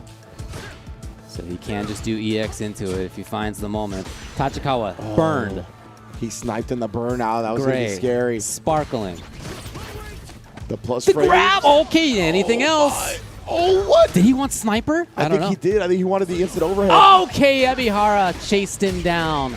And we're going again to final game, final round. Man, incredible stuff. This is loser semifinals. Tachikawa and Ebihara. It's the exact loser semifinals we saw in EVO, the Ed Mirror. Bust out once again here. Trying to establish a lead early. That could be big. He can make Tachikawa come to him now. He doesn't actually have to commit to anything. Well, Tachikawa can hang out as well. Not a lot of damage to take in that sequence.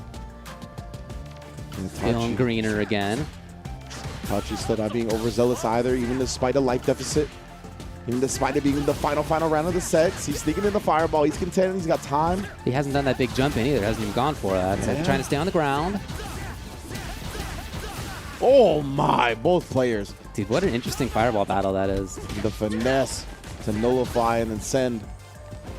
He did try the jump here. Oh, okay, it's a huge read. Ebihara, big resources. He's going to dump them all in, and he is going to move on with the level 3 games to 2.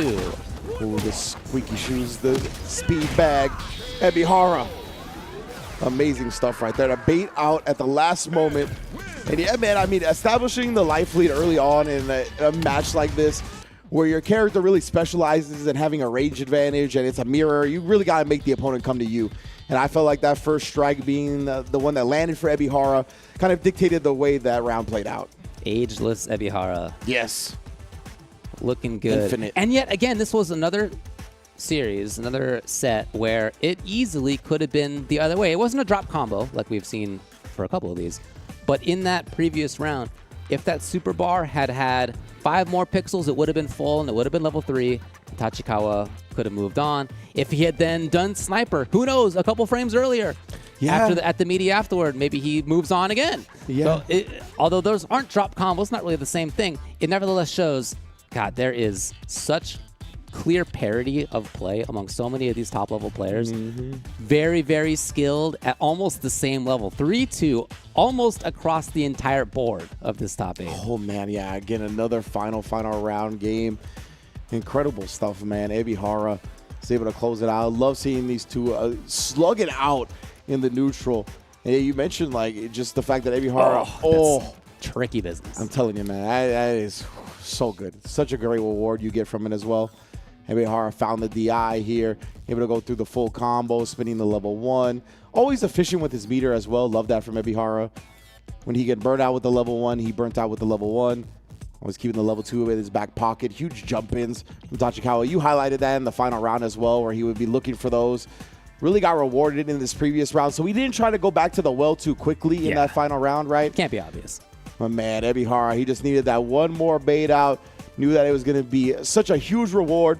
And that's why Tachikawa did the DP, right? Because he was like, all right, well, you're not going to think I'm going to DP because I'll die if I DP and you block it. So obviously you don't think I'm going to DP. And that's just the type of mind game that happens all the time at the top level. So unfortunately, Tachikawa didn't come out on the right end of that stick. Ebihara going to be able to move on to losers finals to face Orarin. But fascinating, how many times in this top 8 matches have come down to literally the final decisions or errors even in some cases. Look at this. 3-2, 3-2, 3-2, 3-1.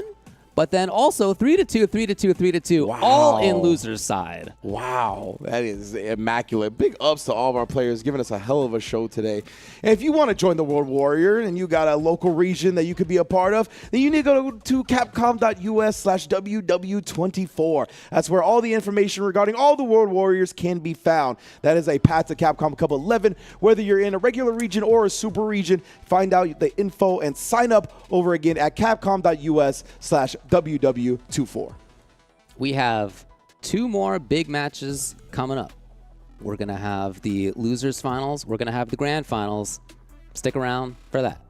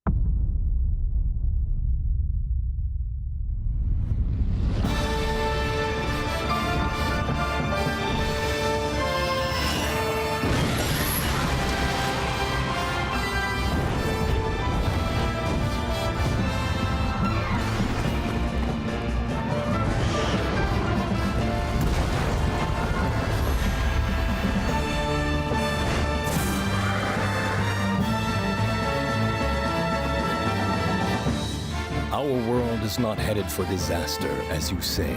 The Exalted One's awakening is simply the first step towards the birth of a brand new world. Everything will be destroyed to be born anew. We're going to finish the work that Red started. We won't let you awaken it. I get it that you want to protect Ratha. But all you're doing is making him suffer. Ratha here is the one paying the price for your selfish obsession with the Nergigante. Let's go, Rathy! Fire! It may be impossible to save the world without Ratha's help. Bonds of friendship between riders and hunters. Looks like the children really are our future. Sukino! Understood! I won't miss!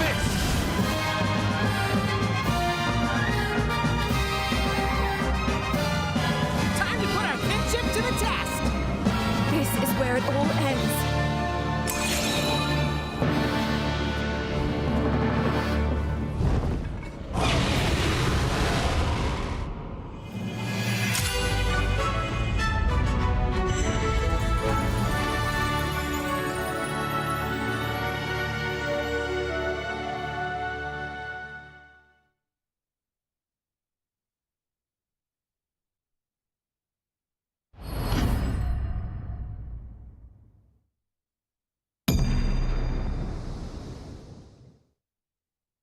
PlayStation.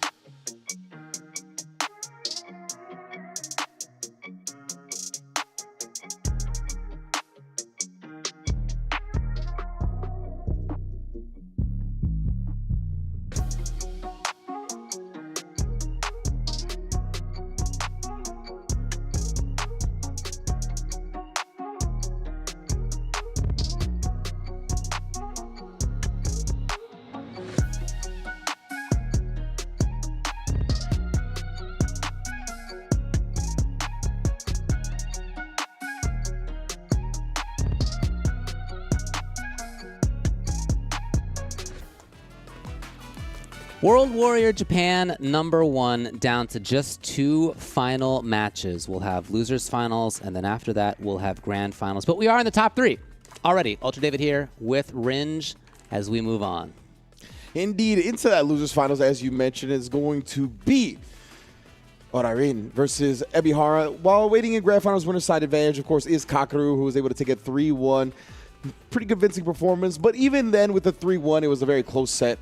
Both of these players, everybody today has been showing out, bringing their A game, as you need to do in this region. Obviously, we talked about it, one of the most stacked regions in the entire world for fighting games. So everybody's got to be not only on their A game, but their S tier game, as Kakaru is today, as well as Orarin and Ebihara, who have both made it to losers finals. We're going to see who dukes it out successfully and gets into that grand finals winner's side, or excuse me, grand finals. Shout outs to these players in the top 3 who have made it here. You got the ageless Ebihara. Nobody knows how old he is. But the other 2 are in their 20s. And that's so cool because I remember just a few years ago that the Japanese scene was concerned about the future.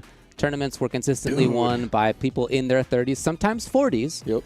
And those players entered. Like, it's not like they didn't. Yeah. Momochi is in here. He's in his late 30s. Same with Kazunoko. You know, we talked about players who were just outside. We talked about Daigo. And we talked about Itazan. Like, they were all in this tournament. Yep. And the younger players are showing up big. So you love to see that. You know, not necessarily rooting for one player or another, but it's just a great sign that you know that the future is going to be strong, just as the past was strong. Here they are. Yeah, absolutely. So let's get into this losers semifinals. Going to be, or excuse me, straight up losers finals. Orarin. Oh, dang. The scary face? Indeed, both of them. I can't believe you do the scary face. Yelling at each other, bro. Chill out, man. Yeah. No, you got this is serious time. Yeah. I thought somebody was going to 99-second drive rush after that, to be honest. I was like, let me see it. Ooh, oh, wow. I can't believe that still hit. Ebihara was trying to walk under and make the jump whiff. That light kick, though, came through. Keeping it safe. Need a sweep. Just knew that Ebihara was going to commit to some type of walk back, most likely. Yeah, you're not usually too worried about the low in that situation. Yeah. Just tapping him with the lights. Even kept it tight with that light kick at the end, but oh boy. That's why if you're a Ken player, I think if you commit to the second hit of the Taran combo, you should just commit to the third. Like, why not? Yeah. Make them punish you with a crouching normal, because you can crouch the third one and still punish, but at least test to see if they know that. Oh. Yeah, but he's willing to burn himself out for the back throw. At least takes the corner. 2 bars to his name as well. It's tough to walk forward against this. He did, and not only that, but wow. This man ran forward. I just walked. Oh, you done. That's it. Yep, chipped out. No way to escape from there. Good recognition from Ebihara. Willing to sacrifice the meter for the win. Absolutely.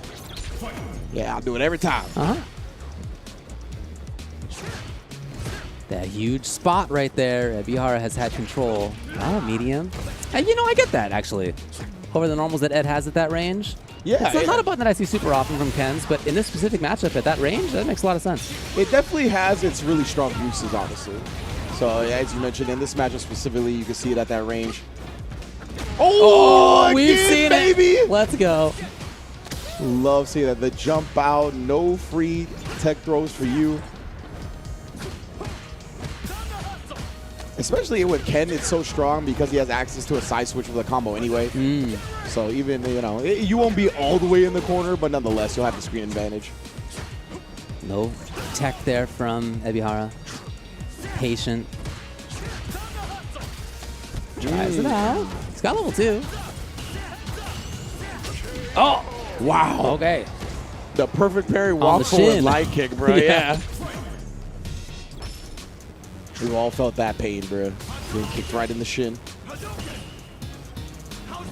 Even the Dragon Lash coming out, but Ebihara was a little bit too fast on his reaction. No button there. Yeah, that's the trick. Yeah, he was trying to bait out a parry, right? As you mentioned, looking to set up the safe jump, faked out the safe jump. Got the throw regardless. Whoa, sniped him, that bro. Was sick. That punish counter flicker crumple is so cool. Again, that's him looking for big damage. Oh! Because of the punish counter, no grab immediately. Whoops. My goodness, the jab. And he's doing them slow too, so he gets like that actual regular animation rather than the chain sequence where the jab animation switches up. Yes, directly into it. And he saved his drive meter too, so he will not be burned out after this. Wow. So he gets to move if he wants. He does. Ooh. Puts him into tick throw situation. Will he go into another? Oh, he's looking to bait. Yeah, he wanted it. It'd be hard to wake up with something right there. Got a hold on to your meter down. Yeah, you have That's going to be that. Drive reversal. He at least lives for now. It's a chance. It is indeed. Orin, harassing it, and somehow, Oradin's the one who ends up taking the game. Man, this dude's Jinrai pressure with the opponents at burnout. He really knows how to make the most of it. I thought he was dead. Me too. I forgot about the drive reversal option at the end right there. Managed to avoid, because yeah, if he just takes that, his life is gone too with the chip from the level 2. And now he'll be trying to pick his spots carefully here. But again, yeah, you try to take your turn too quickly after the triple light sequence. Sometimes the Jinrai cancel can catch you. Orin has spent a lot of this time in the orange on drive gauge. Yeah, again, that medium comes out. Still, there are only 2 drive gauges. Less now. Oh my, yeah. That'd be hard chunking them down. Starting to get harassed by some of the heavy flicker normals. It's not a good look. Didn't want to go into the drive rush, I understand. But he got this now, and man, Oradin. You know, I feel like in the round so far that Ebihara has been very close and maybe should have taken one of them so far, but it hasn't been like that. Yeah. Oradin finds it. We're going to win a jab right there, actually counter hit. So a lot of what Oradin's trying has been working out, including now the OD Fireball going through the flicker out, prioritizing it. That was huge. The flicker nullifies so many projectiles today, but it's got to be the same strength. Ebihara in trouble. Orin kills on hit confirm. Oh my Especially goodness. now. Oh, and that's exactly what happens. Stayed outside of the range of the crouch light kick. That's a very potent normal for Ed. Like a lot of the time, people are trying to stay at a certain space to outrange your lights. It won't actually outrange the crouch light kick. That time, he even took that into account. Very, very cool. Yep, ready. Ebihara gets pressure. Yeah, still here. All the way to the wall very quickly. Yeah, here's what he's been looking for with crouching and meaty. One more again. Oh. And you see Orin, he didn't even try to take advantage of that. Just wanted the empty drum to be safe as possible to get out. Oh, just jabbed. Jumping out. Wow, okay. Really keeping in mind that mix-up from before of grab or not after a reset like that. Indeed. Orin. Oh, yes, yeah. I was going to say, Ebihara had just set him up with a tick throw, and Orin immediately teched. Oh, and an immediate DI in response to the flicker. What a call out.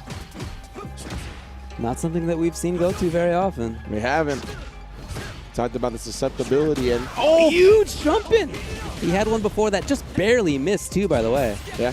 Wow, literally beat him by like a frame with the crouch medium punch. Again, that's what that button is good for. 6 frames, one of his faster normals. Caught him. Also destroyed your hitbox. I've seen so many close matches throughout this top 8. Could this be a 3-0? I imagine. I mean, we're on the verge of it. You're right. Verge. Match point Oradin. Didn't even occur to me.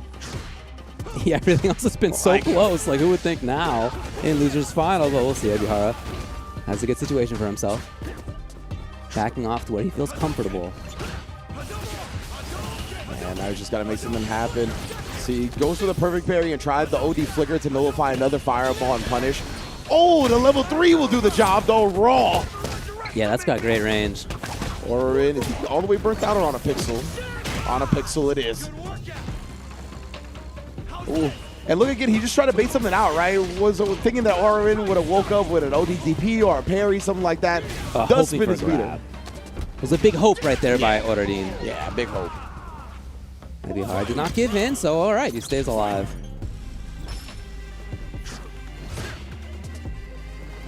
Now set point for Orin. Ebihara, of course, I mean, severely hindered on the super meter. He says full drive gauge to get things popping if he can find a hit. Trying to force the issue. Orin's defense on that tick throw has been so good. Oh, it just runs into the fierce crouch confirm as well with the combo. Burning himself out to get the corner. He's 2 mix-ups away already, though. Jab, and he's just trying to stay tight this time. Oh! Saves it because he can kill on the next one. Yeah. I like that as well, because then you got him. It's a huge jab. Yeah. He started with jab. You know, just trying to be I mean, whatever you can get in the moment, I guess. Yeah. That drive meter, he was like, I'm not going to get a cool combo anyway. Got it all now. Yes, Ebihara, what do you got? Tournament life on the line. Oh, he tried to dance on him. And the low Jinrai follow-up. Always got to be aware of those, man. That's what's the thing about Jinrai, right? Even though a lot of people have universal answers for it, if you don't, like, it is such a clean harassment tool that is annoying to deal with constantly. And hey, Order in, making sure he makes the most of it here to get back in the grand finals. So he'll have the rematch against Kakaru. This is the rematch of winners finals. Yeah, look at this. Yeah, great job. Just chipping him out at the end right there, sacrificing the level 2 to do so. Love seeing stuff like that. The jump out of the corner. Everybody is trying to protect themselves from getting back thrown, so you shimmy them up, take the big damage instead. That round right there was totally controlled by Ebihara until here. That wake-up crouching medium kick. And then keeping his eye on the DR right there. Barely had any drive meter left, too. Oh, no, he was so close. Look at the chin rise. So that was a bit of a stolen round, but as this thing went on, man, he was looking good. He was convincing for sure. Yeah. That fierce, that was just so well timed, honestly. A lot of time, you like to beat that timing on like the dash and dash out fierce, or it was like the run back dash fierce.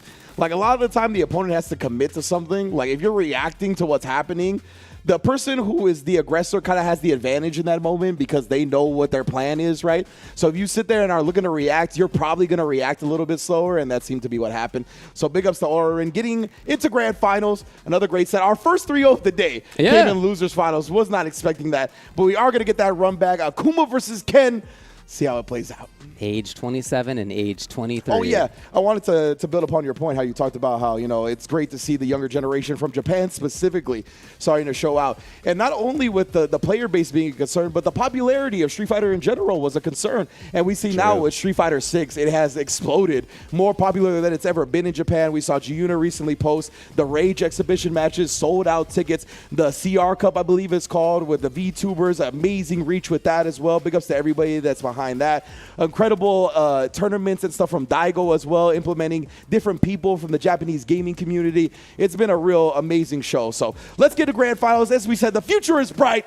Kakaru in winner's side going up against Orin in losers. The run back from winners finals. We got Shotos on Shotos, baby.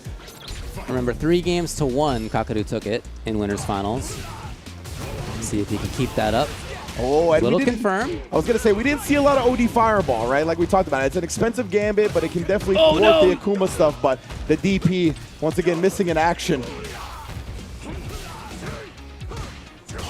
Yeah, that is a popular option. Like, when you get that stand medium kick, it's pretty negative, right? So I like seeing the parry after. You don't see it a lot from Ken, but it's a smart decision. Ooh. Perfect parry again. Both of these guys so good at perfect parrying projectiles. Oh, okay. Man. They could click on that one, but honestly, kind of surprised Kakaru committed to throw there. He's hoping to burn out. That's exactly what happens. Orin did it of his own accord. I'm so interested in this round and how it plays out because Orin finally spent OD Fireball a bunch, but he's burnt out because of it. Kakaru. Oh, he will die to chip. Oh my goodness. What a wake up. Could he get the kill? That was so good. What a way to chip out right there. If you're Kakaru, you don't expect to have to immediately block something from that range, right? You think you're going to have a moment to breathe. What a step kick into level 2. So smart. Man, these two already. What an explosive start to the grand finals. Trying to bait something out right there in his face. Orin not biting. Good punish, though. Yeah, he's been just close enough to get that a couple of times. Hoping to parry. And then jumping out right back in there, though. Under the apples. Oh, what a fireball! Dude, it is very difficult to contend against EX Fireball at that range. If you jump, he's recovering in time. If you block it, it's his turn. If you press the button, you're going to get hit. Like, it's just it's difficult to do. Yeah, like, if you block it, it's his turn. His OD Fireballs plus on block. As a Ken player, that pisses me off. Okay, now just trying to abuse the throw, right? Figured that Kakaru would go with that, try to be safe, not eat a lot of damage. But a big tech already. This man's walk speed. Look at it. I'm so uncomfortable just looking at Akuma's walk speed. In a game that's so much about being at the right spot on screen. Like it's very difficult against Akuma to do that. Like, look at this, bro. Oh, like, he gets to be where he wants to be. 100%. He is schmoving. Just can't get hit, but everything else looking good. Ooh, both of these players, the minute movements here, they're trying to bait out buttons from each other, both being very disciplined, though. He saved it. Going for a little bit more. That had connected, maybe the end. Yeah. Ooh, and that's one of the things I like seeing. When people are trying to do stuff like that, it's that drive rush into the low, immediate level 3. Yeah, I think he's dead. I'm not sure. Okay, you're right, you're right. Okay. What do you got on it? Oh, yeah, no thank you. Did not want to contend at all. Teleport back. And now he's in? Ooh.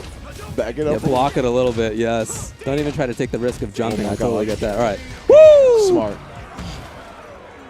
Smart. I assume that was like a jab timing to where you would have blocked the low. You know what I mean? Like a fuzzying the jab a little bit. But who knows? It still could have been dangerous.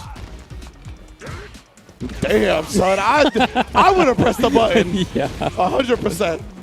You're just going to get in my face like that. Beautiful trade conversion. There it is. Oh, the backdash getting clipped. Oh, you were on one corner, now you're on the other, just like that. Again, DP missed instead. Fireball comes out. Oh, no. To the other side first. Kakudu smartly gets corner. And this is a 30-year life, maybe more into down. Damn, he got an OD adamant flame extension because of that side Knockdown. Switch. Offensive. In drive trouble, though. Indeed. But hey, he would have been burnt out if he had to do a DRC instead of an OD for that last combo. Hey. Oh, the sweet punish after trying to bait something out. Orderin still so disciplined right now. Jab! Oh, okay. It ends up working out. Jeez.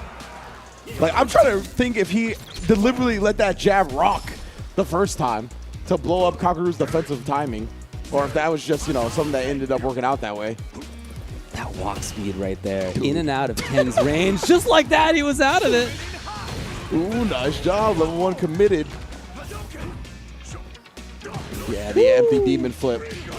If he wants it to be his turn, he gets to do that. Yeah. Catches that Orderin trying to walk forward. Take advantage of the crouch medium punch block. Can steal a turn? Oh, speaking of which. He could have gotten the kill. Let's see if it pays off. Hoping to hold on to that bar and get the round anyway. Yeah, you know that's again exactly offensive. Yeah, he tried. The stand fierce, driver's cancel stand fierce is like, it'll blow up a lot of immediate button mashes on it. Yeah, exactly. So, understandable, but good discipline from Kakeru once again.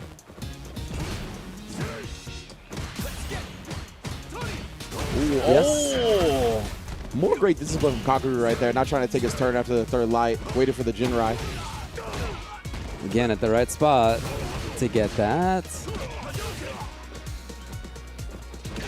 Dude, those exactly spot on crouching medium kicks. That was at the tip of that. I'm really impressed with both of their ground game, too. Like, again, remember, these are players in their 20s, and they're playing like the 40-year-old veterans. Yeah, for like, sure. The ground game has been immaculate so far. Kakeru dangerous. Enough resources even still. Oh, boy. Yeah, got to find something else. Wake up drive reversal actually from Kakeru. I mean, fairly safe. It would have been -2 on block. Yeah, exactly. Exactly why he needed to have been a hard read to get over it. Yeah, exactly why he did it. Oh! Yes, of course. Definitely, because it's going to allow him to get his drive meter back, and it's going to freeze Kakeru's, right? So he's going to have a moment here where he's got some big drive meter advantage. Well, we've seen a lot of OD Fireball in this instance, but he's too close for that right now. Throws a regular Fireball because he doesn't worry about Kakeru doing it. Oh, keep it up. Nice work. What a response. The reactions were there, not just for the jab, but to know that the opponent was doing something up in the sky, putting themselves in that float state. Yeah, that forced knockdown conversion. It's again Orderin, forcing the situation with a drive rush as Ken does so often.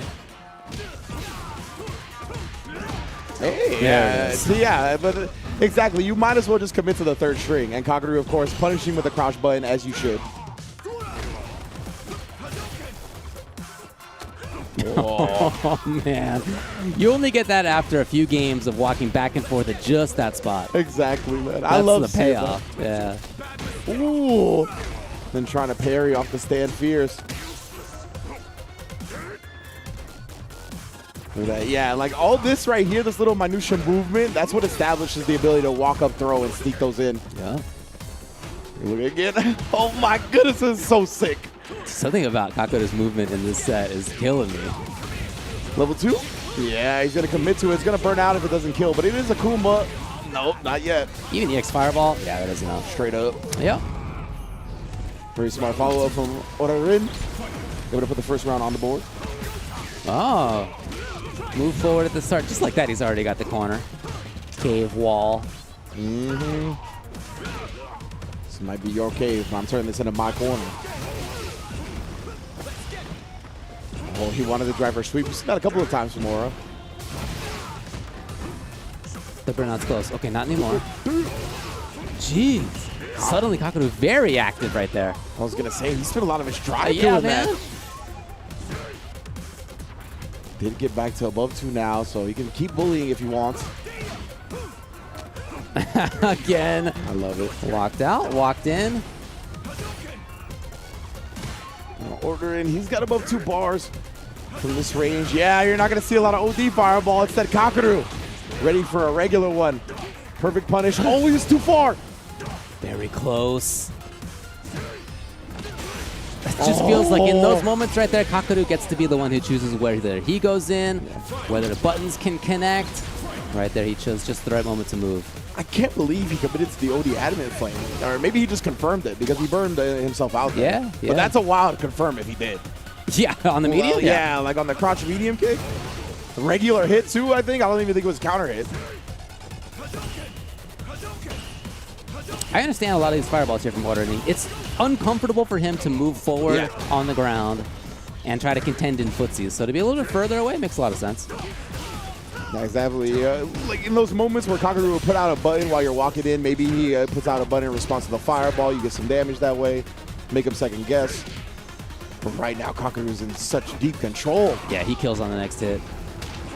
Oh, because he tried to jump over, is going to lose the game. And Kakuru will go up 2 games to 1. That man set up the trap. Tried to avoid the chip damage on that fireball. Not just that, but it would have moved him further into the corner too. He could have been stunned. So his attempt to escape was read by Kakuru. Now, looking good. And look at that, the way it starts again, right? Both players walking in and out of each other's ranges and just sneaking in the throw. As we see the respect from the normals.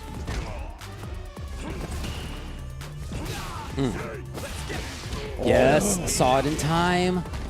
There's the issue. Oh, yeah, the meaty stand medium punch, so you can link to another one. Oh, and that delay was perfect. Yeah, literally just the perfect timing on that one. Okay. Oh, he did press the fierce. Kakuru, I think, was trying to walk up grab again. He was really scooting forward. Definitely was trying to look for that. Fierce, yeah, very close on that stand roundhouse. So. Yeah, that was a risky spot. Yeah, it's a little scary, even on hit. There's the spot. I was going to say, yeah. Turns it on now. He's got 3 bars. He's hunting for the kill. Kakuru denies it. Yeah, and before that, he actually took recovery. Just walked up and threw as a whiff punish. Didn't actually punish, but you get my meaning. Oh, all the way through. Crouch confirm, order in. No drops. Tied up set. Level 2 as well. Oh, man, on the verge of resetting this bracket. Been a very close setup against Kakuru. When they played before, again, it was 3-1. Kakuru had a little bit more control of it. As this has continued. Oh, no, yeah, now in what could be the final game of the tournament, or it's reset into another entire set. What a moment to bring out M. Bison. This man Kakuru said, ski mask Bison, brother. I'm getting this one game. That jab range, you see what I was talking about That's right there? true, He walked up and he did the jabs at this super far spot. And honestly, with the way they're playing, that's really good. Yeah. Oh, but speaking of being really good, or in. Beautiful whiff punish with the stand heavy kick. Okay. Just parry, don't forget. Pretty good work. Bomb set up. Plus on block because of the bomb. Yeah. Oh, the sweep. You're not going to get close to me. And then the reach. No. That was a big execution error. Oh, okay. Yeah, still there, though. Stomped out. A lot of drive gauge damage, by the way. I mean, Orin has been fighting a lot on orange, but especially now. Oh, man. Level 2. Some good damage here. Match point now. Kakadu. Tournament point, actually, for Kakadu. Yeah. With the Bison. The switch over to Bison in this game? What a time to do it. That's wild. Got it on the link. The scissor kick combo follow-up because of the counter hit. Oh, the OD. No. That's a huge It's so starter. Much. It's so much. Oh. It's so much. Yeah. Into the bomb again. He saved it. He could have done the OD stomp, but Yeah, he wants dude. the meter.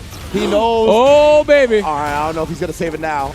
Are you bringing it all out? Oh, my God. What a way to end it. Kakadu with the switch to Bison. Not only gets the W, but with the huge damage combo gets a perfect as well to take Japan World Warrior #1.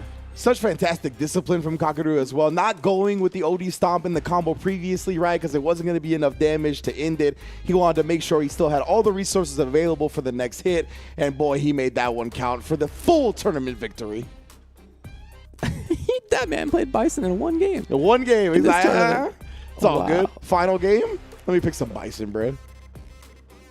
That was wild to see. But yeah, like we talked about, with Bison and the damage output he has, just got to be right a couple of times. And if your opponent is really wrong, then man, does the damage just pour out. So good stuff from Kakadu. And this was such a mentally taxing set, right? So I really love in the final game kind of switching it up, making your opponent think about a whole new game plan, a whole new character after having to go tooth and nail fighting to get to that point. Not only did he have the intel from this first set, but also the winner's final set. So just flipping all that on its head for the final game seemed like it really paid off. That was 8 games into their series, I suppose, Yeah, because exactly. of winners finals. So in that moment right there, in the 9th game, he went to Bison. And then, yeah, it's all up to you to adjust now or never, right? Yes. Because it's literally the set is on the line. This entire round could just be a highlight. Yeah, 100%. I mean, it's going to take 3 more seconds. Yeah, there Yeah, it is. yeah. Oh, my God. Look at this. Bro, the chunk from OD Stomp in the Fierce is hilarious. I know, it is. It's so much damage. There you go. Kakadu, the 2 latest DLC, using it to bring it home. Well done. I mean, that's just a testament to how quick this fella picks up characters as well, right? And how much of an understanding he has of the game itself to be able to take these characters, the 2 newest in the entirety of Street Fighter 6, and bring them all the way to first place in arguably the hardest region there is for World Warriors. Yeah, absolutely right. Yeah, incredible performance by him. I mean, a lot of those were close. I mean, keep in mind, even in this top 8 that we saw, not even talking about his other matches, but he had to win 3-2. He won 3-1 in the first set against Oceania, and then 3-2 in the final one. So, fantastic top 8. It was a blast to watch. Indeed it was. So thank you all for joining us for this week of the World Warrior Recap. Obviously, again, we saw the grand finals of Southeast Asia 2, South America East 2, South Asia 2, as well as Oceania 2. And this was the full top 8 of Japan 1, the very first World Warrior for the Japan region. So many, many more dope tournaments to come. We didn't get to see a lot of everybody's favorites. We even got interviews with the likes of Betty and Kobayan, who hopefully we get to see in top 8s in the future. And remember, the full VODs are streamed by the local TOs. So you can definitely go ahead and check out so many more matches from the Japan region, because obviously all of these were bangers, and you know there's a lot more dope action out there as well. Thanks a lot for watching, everybody. Your favorite segment is coming up next, Yes, as it we're is. going to go to a short break, and we'll be back with the conclusion of Japan World Warrior. Stick around. I know you Stick will. around. We'll see you soon. You'll be there. You'll be here soon. I'll see you. Right?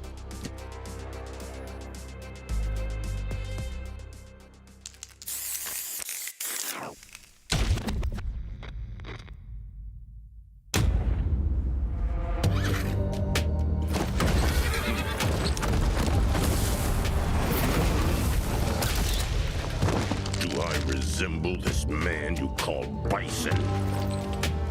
I shall take that name for myself. Interesting.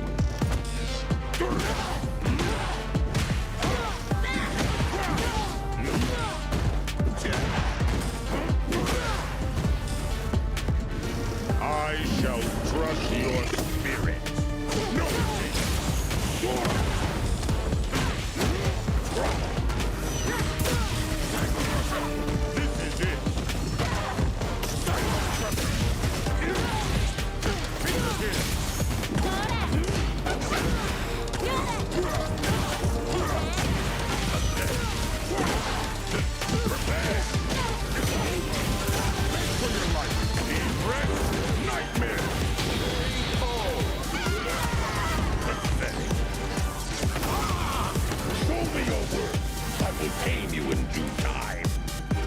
Cry for mercy. Prepare.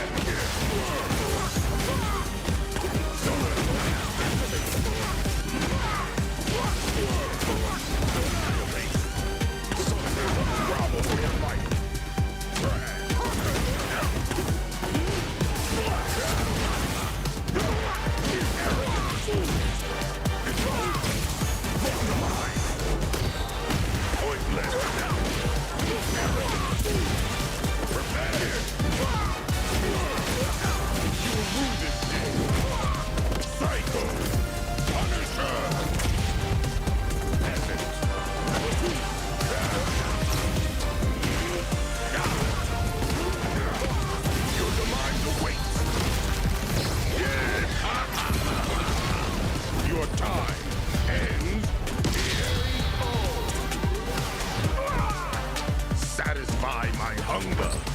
That is all I need from you.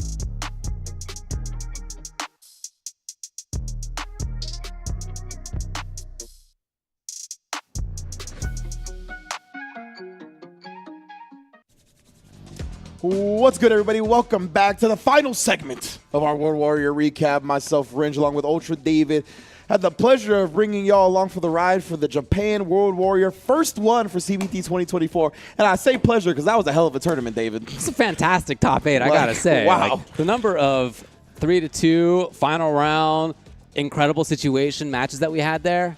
Amazing. Like, real quick, the amount of immediate adjustments we saw, the different minutia and everything, whether it came from the slight ground game that we saw, the minute movements from everybody, the corner pressure, the lockdown, the defensive choices, everything was so cool today, man. It really displayed how much depth this region has and how top level they are. Oh, I thought you were going to say something. My bad. Let's go to the bracket real quick and take a quick look and see how it all played out again. We've mentioned 3-2s almost all the way through, right? We have a good 3-0 in losers final, surprisingly. Those 3-1s were also very close, but damn near every match was a 3-2, including our grand finals going down to the last round. Man, just star-studded, and all of these players, like we said, for this region, you got to bring your S-tier game to really bring it home because everybody is so good. And that's what we saw from damn near everybody in top 8 today. If it wasn't their S-tier game, it was their A-tier game, and their A-tier game could not get it done today. Think back to the interview that Rob did with Noble in one of the breaks and how we talked about he comes home from work and he plays Street Fighter and he doesn't have any other hobbies because if he wants to be able to compete with players of this caliber, that's how he's got to spend his time. And you could tell they are all like that. They are killing it out there. Incredibly strong players, some of them doing it literally full-time. Others, all of the rest of their time has to go towards this to be at this level of play. And again, you could tell the parity, the closeness of levels of these players. The players who didn't even, you had this list of players who did not make top 8. Yeah. Nemo, Kawano, Kichipa, Ryu, Kichi, Tokido, Mago. And that's just a small sample, bro. Yeah. Like, there's so many more top-level, tournament-winning capable players that did not make top 8. Absolutely right. Yeah, it was a blast. Shout-outs to everybody involved, but incredible shout-outs in particular to Kakaru, who ends up making it all the way through. The 20-year-olds coalition out there in Japan doing big work. Pretty cool to see.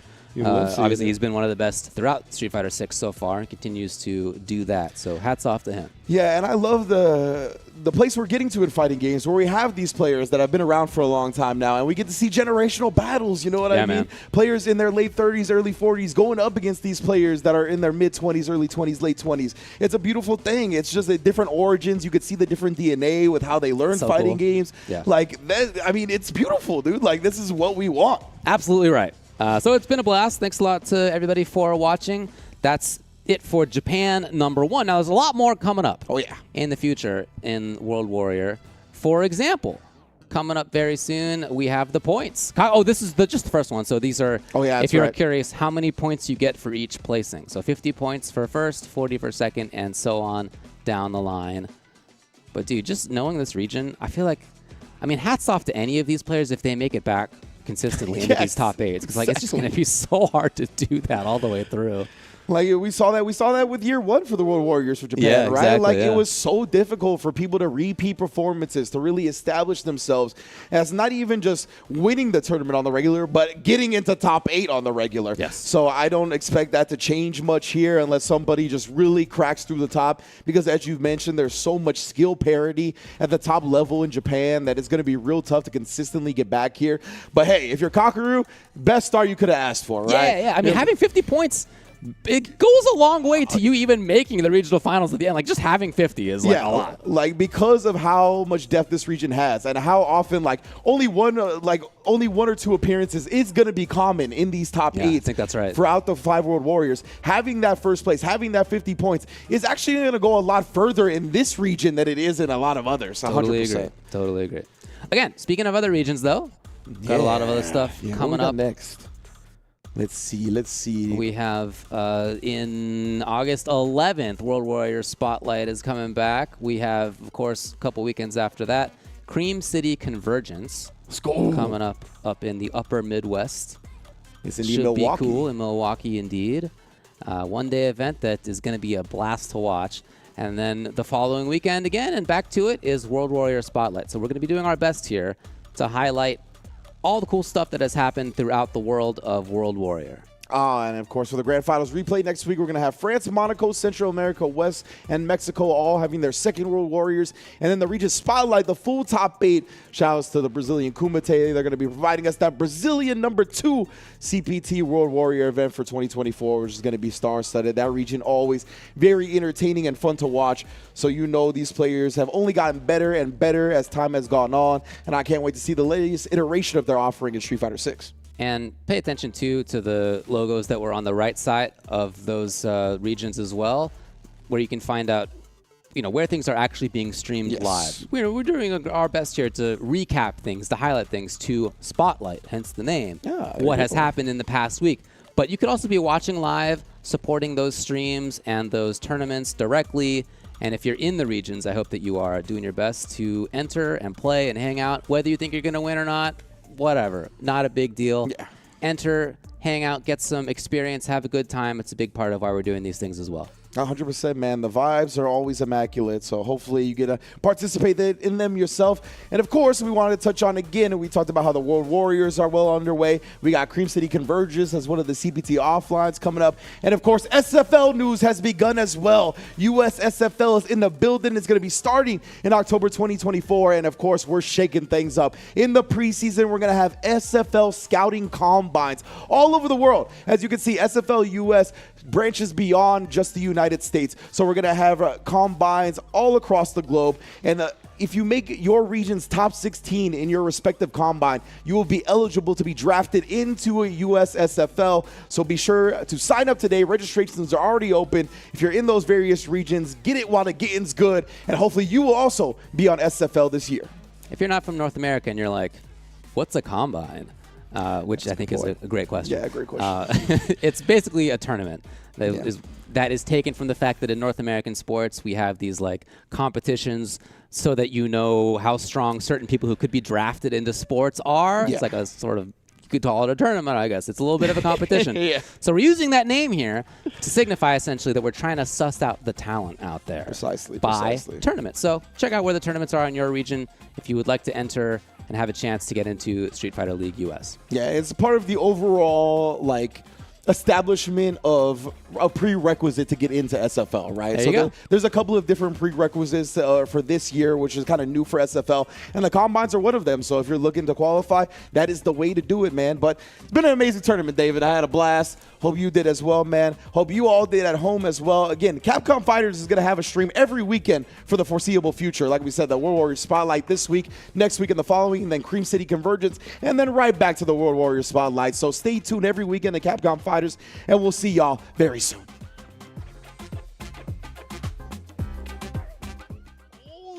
Drive rush Fierce. Can't kill, just hits. Trying to jump away was Tachikawa. Just no. But Tachikawa has stabilized up a little bit. The blitz into the level 3. Looking solid so far. But yeah, like when you have a... Wow. The light kick just out of range from Mochi knew. And now what are we going to get? Desynced up. Already. Oh, it's looking good. It's looking good, David, all the way to the corner. That was a spot. Ooh. Man, Suji, huge trouble right now. That was, yeah, it needed to happen right then. He was. Is it there? No. Oh, and it is on the wall. Oh man, the range was just. Yeah, I wonder if Ed just can't counter poke at that range. Here comes Kaz with CA. Yeah. I don't. Doing it here is to burn him out. So Ebihara, they're kind of fighting on even ground now, even though he does have CA. Oh, and they'll take it. I like that kind of using the parry OS right there. Oh, but that's why Orderin did that. That was so smart. Follow up and then drive rush if nothing happens. Using the O. Even willing to commit to a lot of this pressure here. And the DI. He was like, if you got the super reactions, let me see it. Tachikawa really switching up the rhythm. I think he made it hard to just kind of try to buffer the super. Chip. Yeah, you have That's going to be that. Drive reversal. He at least lives for now. It's a chance. It is indeed. Orin, oh, harassing it, it goes somehow. Spin OD Fireball a bunch, but he's burnt out because of it. Kakuru. Oh, he will die to Chip. Oh, my goodness. What a wake up. Could he get the kill? That was so good. Could have done the OD stop, but he wants the meter. He knows. Oh, baby. All right, I don't know if he's going to save it now. Are you bringing it all out? Oh, my God. What a way to end it. Kakadu with the swing.